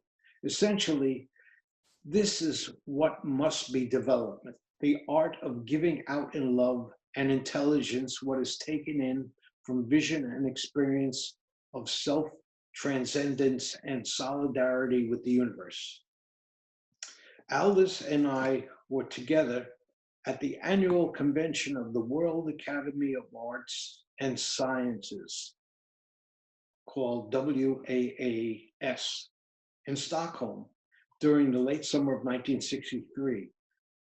His suggestions and contributions to discussions at the session of the Academy, through their form and importance, had a great influence on the proceedings. WAAS had been established in order to allow the most competent specialists to consider world problems in a forum free of ideological and religious restrictions and from an international viewpoint encompassing the whole world. The results, proposals and thoughts in the form of appropriate publications, were to be placed at the disposal of the responsible governments and executive organizations.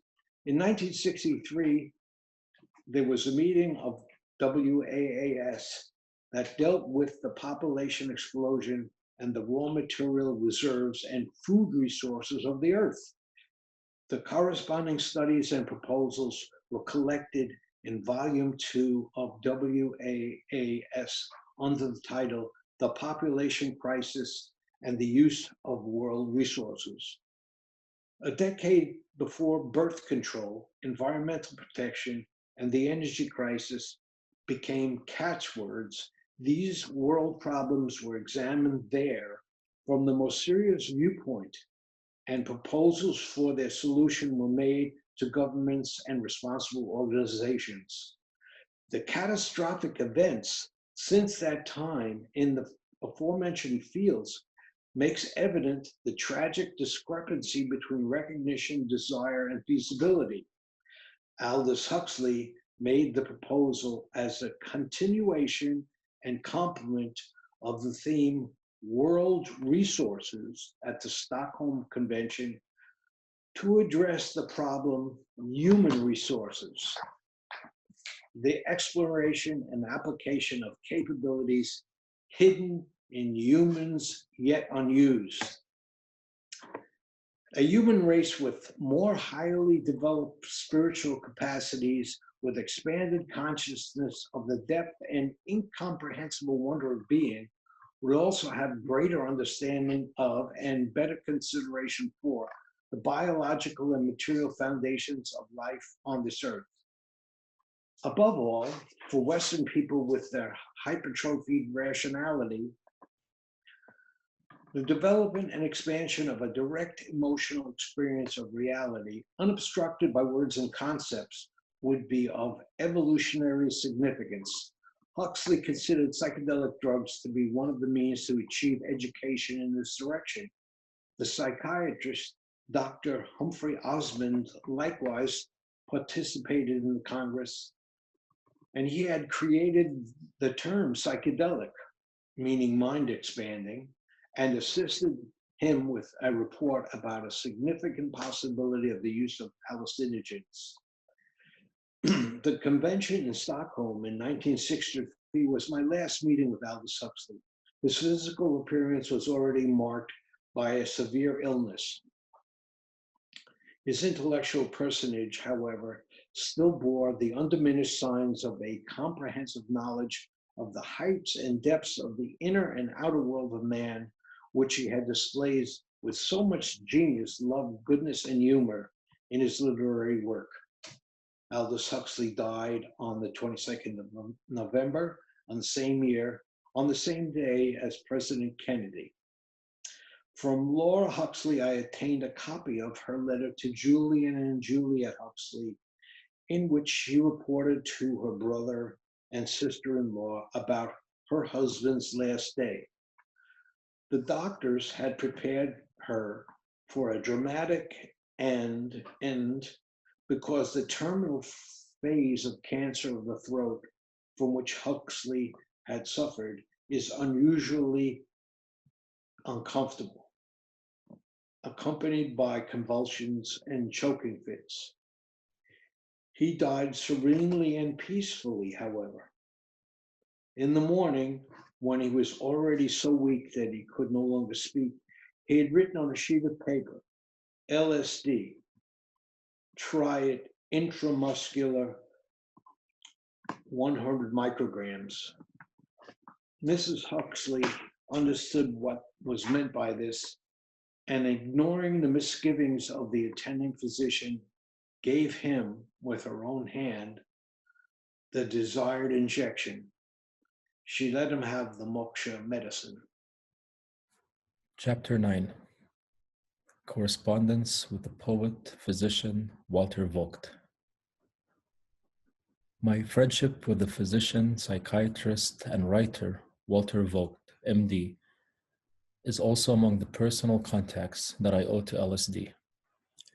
As the following extract from our correspondence shows, it was less the medicinal aspects of LSD important to the physician than the consciousness-altering effects on the depth of the psyche of interest to the writer that constituted the theme of our correspondence.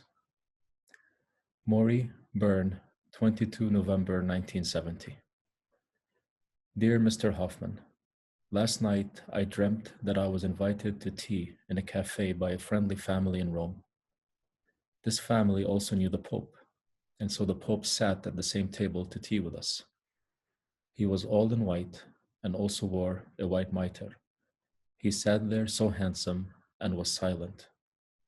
And today I suddenly had the idea of sending you my Vogel auf dem Tisch, bird on the table, as a visiting card if you so wish, a book that remained a little apocryphal, which upon reflection I do not regret, although the Italian translator is firmly convinced that is my best.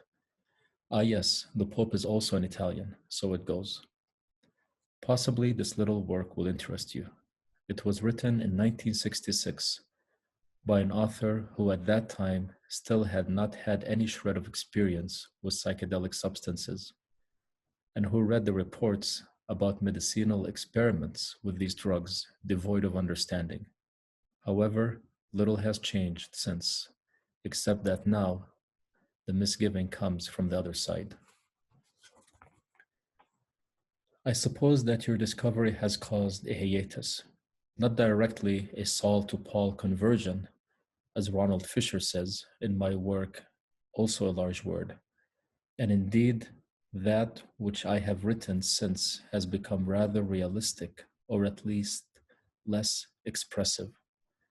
In any case, I could not have brought off the cool realism of my TV piece, Spiele der Macht, Games of Power, without it. The different drafts attest it, in case they are still lying around somewhere.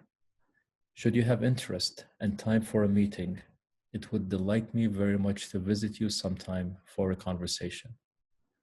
Berg, IL, 28 November, 1970. Dear Mr. Vogt, if the bird that alighted on my table was able to find its way to me. This is one more debt I owe to the magical effects of LSD. I could soon write a book about all of the results that derive from the experiment in 1943. A.H. Maury, Bern, 13 March 1971. Mr. Hofmann. Enclosed is a critique of Jürger's and Nahingen approaches from the daily paper that will presumably interest you. It seems to me that to hallucinate, to dream, to write stands at all times in contrast to everyday consciousness, and their functions are complementary. Here I can naturally speak only for myself. This could be different with others. It is also truly difficult to speak with others about such things, because people often speak altogether different languages. However, since you are now gathering autographs and do me the honor of incorporating some of my letters in your collection, I enclose for you the manuscript of my testament, in which your discovery plays a role as the only joyous invention of the 20th century. W.V. Dr. Walter Vogt's most recent testament, 1969. I wish to have no special funeral, only expensive and obscene orchids, innumerable little birds with gay names, no naked dancers, but psychedelic garments, loudspeaker in every corner, and nothing but the latest Beatles record. Abbey Road, 100,000 million times, and do what you like, blind faith. On an endless tape, nothing more than a popular Christ with a halo of genuine gold and a beloved morning congregation that pumped themselves full with acid. Acid equals LSD. Till they go to heaven from Abbey Road, side 2. 1, 2, 3, 4, 6, 7.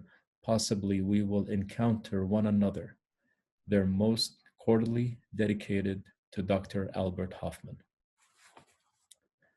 Beginning of spring, 1971. Berg, IL, 29 March 1971. Dear Mr. Vogt, you have again presented me with a lovely letter and a very valuable autograph, the Testament 1969. Very remarkable dreams in recent times induce me to test a connection between the composition chemical of the evening meal and the quality of dreams. Yes, LSD is also something that one eats. A.H. Maury, Bern, 5 September 1971. Mr. Hofmann. Over the weekend at Martinisi, on that Sunday, I, A.H., hovered over the Montanisi in the balloon of my friend E.I., who had taken me along as passenger. I often thought of you, a most radiant autumn day. Yesterday, Saturday, thanks to one tablet of aspirin, on account of a headache or mild flu, I experienced a very comical flashback, like a mescaline, of which I have had only little, exactly once. I have read a delightful essay by Wassoun about mushrooms. He divides mankind into mycophobes and mycophiles. Lovely fly agarics must now be growing in the forest near you. Sometime shouldn't we sample some? W.V. Maury, Bern, 7 September 1971. Mr. Hofmann. Now I feel I must write briefly to tell you what I have done outside in the sun, on the dock under your balloon. I finally wrote some notes about our visit in Villars-sur-Olens with Dr. Leary. Then a hippie bark went by on the lake, self-made, like from a Fellini film, which I sketched, and over and above it, I drew your balloon. W.V. Berg, I.L., 15 April 1972. Dear Mr. Vogt, your television play, Spiele der Macht, Games of Power, has impressed me extraordinarily.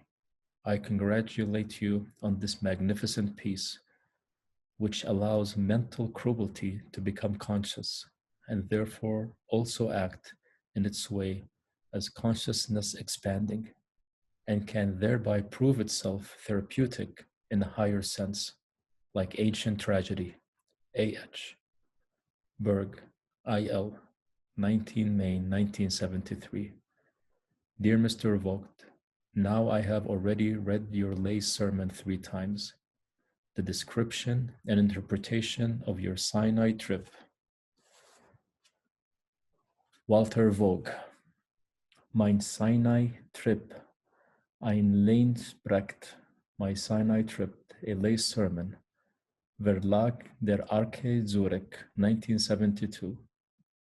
This publication contains the text of a lay sermon that Walter Vogt gave on 14 November 1971 on the invitation of Parson Christoph Moll in the Protestant Church of Aduz, Liechtenstein, in the course of a series of sermons by writers, and in addition contains an afterwards by the author and by the inviting Parson.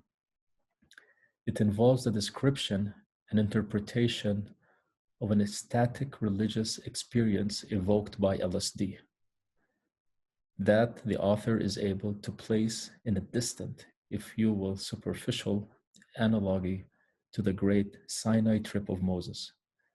It is not only the patriarchal atmosphere that is to be traced out of these descriptions that constitutes this analogy. There are deeper references which are more to be read between the lines of the text. Was it really an LSD trip? It was a courageous deed to choose such a notorious event as a drug experience as the theme of a sermon, even a lay sermon. But the questions raised by hallucinogenic drugs do actually belong in the church, in a prominent place in the church, for they are sacred drugs. Peyote, Tiyonanaktal, Ololioki, with which LSD is mostly closely related by chemical structures and activity. I can fully agree with what you say in your introduction about the modern ecclesiastical religiosity, the 3 sanctioned states of consciousness, the waking condition of uninterrupted work and performance of duty, alcohol intoxication and sleep, the distinction between 2 phases of psychedelic inebriation, the first phase, the peak of the trip, in which the cosmic relationship is experienced, or the submersion into one's own body, in which everything that is within, and the second phase characterized as the phase of enhanced comprehension of symbols. And the allusion to the candor the hallucinogens bring about in consciousness states. These are all observations that are fundamental importance in the judgment of hallucinogenic inebriations. The most worthwhile spiritual benefit from LSD experiments was the experience of the inextricable intertwining of the physical and spiritual. Christ in matter. Teilhard de Chardin. Did the insight first come to you also through your drug experience, that we must descend into the flesh, which we are, in order to get new prophecies?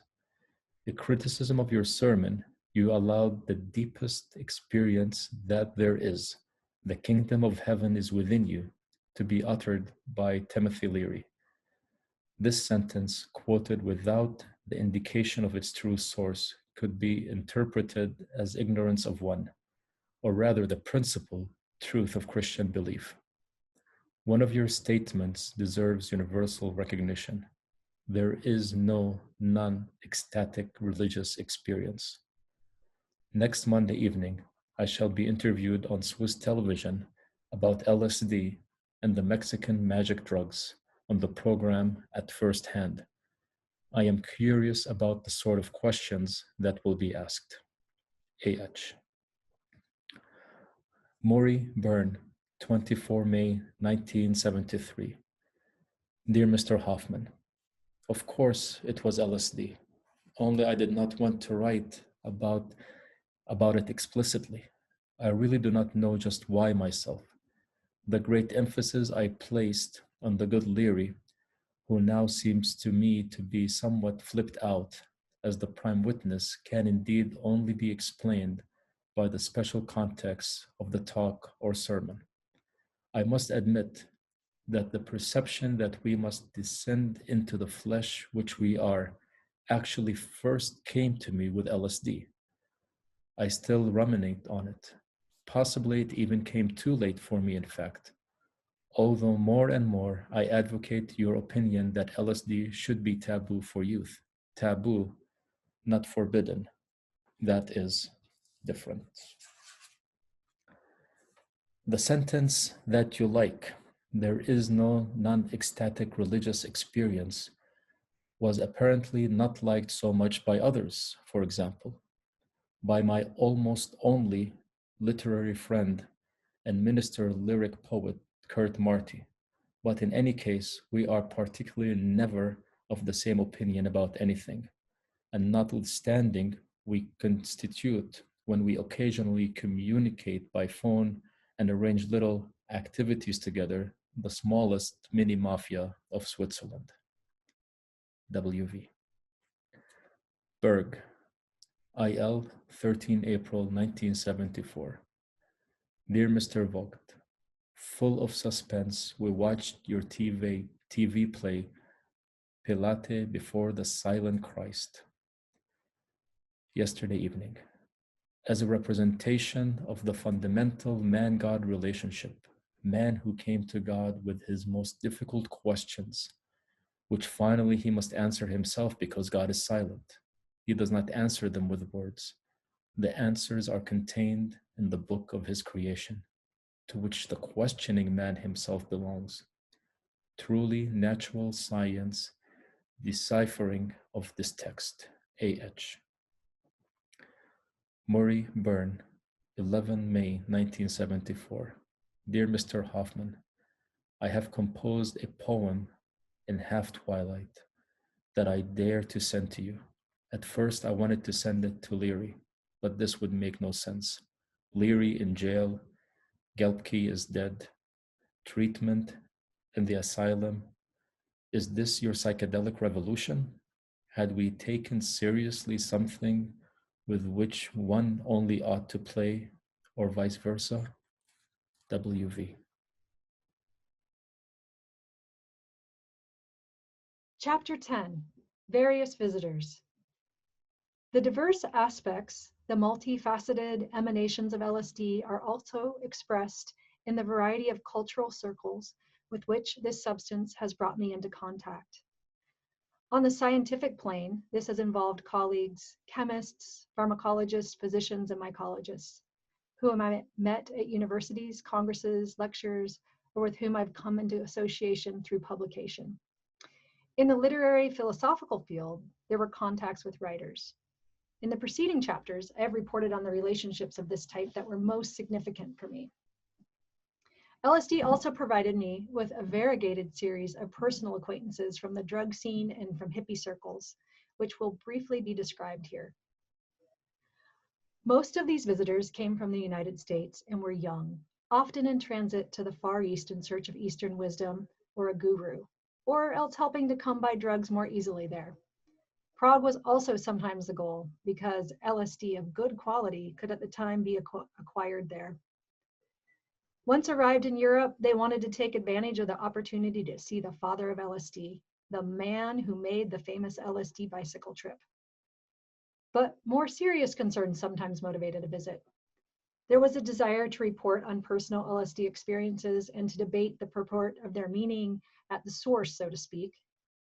Only rarely did a visit prove to be inspired by the desire to obtain LSD. When a visitor hinted that he or she wished to once experiment with most assuredly pure material, the original LSD. Visitors of various types with diverse desires also came from Switzerland and other European countries. Such encounters have become rarer in recent times, which may be related to the fact that LSD has become less important in the drug scene. Whenever possible, I have welcomed such visitors or agreed to meet somewhere. This I considered to be an obligation connected with my role to the history of LSD, and I've tried to help by instructing and advising. Sometimes no true conversation occurred, for example, with the inhibited young man who arrived on a motorbike. I was not clear about the objectives of his visit. He stared at me as if asking himself, can the man who has made something so weird as LSD really look so completely ordinary? With him, as with other similar visitors, I had the feeling that he hoped in my presence the LSD riddle would somehow solve itself. Other meetings were completely different, like the one with the young man from Toronto. He invited me to lunch at an exclusive restaurant. Impressive appearance, tall, slender, a businessman, proprietor of an important industrial firm in Canada, brilliant intellect. He thanked me for the creation of LSD, which had given his life another direction. He had been 100% a businessman with purely materialistic worldview. LSD had opened his eyes to the spiritual aspects of life. Now he possessed a sense for art, literature, the philosophy, and was deeply concerned with religious and metaphysical questions. He now desired to make LSD the experience accessible of it in a suitable milieu to his young wife, and hoped for a similarly fortunate transformation in her. Not as profound, yet still liberating and rewarding, were the results of LSD experiments with a young Dane described to me with much humor and fantasy. He came from California, where he had been a houseboy for Henry Miller and Big Sur. He moved on to France with the plan of acquiring a dilapidated farm there, which he, a skilled carpenter, then wanted to restore himself. I asked him to obtain an autograph of his former employer for my collection, and after some time, I actually received an original piece of writing from Henry Miller's hand. A young woman sought me out to report on LSD experiences that had been of great significance to her inner development. As a superficial teenager who pursued all sorts of entertainments and quite neglected by her parents, she had begun to take LSD out of curiosity and love of adventure. For 3 years, she took frequent LSD trips. They led to an astonishing intensification of her inner life. She began to seek after the deeper meaning of her existence, which eventually revealed itself to her. Then, recognizing that LSD had no power to help her further, without difficulty or without exertion of will, she was able to abandon the drug. Thereafter, she was in a position to develop herself further without artificial means. She was now happy, intrinsically secure person. Thus, she concluded her report. This young woman had decided to tell me her history because she supposed that I was often attacked by narrow-minded persons who saw only the damage that LSD sometimes caused among youths. This immediate motive of her testimony was a conversation that she had accidentally overheard on a railway journey. A man complained about me, finding it disgraceful that I had spoken on the LSD problem in an interview published in the newspaper. In his opinion, I ought to denounce LSD as primarily the devil's work and should publicly admit my guilt in the matter. Persons in LSD delirium, whose condition could have given rise to such indignant condemnation, have never personally come into my sight. Such cases attributable to LSD consumption under irregular circumstances, to overdosage or to psychotic predisposition, have always landed in the hospital or at the police station. Great publicity always came their way. A visit by a young American girl stands out in my memory as an example of the tragic effects of LSD. It was during the lunch hour, which I normally spent in my office under strict confinement. No visitors, secretary's office closed up. Knocking came at the door, discreetly, but firmly repeated, until eventually I went to open it. I scarcely believed my eyes. Before me stood a very beautiful young woman, blonde, large blue eyes, wearing a long hippie dress, headband, and sandals. I am Joan. I come from New York. You are Dr. Hofmann? Before I inquired what brought her to me, I asked her how she had gotten through the 2 checkpoints at the main entrance to the factory area and at the door of the laboratory building. Her visitors were admitted only after telephone query, and this flower child must have been especially noticeable. I'm an angel. I can pass everywhere, she replied. Then she explained that she came on a great mission. She had to rescue her country, the United States. Above all, she had to direct the president, at the time L.B. Johnson, onto the correct path. This could be accomplished only by having him take LSD. Then he would receive the good ideas that would enable him to lead the country out of war and internal difficulties. Joan had come to me hoping that I would help her fulfill her mission, namely to give LSD to the president. Her name would indicate she was Joan of Arc of the USA. I don't know whether my arguments, advanced with all consideration of her holy zeal, were able to convince her that her plan had no prospects of success on psychological, technical, internal, and external grounds. Disappointed and sad, she went away. The next day, I received a telephone call from Joan. She again asked me to help her, since her financial resources were exhausted. I took her to a friend in Zurich who provided her with work and with whom she could live. Joan was a teacher by profession and also a nightclub pianist and singer. For a while, she played and sang in a fashionable Zurich restaurant. The good bourgeois clients, of course, had no idea what sort of angel sat at the grand piano in a black evening dress and entertained them with sensitive playing and a soft and sensuous voice. Few paid attention to the words of her songs. They were for the most part hippie songs. Many of them contained veiled praises of the drugs. The Zurich performance did not last long. Within a few weeks, I learned from a friend that Joan had suddenly disappeared. He received a greeting card from her 3 months later from Israel. She had been committed to a psychiatric hospital there. For the conclusion of my assortment of LSD visitors, I wish to report about a meeting in which LSD figured only indirectly. Miss H.S., head secretary in a hospital, wrote to ask me for a personal interview. She came to tea. She explained her visit thus. In a report about an LSD experience, she had read the description of a condition she herself had experienced as a young girl, which disturbed her today. Possibly, I could help her to understand this experience. She had gone on a business trip as a commercial apprentice. They had spent the night in a hotel in the mountains. HS awoke very early and left the house alone in order to watch sunrise. As the mountains began to light up in a sea of rays, she was perfused by an unprecedented feeling of happiness, which persisted even after she joined the other participants of the trip at the morning service in the chapel. During the Mass, everything appeared to her in a supernatural luster, and the feeling of happiness intensified to such an extent that she had to cry loudly. She was brought back to the hotel and treated as someone with a mental disorder. This experience largely determined her later personal life.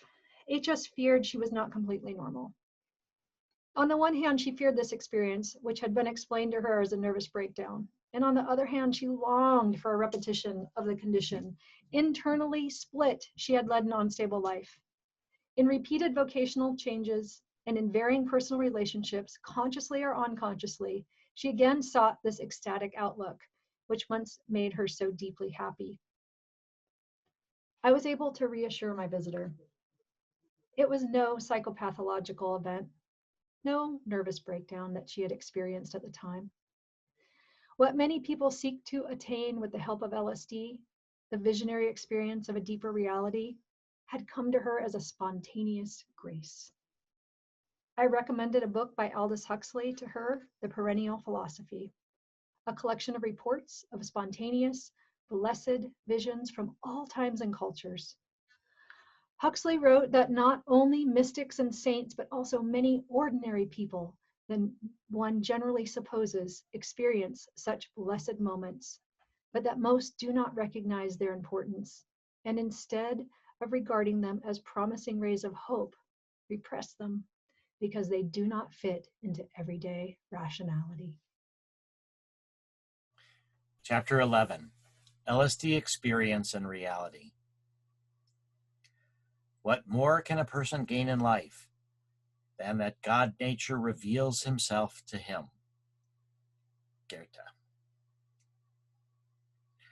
I am often asked what has made the deepest impression upon me in my LSD experiments, and whether I have arrived at new understandings through these experiences. Various realities. Of greatest significance to me has been the insight that I attained as a fundamental understanding from all of my LSD experiments, what one commonly takes as, quote, the reality, end quote, including the reality of one's own individual person, by no means signifies something fixed, but rather something that is ambiguous, that there is not only one, but that there are many realities, each comprising also a different consciousness of the ego. One can also arrive at this insight through scientific reflections. The problem of reality is and has been from time immemorial a central concern of philosophy. It is, however, a fundamental distinction whether one approaches the problem of reality rationally, with the logical methods of philosophy, or if one obtrudes upon this problem emotionally through an existential experience. The first planned LSD experiment was therefore so deeply moving and alarming because everyday reality and the ego experiencing it, which I had until then considered to be the only reality, dissolved, and an unfamiliar ego experienced another unfamiliar reality. The problem concerning the innermost self also appeared, which, itself unmoved, was able to record these external and internal transformations. Reality is inconceivable without an experiencing subject, without an ego. It is the product of the exterior world, of the sender and of a receiver, an ego in whose deepest self the emanations of the exterior world, registered by the antennae of the sense organs, becomes conscious. If one of the two is lacking, no reality happens, no radio music plays, the picture screen remains blank. If one continues with the conception of reality as a product of sender and receiver, then the entry of another reality under the influence of LSD may be explained by the fact that the brain, the seat of the receiver, becomes biochemically altered. The receiver is thereby tuned into another wavelength than that corresponding to normal everyday reality. Since the endless variety and diversity of the universe correspond to infinitely many different wavelengths, depending on the adjustment of the receiver, many different realities, including the respective ego, can become conscious. These different realities, more correctly designated as different aspects of the reality, are not mutually exclusive, but are complementary, and form together a portion of the all-encompassing, timeless, transcendental reality in which even the unimpeachable core of self-consciousness, which has the power to record the different egos, is located. The true importance of LSD and related hallucinogens lies in their capacity to shift the wavelength setting of the receiving, quote, self, end quote, and thereby to evoke alterations in reality consciousness. This ability to allow different new pictures of reality to arise, this truly cosmogonic power, makes the cultish worship of hallucinogenic plants as sacred drugs understandable. What constitutes the essential characteristic difference between everyday reality and the world picture experienced in LSD inebriation? Ego and the outer world are separated in the normal condition of consciousness in everyday reality. One stands face to face with the outer world. It has become an object. In the LSD state, the boundaries between the experiencing self and the outer world more or less disappear, depending on the depth of the inebriation. Feedback between receiver and sender takes place. A portion of the self overflows into the outer world, into objects, which begin to live, to have another, a deeper meaning. This can be perceived as a blessed or as a demonic transformation imbued with terror, proceeding to a loss of the trusted ego. In an auspicious case, the new ego feels blissfully united with the objects of the outer world and consequently also with its fellow beings. This experience of deep oneness with the exterior world can even intensify to a feeling of the self being one with the universe. This condition of cosmic consciousness, which under favorable conditions can be evoked by LSD or by another hallucinogen from the group of Mexican sacred drugs, is analogous to spontaneous religious enlightenment with the unio mystica. In both conditions, which often last only for a timeless moment, a reality is experienced that exposes a gleam of the transcendental reality, in which universe and self, sender and receiver, are one. Parentheses, the relationship of spontaneous to drug-induced enlightenment has been most extensively investigated by R.C. Zahner, Mysticism, Sacred and Profane, declared in Press, Oxford, 1957. End parentheses. Gottfried Benn, in his essay Provoziertes Leben, Provoked Life, and Ostnexweld Lebensverlag Wiesbaden, 1949, characterized the reality in which self and world are separated as the schizoid catastrophe, the Western intellecti neurosis. He further writes, in the southern part of our continent, this concept of reality began to be formed. The Hellenistic European agonistic principle of victory through effort, cunning, malice, talent, force, and later European Darwinism and Superman, in quotes, was instrumental in its formation. The ego emerged, dominated, fought. For this it needed instruments, material, power.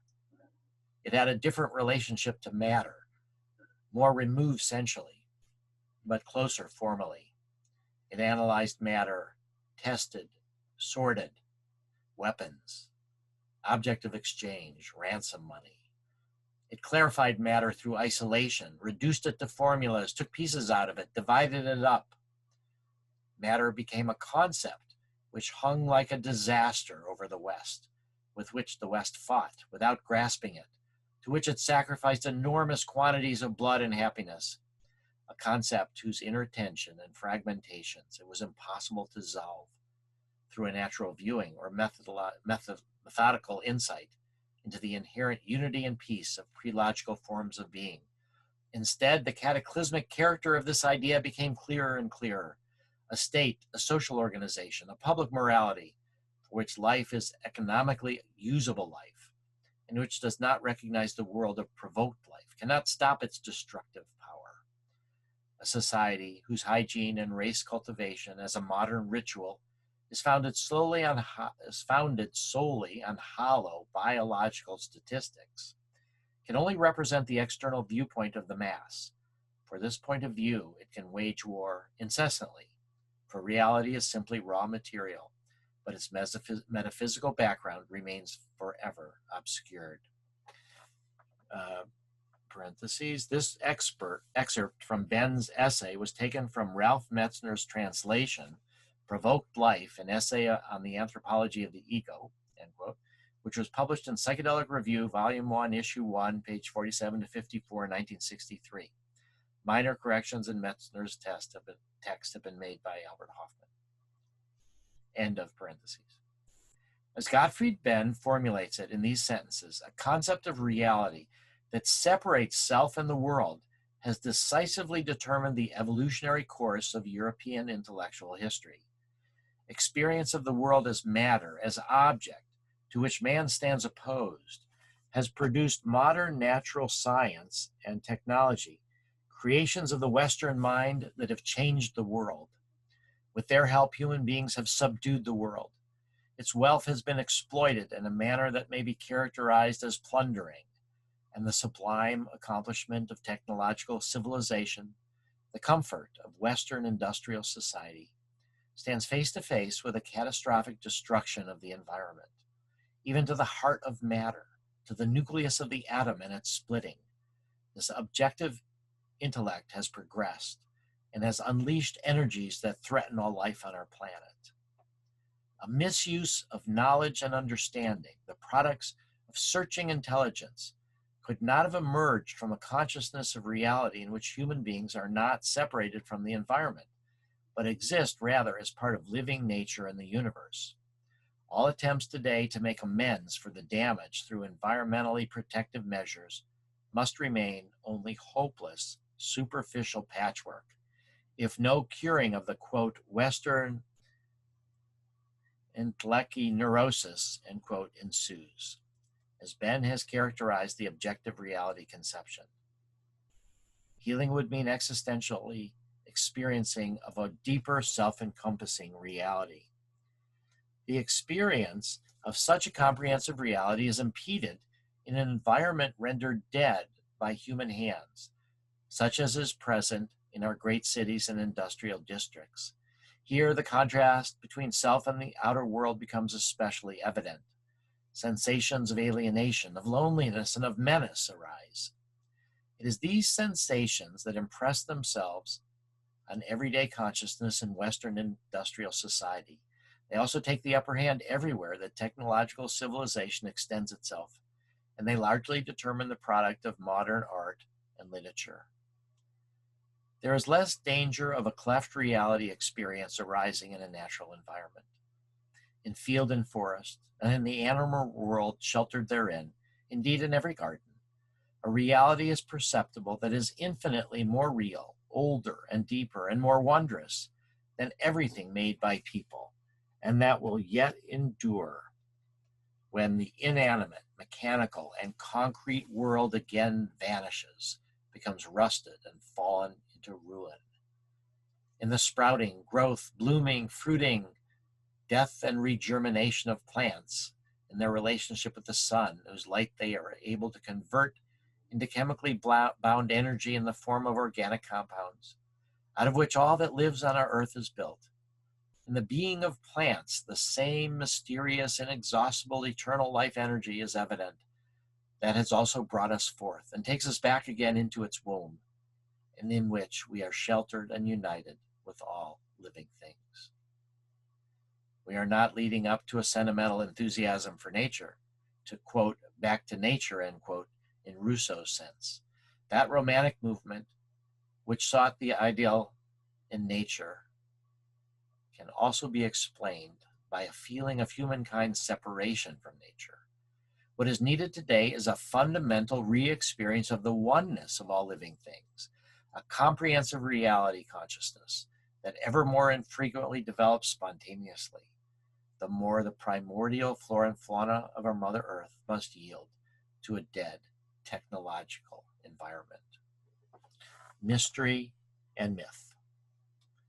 The notion of reality as the self juxtaposed to the world in confrontation with the outer world began to form itself, as reported in the citation from Ben, in the southern portion of the European continent in Greek antiquity. No doubt, people at that time knew the suffering that was connected with such a cleft reality consciousness. The Greek genius tried the cure by supplementing the multiformed and richly colored, sensual as well as deeply sorrowful Apollonian worldview created by the subject-object cleavage with a Dionysian world of experience in which this cleavage is abolished in ecstatic inebriation.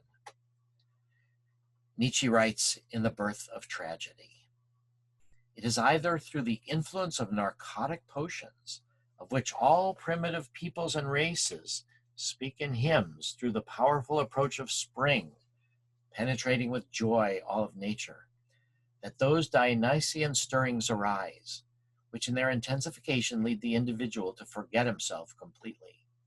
Not only does the bond between man and man come to be forged once again by the magic of the Dionysian rite, but alienated, hostile, or subjugated nature again celebrates her reconciliation with her prodigal son, man." The mysteries of Eleusis, which were celebrated annually in the fall over an interval of approximately 2,000 years, from about 1500 BC until the 4th century AD, were intimately connected with the ceremonies and festivals in honor of the god Dionysus. These mysteries were established by the goddess of agriculture, Demeter, as thanks for the recovery of her daughter Persephone, whom Hades, the god of the underworld, had abducted. A further thank offering was the ear of grain, which was presented by the two goddesses to Triptolemus, the first high priest of Eleusis.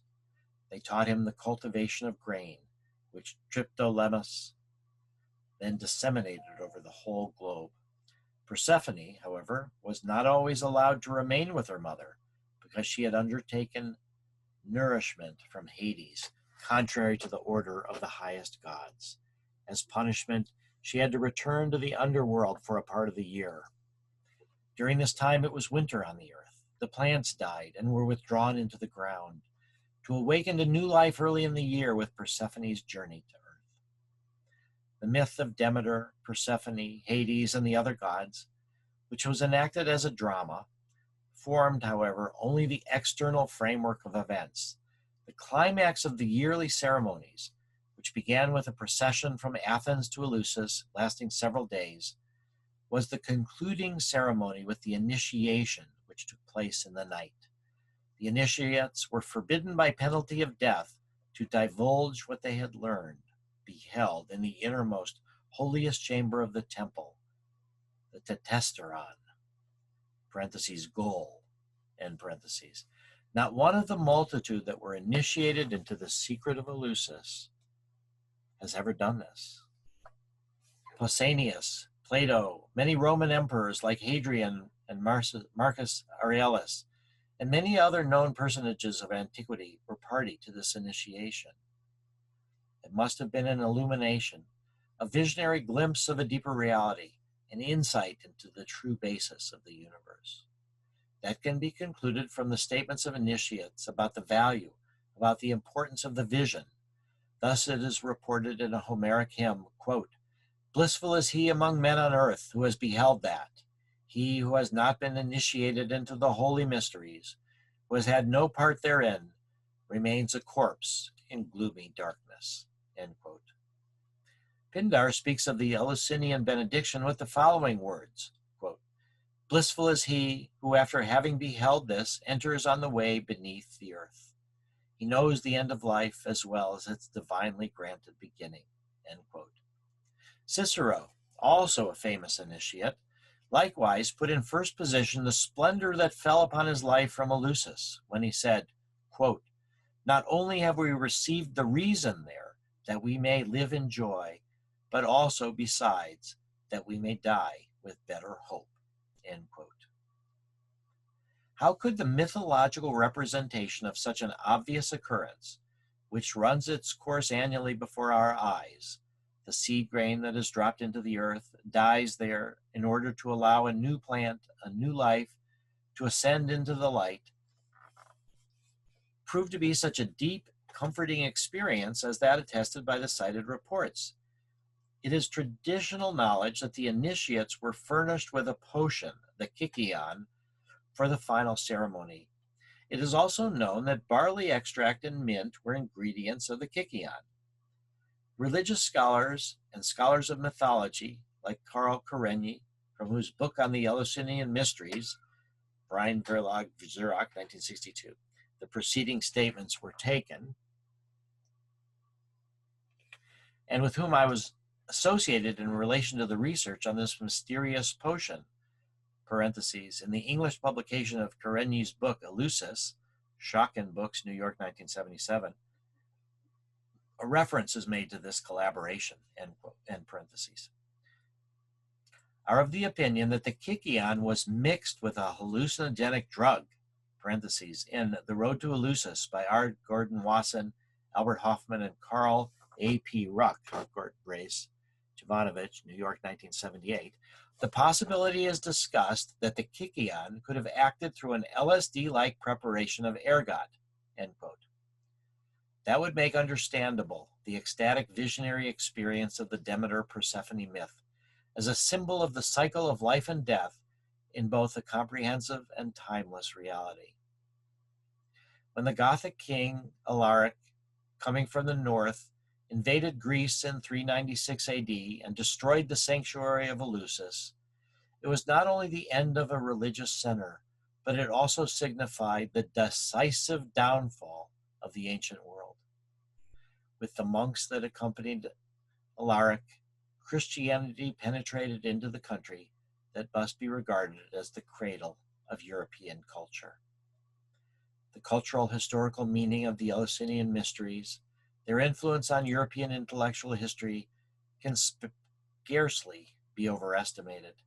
Here, suffering humankind found a cure for its rational, objective, cleft intellect in a mystical totality experience that led it believe in immortality and an everlasting existence. This belief had survived in early Christianity, although with other symbols. It is found as a promise, even in particular passages of the Gospels, most clearly in the Gospel according to John, as in chapter 14, verse 120. Jesus speaks to his disciples as he takes leave of them.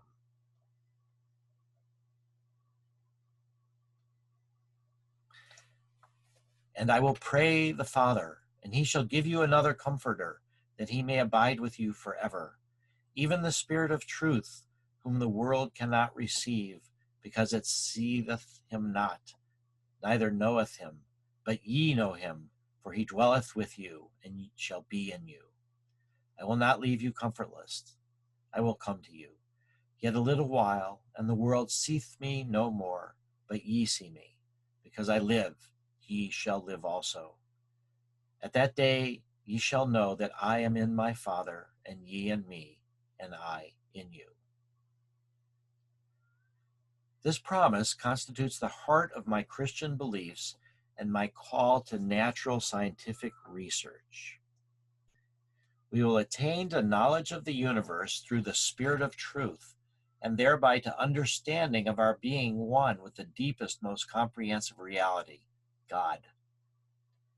Ecclesiastical Christianity, determined by the duality of creator and creation, has, however, with its nature-alienated religiosity, largely obliterated the Eleusinian Dionysian legacy of antiquity. In the Christian sphere of belief, only special blessed men have attested to a timeless, comforting reality, experienced in a spontaneous vision, an experience to which in antiquity the elite of innumerable generations had access through the initiation at Eleusis.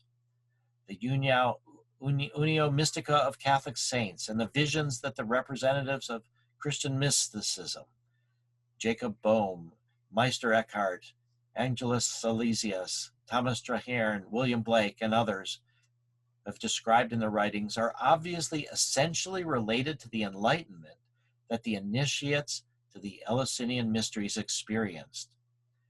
The fundamental importance of a mystical experience for the recovery of people in Western industrial societies who are sickened by a one-sided, rational, materialistic worldview is today given primary emphasis not only by adherents to Eastern religious movements like Zen Buddhism, but also by leading representatives of academic psychiatry.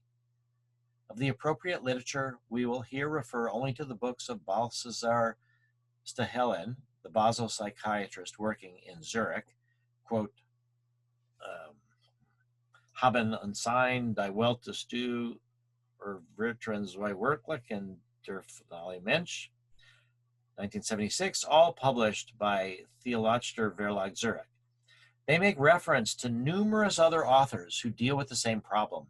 Today, a type of meta-medicine, in quotes, quote, metapsychology, end quote, and, quote, metapsychiatry, end quote, is beginning to call upon the metaphysical element in people, which manifests itself as an experience of a deeper duality surmounting reality, and to make this element a basic healing principle in therapeutic practice.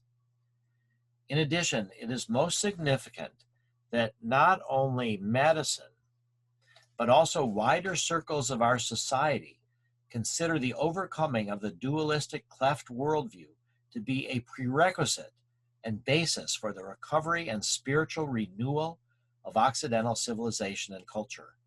This renewal could lead to the renunciation of the materialistic philosophy of life and the development of a new reality consciousness. As a path to the perception of a deeper, comprehensive reality, in which the experiencing individual is also sheltered, meditation, in its different forms, occupies a prominent place today.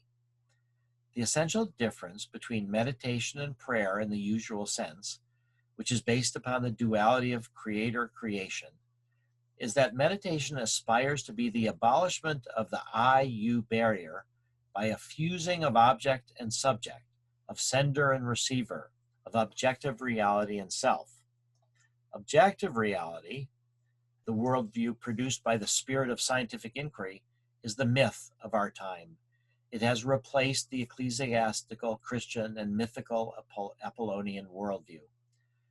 But this ever-broadening factual knowledge, which constitutes objective reality, need not be a desecration. On the contrary, if it only advances deep enough, it inevitably leads to the inexplicable, primal ground of the universe, the wonder, the mystery of the divine, in the microcosm of the atom, in the macrocosm of the spiral nebulae, in the seeds of plants, in the body and soul of people. Meditation begins at the limits of objective reality, at the farthest point yet reached by rational knowledge and perception. Meditation thus does not mean rejection of objective reality. On the contrary, it consists of a penetration to deeper dimensions of reality. It is not escape into an imaginary dream world. Rather, it seeks after the comprehensive truth of objective reality by simultaneous stereoscopic contemplation of its surfaces and depths. It could become of fundamental importance and be not merely a transient fashion of the present if more and more people today would make a daily habit of devoting an hour, or at least a few minutes, to meditation. As a result of the meditative penetration and broadening of the natural scientific worldview, a new, deepened reality consciousness would have to evolve, which would increasingly become the property of all humankind. This could become the basis of a new religiosity, which would not be based on belief in the dogmas of various religions, but rather on perception through the, quote, spirit of truth, end quote. What is meant here is a perception, a reading and understanding of the text at first hand, quote, out of the book that God's fingers has written, end quote, Paracelsus, out of the creation.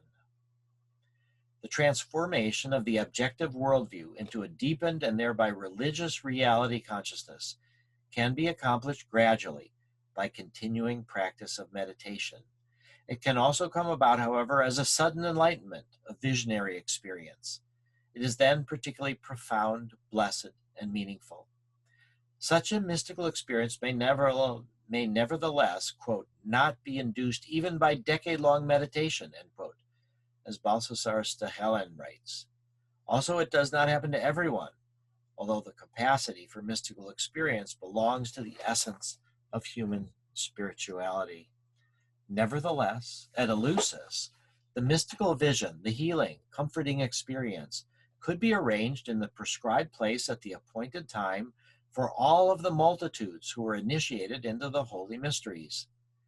This could be accounted for by the fact that a hallucinogenic drug came into use. This, as already mentioned, is something that religious scholars believe. The characteristic property of hallucinogens, to suspend the boundaries between the experiencing self and the outer world in an ecstatic emotional experience, makes it possible, with their help, and after suitable internal and external preparation, as it was accomplished in a perfect way at Eleusis, to evoke a mystical experience according to plan, so to speak. Meditation is a preparation for the same goal that was aspired to and was attained in the Eleusinian mysteries. Accordingly, it seems feasible that in the future, with the help of LSD, the mystical vision, crowning meditation, could be made accessible to an increasing number of practitioners of meditation.